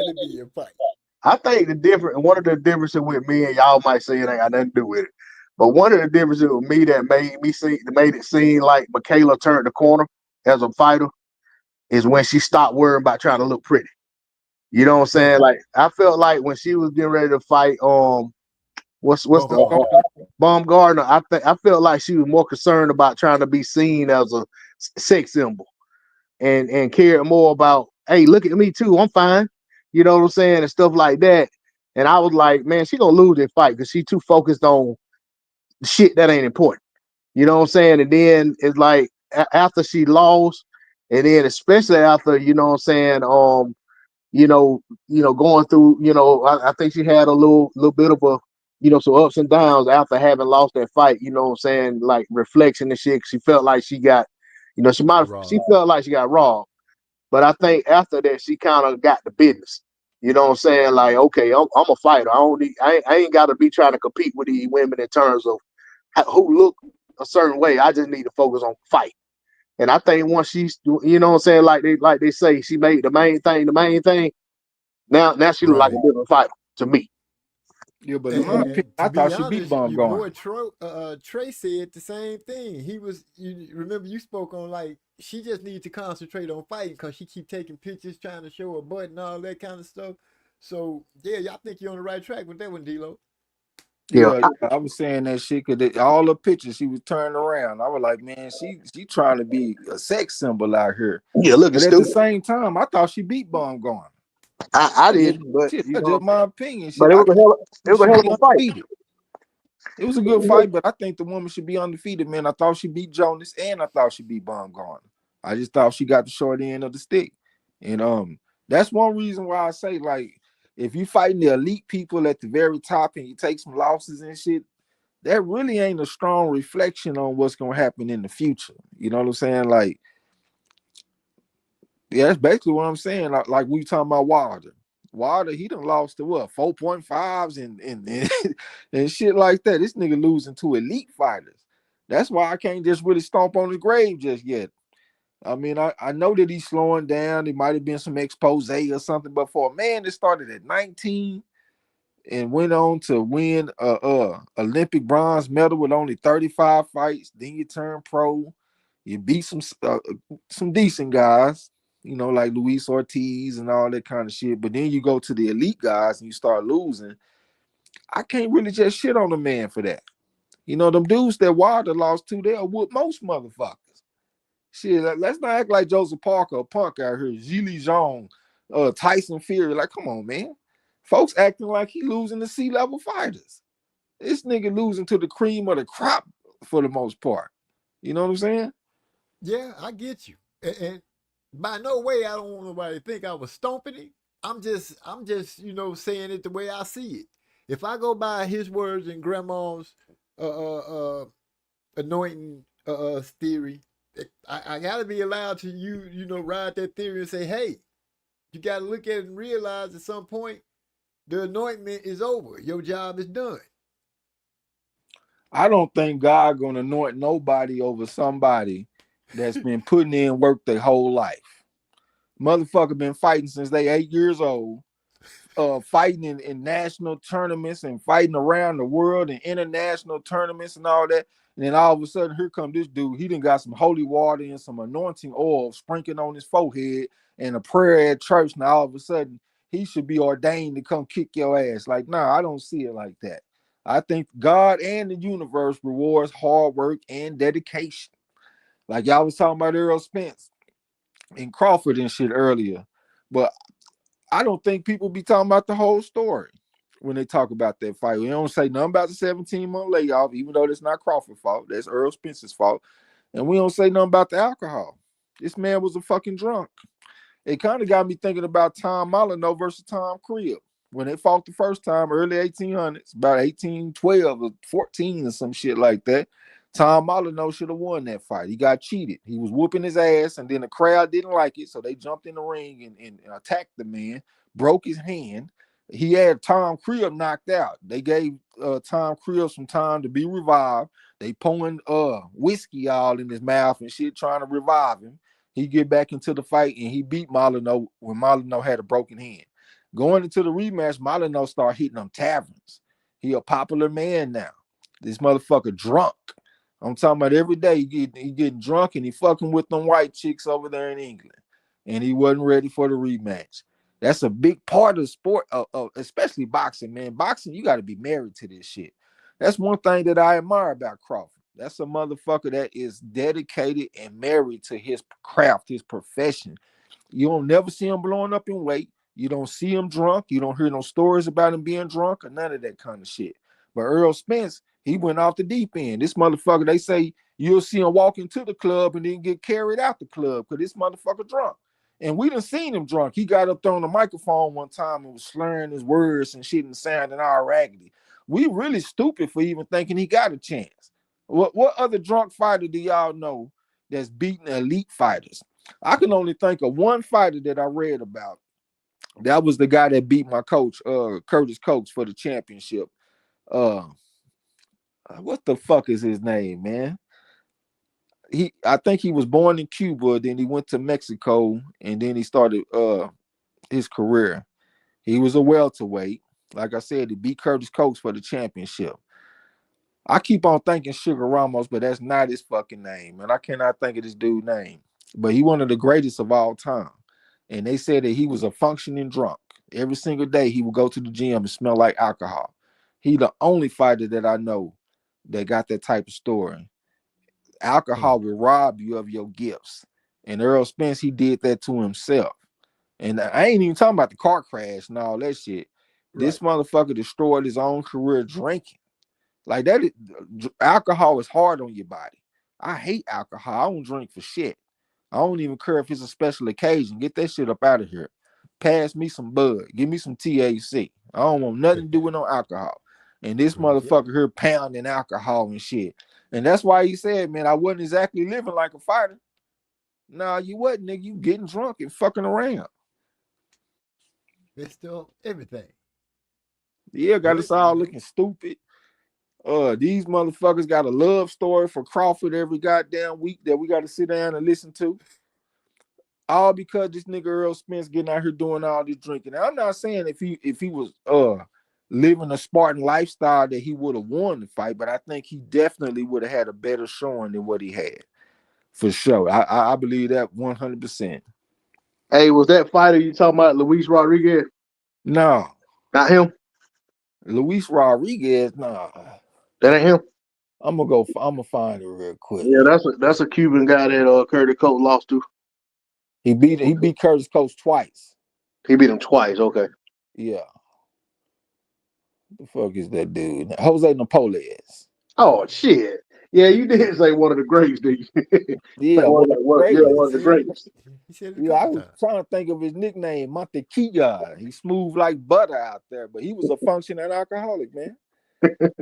And it just, you know, was just more impressive how he was able to have the type of career that he had, and he getting drunk every day. This motherfucker beating Hall of Famers, Curtis Coates and Emil Griffith and all these type motherfuckers, and he was a functioning drunk. But from what I've experienced as far as like reading about fighters and tracking the fight game, he seems to be one of one. I ain't heard about another fighter that's at the top of the game that's drinking every day, coming to practice smelling like alcohol every single day, and you still going out here beating these type of fighters. Hey, there it is. That boy Eric Carr said, yeah, Earl pissed me off. I got my family talking about, is this the guy you was talking about? Giggling and shit. Yeah. Hey, ain't nothing like you bother somebody who ain't paying attention to something to tell them to come. I want to show you something, and then have it go completely the opposite of what you want to see. You know what I'm saying? Like getting the kids together, taking to a football game because some superstar from another county they come into play, and then he don't show up that game. He out there, you know. I say he's some star running back, and he go out there and run the ball 17 times for 28 yards. 17 times for -3. Yeah, and Earl Spence and Wilder, they really got some shit in common. Like, they both were some spoiled ass PBC fighters. And then at the same time, when shit don't go right, they want to blame the coach. Earl didn't even want to work with his coach in the first place. He had to literally be paid to work with the man. His dad then came to him and told him, hey man, I done found somebody that can help take you to the next level. Because all you doing right now is double jab left hand. We need some more variety in your game.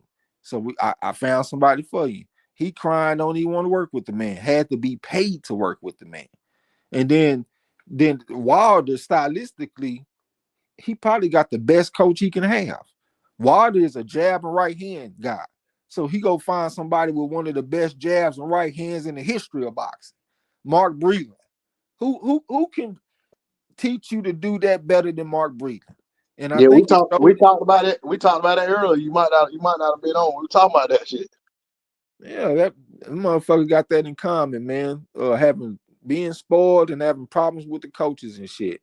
And another thing about being at the top is you got to be able to handle success. You know what I'm saying? That's what I was thinking about with like Earl Spence. You having some success, so now you feel like you can go out there and party and drink and all that kind of shit.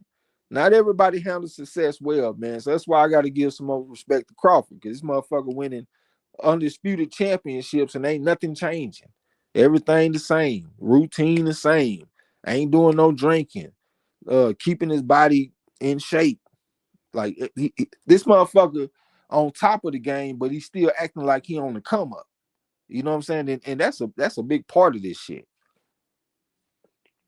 Well, Earl didn't get that memo. And we didn't get the memo to be paying attention to him not getting the memo. We heard He a Bomac spoiled say suburban a drunk ain't kid. shit. He a suburban kid. DeSoto. That's the difference between the motherfucker growing up in the suburbs where it smell like barbecue every day and the sunshine and the birds is chirping and the pretty girls, and this nigga Crawford came from the gutter. He don't want to go back. So he gonna make sure they ain't going back. You know what? I like to give people credit if I'm gonna use their stuff. I ain't gonna say I don't know if it's original to him, but I'll say the first person I heard on YouTube that was talking about it, and that was a Black Fight fan was calling it the Rocky 3 effect. You know what I'm saying? He was saying that about a lot of fight, like different fighters over time. He was saying that, you know, some of these guys get to a certain level and then, you know what I'm saying, like they forget how they got there. And you look at Rocky 3, that's why Mick didn't want Rocky to fight Mr. T or Clubber Lane, because he told him you done lost that, what you call it, Trey? That grrr. Yeah, that that's what I got that from Zab Judah. Right, but I'm just saying that's, you know what I'm saying. I mean that's really like he done lost it. He done lost that. He got that fire in his belly no more. You know what I'm saying? Kind of like that not Hearns or Hagley used to say, the silk beats. You know what I'm saying? And that's, you know, I just feel like, you know, it is fitting when you look at how how things pan out for some of these fighters. It like they get to a certain level, they get certain luxuries. I mean, look at the Charlos. You know what I'm saying? It's like, you know, it's like they become, boxing got them to where they are and got them a lot of the things they got, and it's like then they start treating it like it's just a part-time hobby, or like it's a side chick. You know what I'm saying? Something that, okay, when everything kind of go awry, I just go back to it. You know, so when my money get low, I'm gonna go back to this side chick. You know what I'm saying? And it ain't the type of situation where you can't play with it.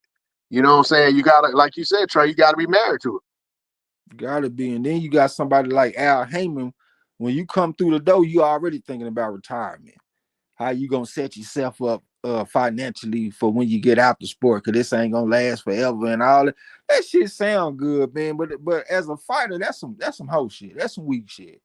You don't need to be thinking about no retirement and setting yourself up and all that kind of shit. I guess it's smart to do, but man, I don't think you can do that and be a straight up killer in the ring, and you already thinking about what's gonna happen after boxing and all that. We see it all the time when guys start talking about retirement, they start slipping, and they come in thinking about retirement.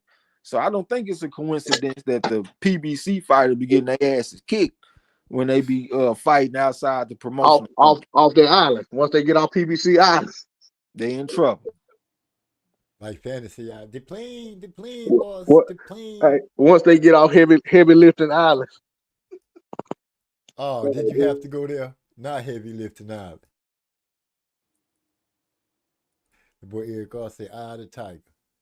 So, we come to the conclusion that really, for most parts, all the PBC fighters, when it got right down to it, got their butt kicked except for Floyd.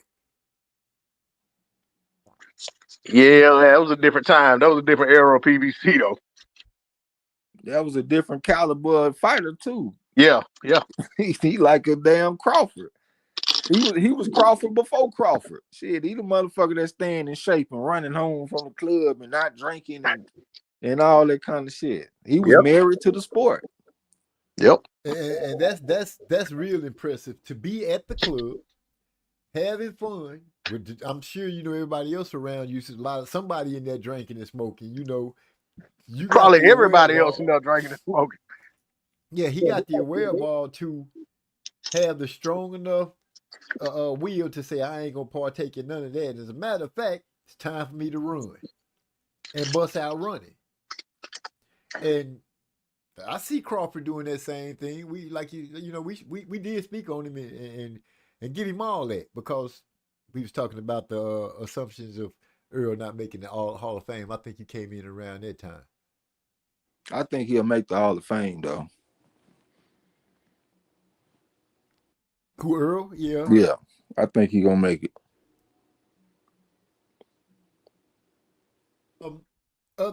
Damn. The alcohol thing, that's the biggest screw up ever. But you know, it is what it is. I was a little upset with Bo Mack when he hit him with the drunk ain't shit. I told you a drunk ain't shit after he had the car accident. But I can't be mad. That's like being mad at these killers that rap and get killed and then be like, oh my God, he's going too soon. He was doing that shit. Yeah, I ain't like that. I ain't like that either. But I tell you what though, man, another thing, you know, with that you know, whole situation where you talk about, you know, will he make the Hall of Fame or not? You gotta look at the guys he was fighting in and, you know, with and around. And a lot of those guys, you know, got a certain level of prestige, you know what I'm saying, with people who probably got votes, you know what I'm saying? So it'll be one of them situations where it's like, okay, we think this guy deserving where Errol beat him and he beat this guy and he beat that guy and he beat that guy. So it's like, you know, it's hard for me to see him not get in there. Like I said, I think he gets in. I mean, whether he first ballot, it just depends on who else is on the ballot. But if it's amongst guys that fought around his era, you know what I'm saying, more than likely he gets in right then and there. But then sometimes I apologize for bringing the conversation back to this weak ass conversation because this is 2025 and we talking about Earl and Crawford. Yeah, hey, them motherfuckers got to fight. They got to be retired a certain amount of years too before they can get in the Hall of Fame as well. So you're right. And then with the weekend we haven't, like we got big fights this weekend, especially for a hardcore fight fan.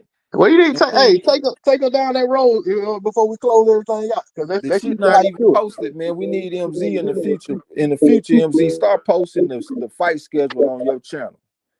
Okay. Because when I be looking for the fights, I go to Marlowe's Corner because he'll post the shit sometimes, but he ain't consistent with it, and he ain't got the fights up right now, so I can't even do my rundown. So okay, sure. I mean, you throw the schedule. I have it right on here. I know how. Yeah, it is. It is a, you know, pretty solid weekend for sure. And last weekend definitely wasn't, you know what I'm saying, wasn't shabby at all, man. I mean, I anticipated it being good going in, and it was everything, you know, I thought it would be. I mean, it was, and I like the way they staggered. Whether it was intentional or not, it kind of played out perfectly with Michaela Mills' fight ended at this time, and then Farmer and Zapata on the other network was just starting to get going.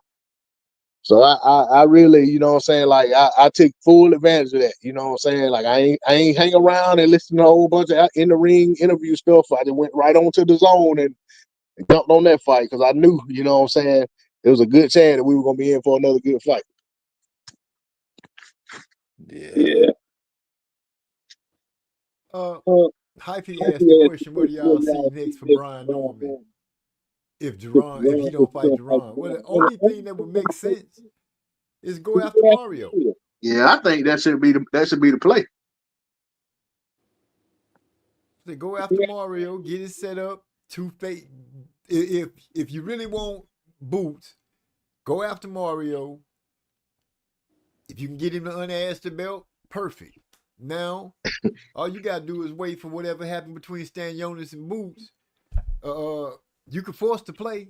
If Boots want to be undisputed, he gonna have to come see you. He got to, especially if you go over there and you got to go over there and deal with Azteca, that warrior. You know what though, man? I think unless it's a mandatory or something, if somebody get that belt off Barrio, they're gonna have to buy it. Because I think Barrios and his team and everybody around him see the same thing we see, and they probably like, man, if we do a unification, you finna have to buy this belt. You know what I'm saying? So, and I think that's gonna be a problem for Team Norman, as what we already seen. They gonna feel like they should get a certain amount of money, and you know what I'm saying? I don't think they don't seem to be to where they thinking about later on. They think, well, no, I need to get everything I get right now, and then I worry about later on. And I think that would be the problem there, because I feel like on Barrio's side, they know Barrio's right for the pick. So, I actually disagree. Go ahead. I won't be surprised if Barrios whooping. I would. I wouldn't, because man, that's Azteca, man. I saw Brian Norman Jr. have trouble with Boca Chica. Boca Chica was dropping him.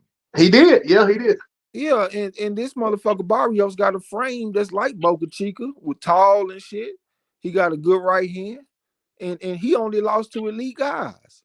What trash fighters is out there whooping Mario Barrios? He losing to elite fighters.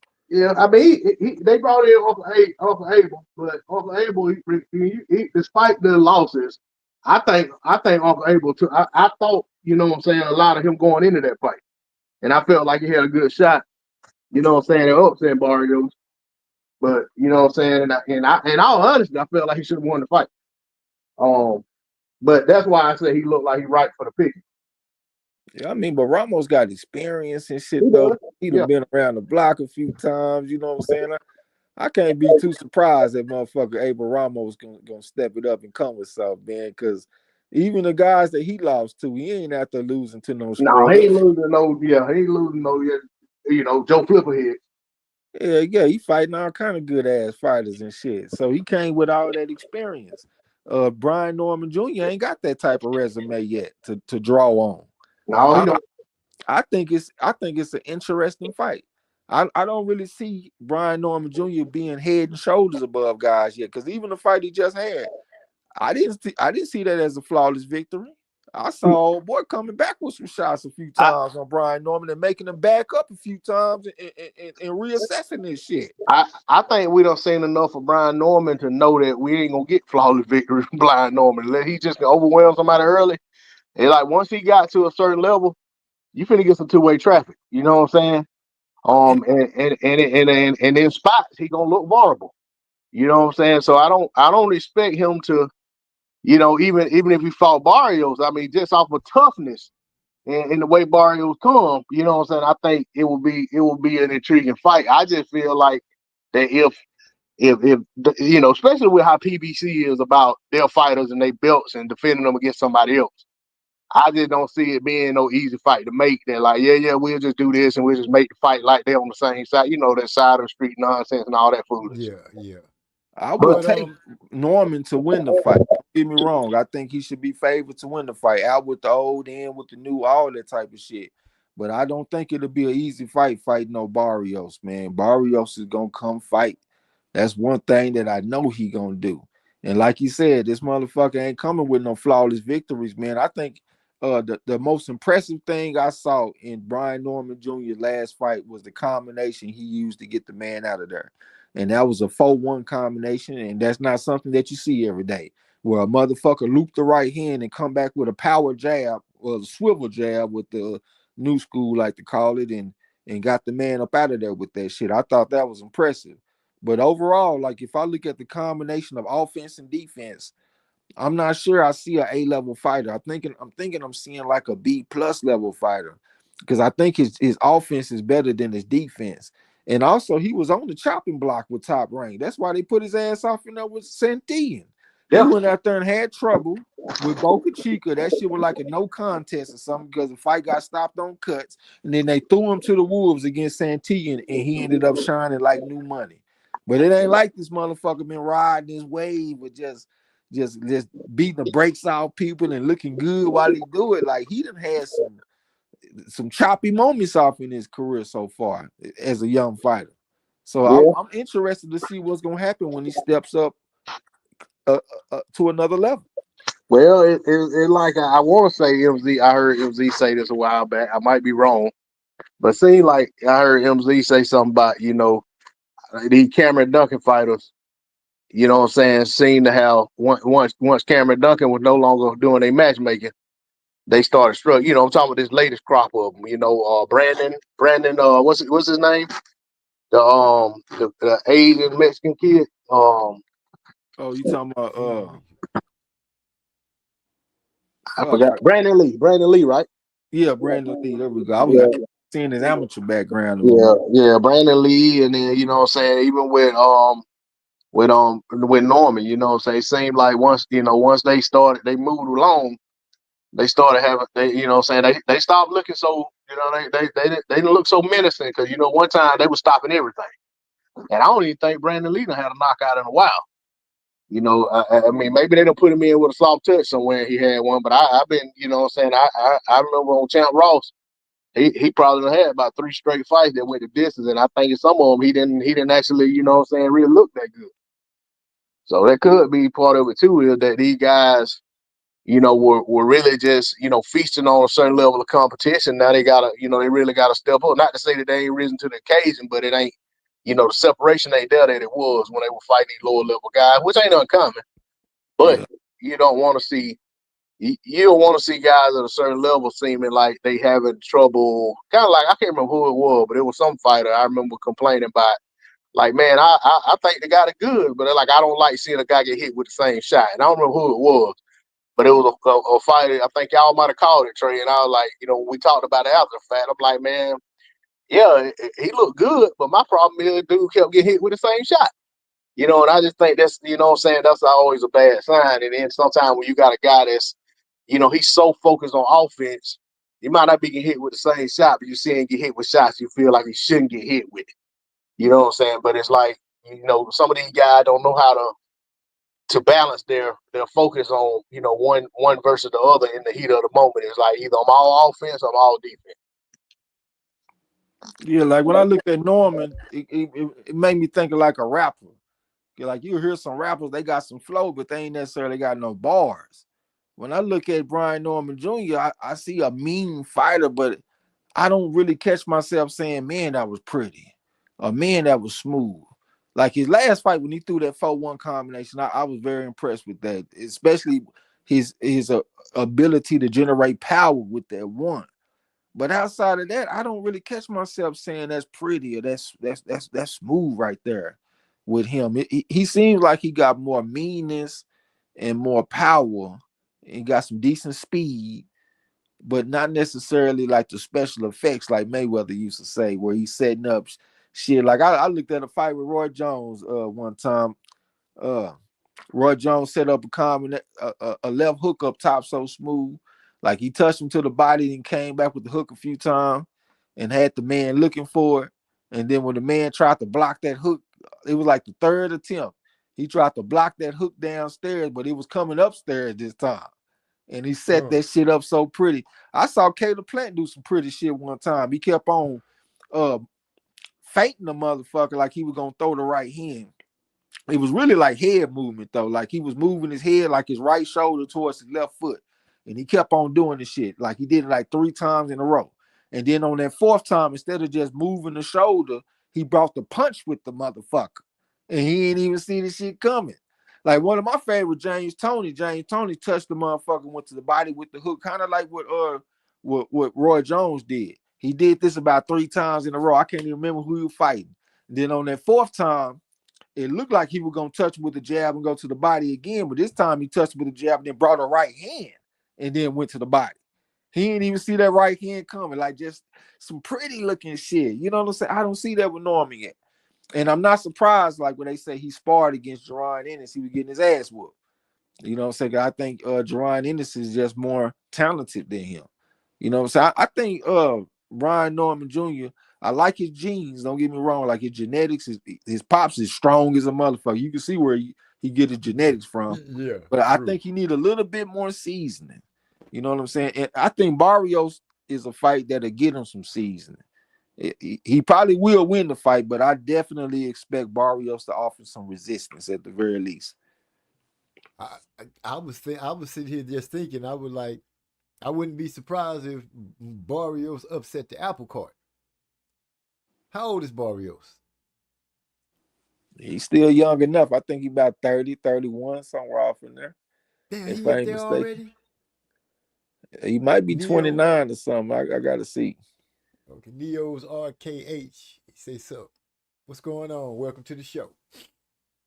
Yeah, I don't think Barrios. If just thinking if that is the route to go, but I'm not gonna say that. I think Mario's gonna fight his ass off. He gonna fight tooth and nail. We just seen him in some tough fights, and like you said, the only losses he got is against the elite fighters, Tank, Keith, and Keith was a surprise even to me. He was a surprise to me. He beat the brakes off of what's the Cuban guy name? Ugas. Yeah, he beat the brakes off of Ugas, retired Ugas, didn't he? Yeah. Yeah, So he he beat the hell got out of him. experience. He got experience to draw for because he's been in some fights up under the lights. Brian Norman, I don't think he has that. And that's what I'm kind of looking at. Like, I wouldn't be surprised if El Azteca pull it off and upset the apple cart. Yeah, I don't think that guy knows no way but to fight his ass off. You know what I'm saying? He gonna give you everything he got. You know what I'm saying? That's just who he is. I mean, I know it was the other guy coming up, but don't discount, what I'm saying, even the Tank Davis fight, you know what I'm saying? Like Tank, save for the knockdowns, you know what I'm saying? Barrio who win the fight, in my opinion. At the end of the day, the result is the result. But you know what I'm saying? If he could have avoided them big shots, he probably should have won the fight, you know what I'm saying? But it played out the way it played out. But my point is that even for Tank to be as dangerous as he was, Barrio was in there giving as good as he was getting. You know what I'm saying? And he got, when Tank had to do what he had to do when the fight was on the line, and Barrios wasn't able to get out the way and stay off the match.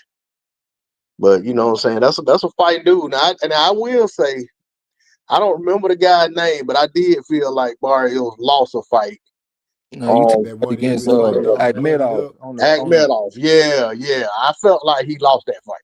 But goddamn, But that's an Olympian though. right, So I get it. I'm just saying. I felt like he should have one more loss than he got.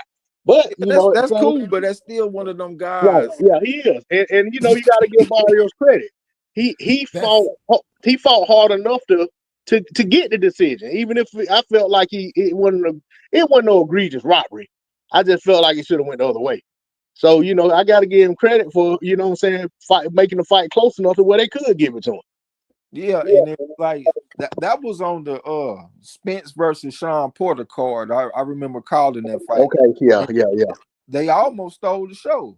Yeah. They fought like a motherfucker. Yeah, they fought it. Yeah, I was just gonna say that. And the other thing about it was a good, exciting ass fight because I credit to Barrios that he gonna fight. That's right. San Antonio. Yeah, so if I take them same guys, Akhmedov and Tank Davis and Keith Thurman and Ugas and even this Fabian Madonna, he was a 4.5 and shit, and even Abel Ramos. If I put all of them on the other guy resume, what's his name? Brian Norman. If I put him on his resume, I'm feeling a lot different about this fight, but he ain't got them type of guys. Hey, at the same time, I mean, I can't say if they were all on the resume, he'd have came through unscathed. That's really what I'm trying to say. Like these guys right here might beat old boy Norman. So I can't really hold it against Barrios too much. Cause like I said, he lost to them, but they might have beat Norman. You know what I'm saying? Right. And he only lost to Tank and Keith. He beat everybody else.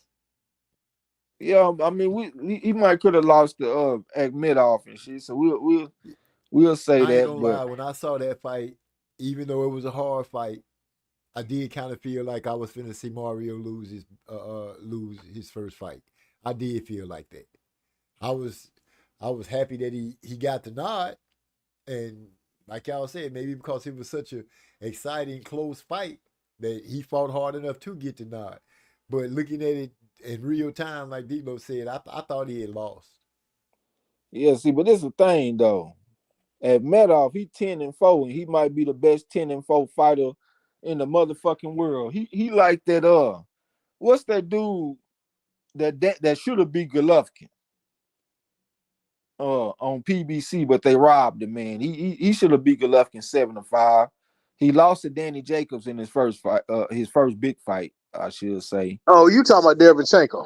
Yeah, shit, that Madoff and Derevchenko is similar to me. Both of them ain't got but like 15 fights, and they probably the best in the world with them many fights as far as having losses. And Madoff, he 10-4, but he probably the best 10-4 fighter in the world. This motherfucker lost to Barrios, Alberto Puello, Kenny Sim Jr., and Oscar Duarte. Like, come on, man, that's a fight motherfucker right there. Yeah, they yeah, I had Derevchenko beat Danny Jacobs. You know what I'm saying? I mean, that's not gonna. So the only fight I think that come to my mind that wasn't to me debatable for Derevchenko was the Jamal Charlo fight. Yeah. I think every other fight that come to mind that he fought that he lost, I felt like it could have went the other way. You know, is one of the premier Iron Man of all the boxing. and I'll say this: Derevchenko just was a victim with the Canelo Triple G, because Canelo ducked Derevchenko how he got stripped, but and Triple G did too. Triple G got stripped for not fighting Derevchenko at some point, and then it came back around later. But what the thing was that at that point the zone was 100% invested in making that rematch with Canelo and Triple G, that third fight. So you wouldn't finna, neither one of them guys went finna lose no fight like that. You know what I'm saying? Like, yeah, I know Canelo ended up losing to Bivol, but they ain't had no choice. I mean, it was so dominant, they had to give it to him, even though they tried to rob. They still tried to rob him. But you know what I'm saying? I think he was a victim of that situation. That's why he couldn't get that nod against Triple G. And that's the same thing that happened with Demetrius Andrade. That's why he couldn't get a fight with either one of them guys, because they were gonna make that fight. They weren't gonna risk him potentially beating one of them. That you know what I'm saying? That was the whole reason they brought Triple G over there, gave him stake in the company and everything. Yeah, Derevchenko's a fight motherfucker. I'm looking now. Danny Jacobs, Gennady Golovkin, Jamal Charlo, Carlos Adames, Jaime Munguia, Christian and Billy. Man, that's a fight motherfucker right there, man. Salute to us, Sergey Derevchenko. Yeah, and Billy fight, but that's by then, the tread starting to wear pretty bad. But and even with that, he had some kind of injury. He still fought his ass off. Exactly. I was just about to say that he had an injury and still went the distance. Everybody thought he was gonna get knocked out. Man, that motherfucker showed he is a straight up Iron Man in there, man. I'm talking about. I thought he had less fights. He got 21 fights now. He 15-6, but I guarantee he the best 15-6 fighter in the world. Square business. He getting old now. He 39 and shit now. But man, I got respect for Derevchenko, man. I cut for the Iron Man. Yeah, he definitely won him for sure. Yeah. What is this? Okay, first hype he tried to hit me with that Norman dropped Terrence in sparring, and now he's saying something about him doing to Tank. None of that matters. Brian Norman has one mission: to be in the way of Boots Ennis. I gave him his props on his win by saying, the conversation that they was having. He won, so he's still looking good. Boots got to come through Amanda Stanionis. If Brian, which ain't gonna be no easy, in my opinion, it's not gonna be easy if certain things happen for Stanionis, and that would be him not being super rusty in the fight. If he could still be who I'm used to seeing him be in his fights, where he can apply that pressure, have a high energy, decent defense, not really getting pounded on. Could he frustrate Boots? If he frustrates Boots, Boots gonna be in trouble. And I've seen him get flustered twice against Chukajan. He got flustered against that dude twice, which causes him to have a hard time listening in the corner. Against Stanionis, I don't think he can have that kind of mental lapse. So Boots needs to handle his business with Stanionis. And Brian Norman, he should just be absorbing the win right now. Yeah, I'm kind of leaning towards Stan Jonas in the fight, man, because Stan Jonas is a step above Chuka John. You know what I'm saying? This is an Olympian, 141-19 from Lithuania, going to the Olympics and all that shit. Then I already beat a switch hitter. I can't think his name right now. We had like 400 amateur fights. What's his name, D-Lo? That would be Butayev. Yeah, there we go. Raza Butayev, a switch hitter. And I saw how he was able to deal with that shit. If Boots Ennis stayed in the orthodox stance the whole time, I would feel a lot better. But I know he's gonna be trying to switch and shit, and that's not gonna work on this man. He switches his tactics seamlessly. And I know that it's hard to hit him clean. He keep his chin down, he hide his head very well. You don't really see him get hit square in the face. Like you see him catching glancing type of blows, but nothing like crisp on the motherfucker. I think that's gonna be tough on Ennis. He ain't scared of Ennis. He coming in behind his jab and shit. He got a jab that goes straight from point A to point B. Ain't no wind up to it. Ain't none of that shit. Like what the Kane say, you shoot that motherfucker straight from the guard. Yeah, but the other thing, it comes straight back. It's ABA. Exactly. Yeah. That's good point. He coming straight back with it. So that we basically saying his fundamentals are on point, and he done been around the world with this shit. Ennis got what 58-3 amateur record. This man 141-19. Ennis 3.5. This man is a 4. The only thing I'm worried about really is the Time off. layoff. Yeah, the time off. The PvP program. But he That's what seems Marvin to be a guy that has grade 1 layoffs, because he was coming off a layoff in his last fight when he had fought against Gabriel Maestre, and they went out there and went to war. And Maestre is a 4.5. As a matter of fact, he fight this weekend against Nicholas Flaws. That's a 4.5 right there. And he went out there and got a unanimous decision against that man. I think it's gonna be a tough fight for Boots, man. I'm not surprised that Boots is a big favorite, but I might have to sprinkle me a little something on Stan Jonas. Yeah. I stick to the fact that if Boots can't touch him like he want to, he get flustered. And I be seeing, I've noticed in his game, that's when he became most vulnerable with Chukajan. That's when he really got to like get some good licks in. I'm worried about Bozy too, man. Like if they go in there with a game plan and that shit don't work and it's time to go to plan B and C, can he do it? Or is he gonna just tell him, man, just get him out of there? Yeah, start saying motivational. Yeah, just saying some motivational shit, not instructional shit. Yeah, we need to know how to get the motherfucker out of there, man. That's what I'm worried about. Yeah, like, hey, just go out there and hit the easy button. Get him out of there. Yeah. Go on. There ain't gonna be no big red easy button out there for him to hit. But I do know Ennis is motivated since he got some criticism for his last fight. So he gonna come in there and try to prove that he is who everybody thought he was. Yeah, so he gonna come and fight hard. My concern there is I think he cares too much about that kind of shit. And I was just about to say that can be a detriment. You out there trying to prove something. I got man. I can't even listen to the dude interviews no more.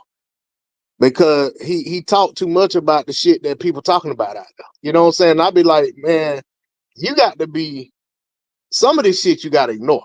You know what I'm saying? It's like he try to cover everything that he done heard people saying. It's like, well, people saying this, but they don't know, blah, blah, you know, and it's like, dude, God, they just be you. You know, just God, look, this is who I want to fight, this, that, and the other. Your fans gonna say what they gonna say, whatever. But, you know, and it's like I almost feel like the dude really thinks he's supposed to go out there and put on virtuoso performances every time, and when he don't, he got to explain it to the fans why it wasn't what he thought it was gonna be or what they thought it was gonna be. You know what I'm saying? And I feel like he too invested in that kind of shit. Yeah, and he see himself as a lion. So if you go out there and step to him like Chuka John, Karen, the first time they fought, he was kind of fighting on the outside and shit, trying to beat him from distance. And then the second fight, he stepped to him a little bit, and I think he caused some frustration with Ennis. Yeah, he was frustrated in that first fight. But it was different though, because the Yeah. first fight he didn't really step to him like that. Stanionis ain't gonna try to box him from the outside. Stanionis is gonna step to the line Yeah. behind the jab and fundamentals. It's just like Lamont Rose Jr. when he stepped to Tank, he stepped to the line behind defense and fundamentals, and the man didn't look so special. And I done already seen in the amateurs, this motherfucker went 1-3 against Gary Antoine Russell, a man that's gonna step to the line and get up in your chest. Now he got somebody that's gonna do the same thing in the pros, except he bigger and stronger, and he not southpaw, he orthodox this time, but that might make him a little bit more comfortable. I don't know. But he definitely got a man that's gonna step to the line behind the jabs, some defense, and fundamentals. And he gonna be there all night too. He gonna fight. But we'll see though. Maybe Ennis will catch him with some early or something and set him straight. But man, I'm anticipating a very tough fight, man. I think the odds makers tripping with Ennis being a 7-1 favorite. I understand him being the favorite. Don't get me wrong. If it was 2-1 or something like that, maybe 3-1 at the most, but not 7-1. Like y'all tripping, man. This is Iamontis motherfucking Stanionis. They better put That's some right. respect on that man name. Yeah, they better. Well, I hope Ennis and them ain't coming thinking it's just about to be a walk in the park. I Yeah. mean, Hopefully they ain't training looking at them odds. yeah, but have you been watching the build up, the No, I ain't reality? seen nothing lately. I'm gonna post it off in Discord, man. They been doing a little build up on the shit that I was watching, and when I listen to Ennis now, they don't sound like they think this gonna be the hardest fight of his career. They sound like they think this gonna be a breakout party where they gonna show the world what's up. But man, hey, you better be ready to get up in them trenches. That's what's coming your way, for real. Yeah. the things Yeah. that the basics that you talk about are the things that I'm looking at that's gonna make Boots get frustrated. The fundamentals, being tight behind the jab, and being hard to hit, clean. If Stanionis can implement that, I'm willing to say that Boots will get frustrated because I think the dude they need to tighten up his mental. I don't know how you do that, but in my opinion, they need to tighten up his mental. Y'all already spoke on it in so many ways and saying he too worried about what everybody think. The dudes that be like really handling their business and kicking ass and putting belt to ass, foot to neck, and all that, they be mentally strong. Some of them borderline crazy, but when it come to fighting, they be mentally strong. And I'm not seeing that with some of these guys. And I'm sorry, but I had to point it out. I've been saying it for a little while. That's what I see with Boots. Great fighter, yeah, but mentally just strong right now, no. Yeah, see, but if you put yourself in his shoes, if every time you get in the ring, your talent is head and shoulders above these other motherfuckers, that you ain't even getting too much resistance. I'm talking about the whole time you've been fighting, then all of a sudden you got somebody that can make you look more normal, look more human. It might not take that too well. That's not something that he has a lot of practice dealing with, because most people can't even touch him. Then you get off, with somebody that can touch him. You got people talking. Most of the time when people talk about you, they praise you and talk about how you're so athletic and all this kind of stuff. And then all of a sudden the conversations change to where you were looking frustrated. Your pops wasn't at his best. His instructions was trash. That's a whole different type of energy that he ain't never had to deal, that he rarely has to deal with. So we'll see, man. But with that comes the fact that look how many factors you just named that took place at one time. It's not often that you see the boxer and the trainer have a bad night. At least, at some point the trainer is giving good instructions and the boxer just can't carry it out. That's because that trainer was ill prepared for the fighter not having a stellar performance. Things not going their way. Okay. So you let that happen, so what's different? He done had two fights and that monster of elapsed frustration came twice. We just seen it twice. Hey, you look at the first Karen fight. At the end of the fight, Bozo was making a bunch of excuses. You know what I'm saying? Boza was talking more than Boots about, you know what I'm saying, why the fight didn't go the way, like he didn't get the stoppage. And he actually implied that the man was on steroids. You know, Because he moved so much. Yeah. How was he able to, he used to turn run or whatever, but for 12 rounds, how was he able to have the stamina to do that for 12 rounds? But you know what I'm saying, the other thing I saw in that fight, you know what I'm saying, kind of, when we get time lapse from when something happened, was you got Boots in there throwing punches that didn't make no sense. You know what I'm saying? Like just trying way too hard, spinning himself around in the air, just all kind of stuff. Just, you know what I'm saying? It was a raggedy performance. You know what I'm saying? Then he come back, he get an opportunity to try to do it better, and it actually went worse. You know what I'm saying? It was just a different type of fight. But to me, the opponent had a better performance the second time around. Yeah, he still got a clear win, but you know what I'm saying? Now he comes away from it again feeling less than Superman. Something else that also kind of bothers me about Ennis is I'm not exactly sure if he's surrounded by the right type of mentorship type shit. Because, like you see the fighters like Crawford, for example, you got, Shakur Stevenson and Keyshawn and all the motherfuckers. They got a hell of a motherfucking mentor. When it comes to Boots, it seems like he is the prize, like the cream of the crop in the gym. And he's surrounded by people that don't really have that type of they don't have the ability to be a mentor to him. Like his pops, for example, he wasn't no hell of a fighter. Yeah, and his older brothers. His brothers, they wasn't shit. Yeah, he more confident than them, so it's like they, you know what I'm saying, they did a chief support rather than, you know what I'm saying, be more of a mentor. Greg Hackett talk a good game. He went out there with Brian Norman Sr. and looked trash. that shit sound good. Talk a good game, and then you went off in there with Brian Norman Sr. and show us nothing. About a 10-year age advantage too, wouldn't it? Yeah, that's what I'm saying. He ain't show us nothing. I just don't know if he's surrounded by people that's gonna push him to be the best. Then he got his own press.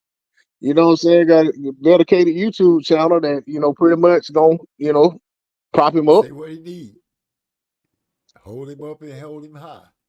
He said, D-Lo, tell him how Jerron shoulder rolled the body punch combo. Yeah, that man was out there looking crazy in that first fight, man. Like I said, it didn't even get pieced up. You know what I'm saying? For it to be such a deficit in terms of landed punches, you know what I'm saying? He had on the biggest paches I ever seen in my life in that press conference.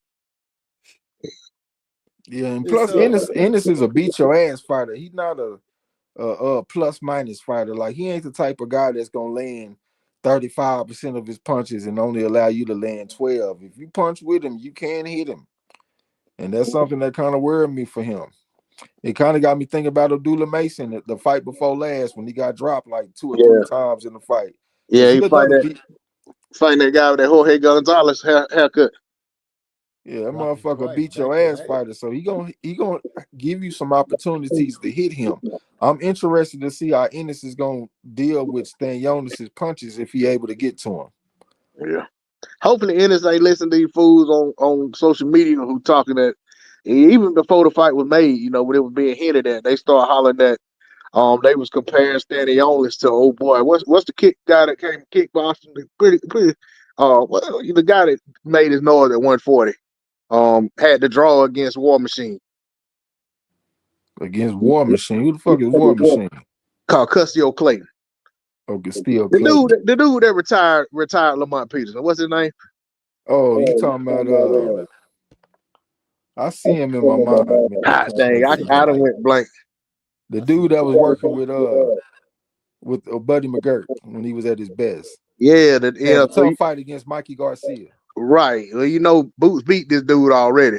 And 6 rounds. Yeah, that's the guy they compare. They basically saying, oh, Boot, that guy ain't nothing but another, another version of him. And I'm like, man, that's a big difference between those two fighters. If you actually seen them fight or know anything about them. Oh yeah, they ain't even close. Like you said, a man of former kickboxing. We comparing him to a goddamn Olympian. Right. Come on, man. Damn, I'm mad. I'm not mad at myself. I can't remember that dude's name, and I don't want to. Lipinets. Yeah, I'm gonna say it. I don't want to look it up. Hey, Lipinets, another one that lost it to me. Before Lipinets fought Mikey, Lipinets won a vacant belt. Because Crawford had moved up, and then he fought Mikey. And I don't remember what the guy named Lipinets fought, but I felt like Lipinets lost that damn fight. And you know what I'm saying? They gave him the belt, so they can give it to Mikey. It was a better opportunity. But That should have stayed with Buddy McGirt. Period. Yeah, a lot of these fighters make that mistake.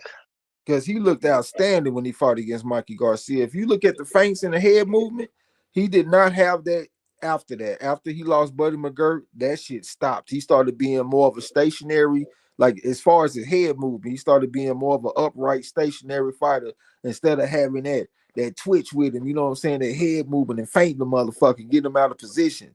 And coming off the jab, too. If you look at that fight against Mikey Garcia, he had an outstanding jab in that fight. And after he lost Buddy McGirt, all of that shit left. Is Janabek still with Buddy McGirt? Do you know? I think he got. Do we fight this weekend? I think he got a fight coming up too. I think he's at home. I think he's in his home country. Yeah, I think it is this weekend. Yeah, I think they got a card with a bunch of them motherfuckers over there in Kazakhstan or some shit. They're gonna be over there fighting like a motherfucker this weekend. Yeah. Damn. Yeah, I was just wondering because I know what's the name had went to Buddy McGirt and then he worked with it no more. I think it was Buddy McGirt. Was it Buddy McGirt or it might have been Ronnie Shields? Who was it that what's my man name? Hergovic. Who did Hergovic go to in the first who he had when he fought Zilly Zane? Shields. It was Ronnie Shields. Okay. And then so I ain't gonna knock nobody for getting rid of Ronnie Shields, but he did lose the next fight though. Yeah, Ronnie Shields ain't got it. You see what David Morrell? I'm telling you, man, if you see Ronnie Shields in the corner, nigga, you probably about to lose if you bet on his fight. We're business. But I'm still gonna I'm taking FA over old boy though. I don't give a fuck. Martin McCauley. I'm gonna try it again. Shit, I ain't learned my lesson yet. Oh, well, FA ain't with Ronnie Shields, remember? Oh, you ain't with him? Oh shit, that's a good sign. Yeah, he been got rid of Ronnie Shields. I might need to double up then since he ain't with Ronnie Shields no more. Well, Ronnie Shields basically got rid of him because he left PBC because Ronnie Shields tight with Al Heyman and shit, and he got he didn't like that way. He felt like FA was disloyal is the term he used. And FA went to he with Coach K them. Okay. Coach K Coroma and that team. I forget the other guy's name, but he with them. I know Ergovich, he fighting against the Juggernaut this weekend. Yeah. That should be a good ass fight. I think he gonna knock him. I think he gonna knock him out. I'm saying it should be it should be exciting to watch. Even if it's one, you know what I'm saying? Yeah, I don't think Juggernaut got this shit left. Yeah, as long as it lasts, I think it's gonna be good. Yeah, he gonna fight. Yeah, I think he gonna whoop his ass though. I really think that. But I thought the same thing when he fought Dubois, so I might be wrong. Yeah, I was talking. Yeah, I was talking like he gonna hold Dubois out. Oh man, I was parlaying and everything. I don't even get parlays. I'm parlaying that shit with all my other picks.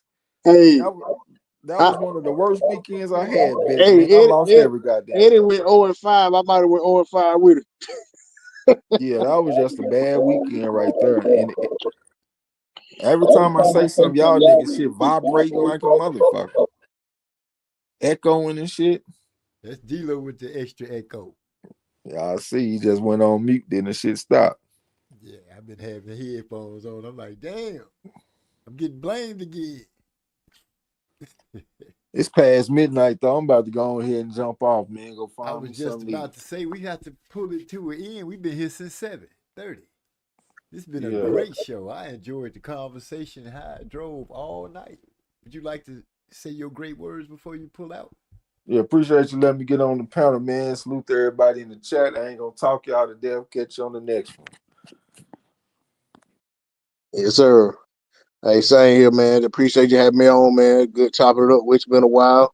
Appreciate everybody in the chat, the engagement, comments and stuff to kind of, because a lot of times you got to give the chat credit, man, because a lot of times if the chat ain't saying nothing, we kind of run out of stuff to talk about. And part of the right. part of the reason this conversation flowed so well and as long as it did is because the chat, the chat kept giving us stuff to talk about. So yeah, much appreciated, man. And I'll catch on the next one. So I still got to go back and catch a replay of your show last week. I've been trying to do it. I ain't got around to it yet. Hopefully I have some time tomorrow at work. But I get up with you though, LZ. All right, man. I appreciate that. Yes, sir. Well, we had a great time. Everybody, I appreciate y'all coming through. Last week's show, I was a little low on my energy. But this week was a great one. I appreciate the chat for joining in and carrying the conversation with us. And with that, I'm going to have to say, Hyphy says, Norman.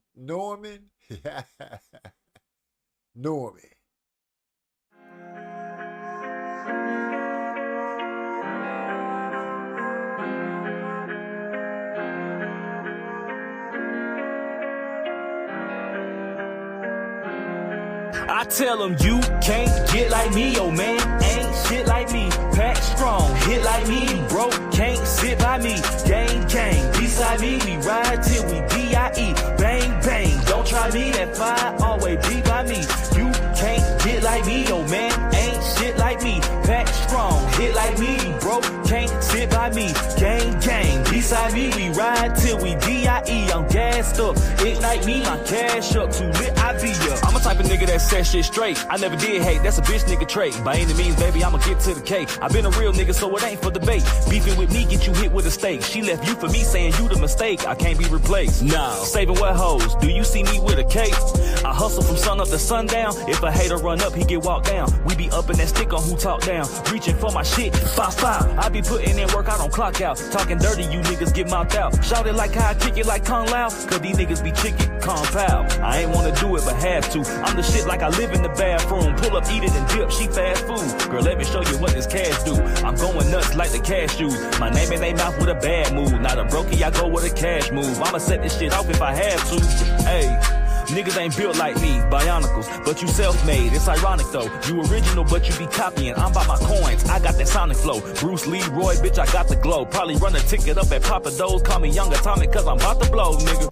Pause, no homo. You can't get like me, yo man, ain't shit like me. Pack strong, hit like me, you broke, can't sit by me. Gang, beside me, we ride till we D.I.E. Bang, bang, don't try me, that fire always be by me. You can't get like me, yo man, ain't shit like me. Pack strong, hit like me, you broke, can't sit by me. Gang, beside me, we ride till we D.I.E. I'm gassed up, ignite me, my cash up, too lit, I be up. You can't get like me. Pack strong, hit like me. We ride till we D.I.E. My cash up too lit, I be up.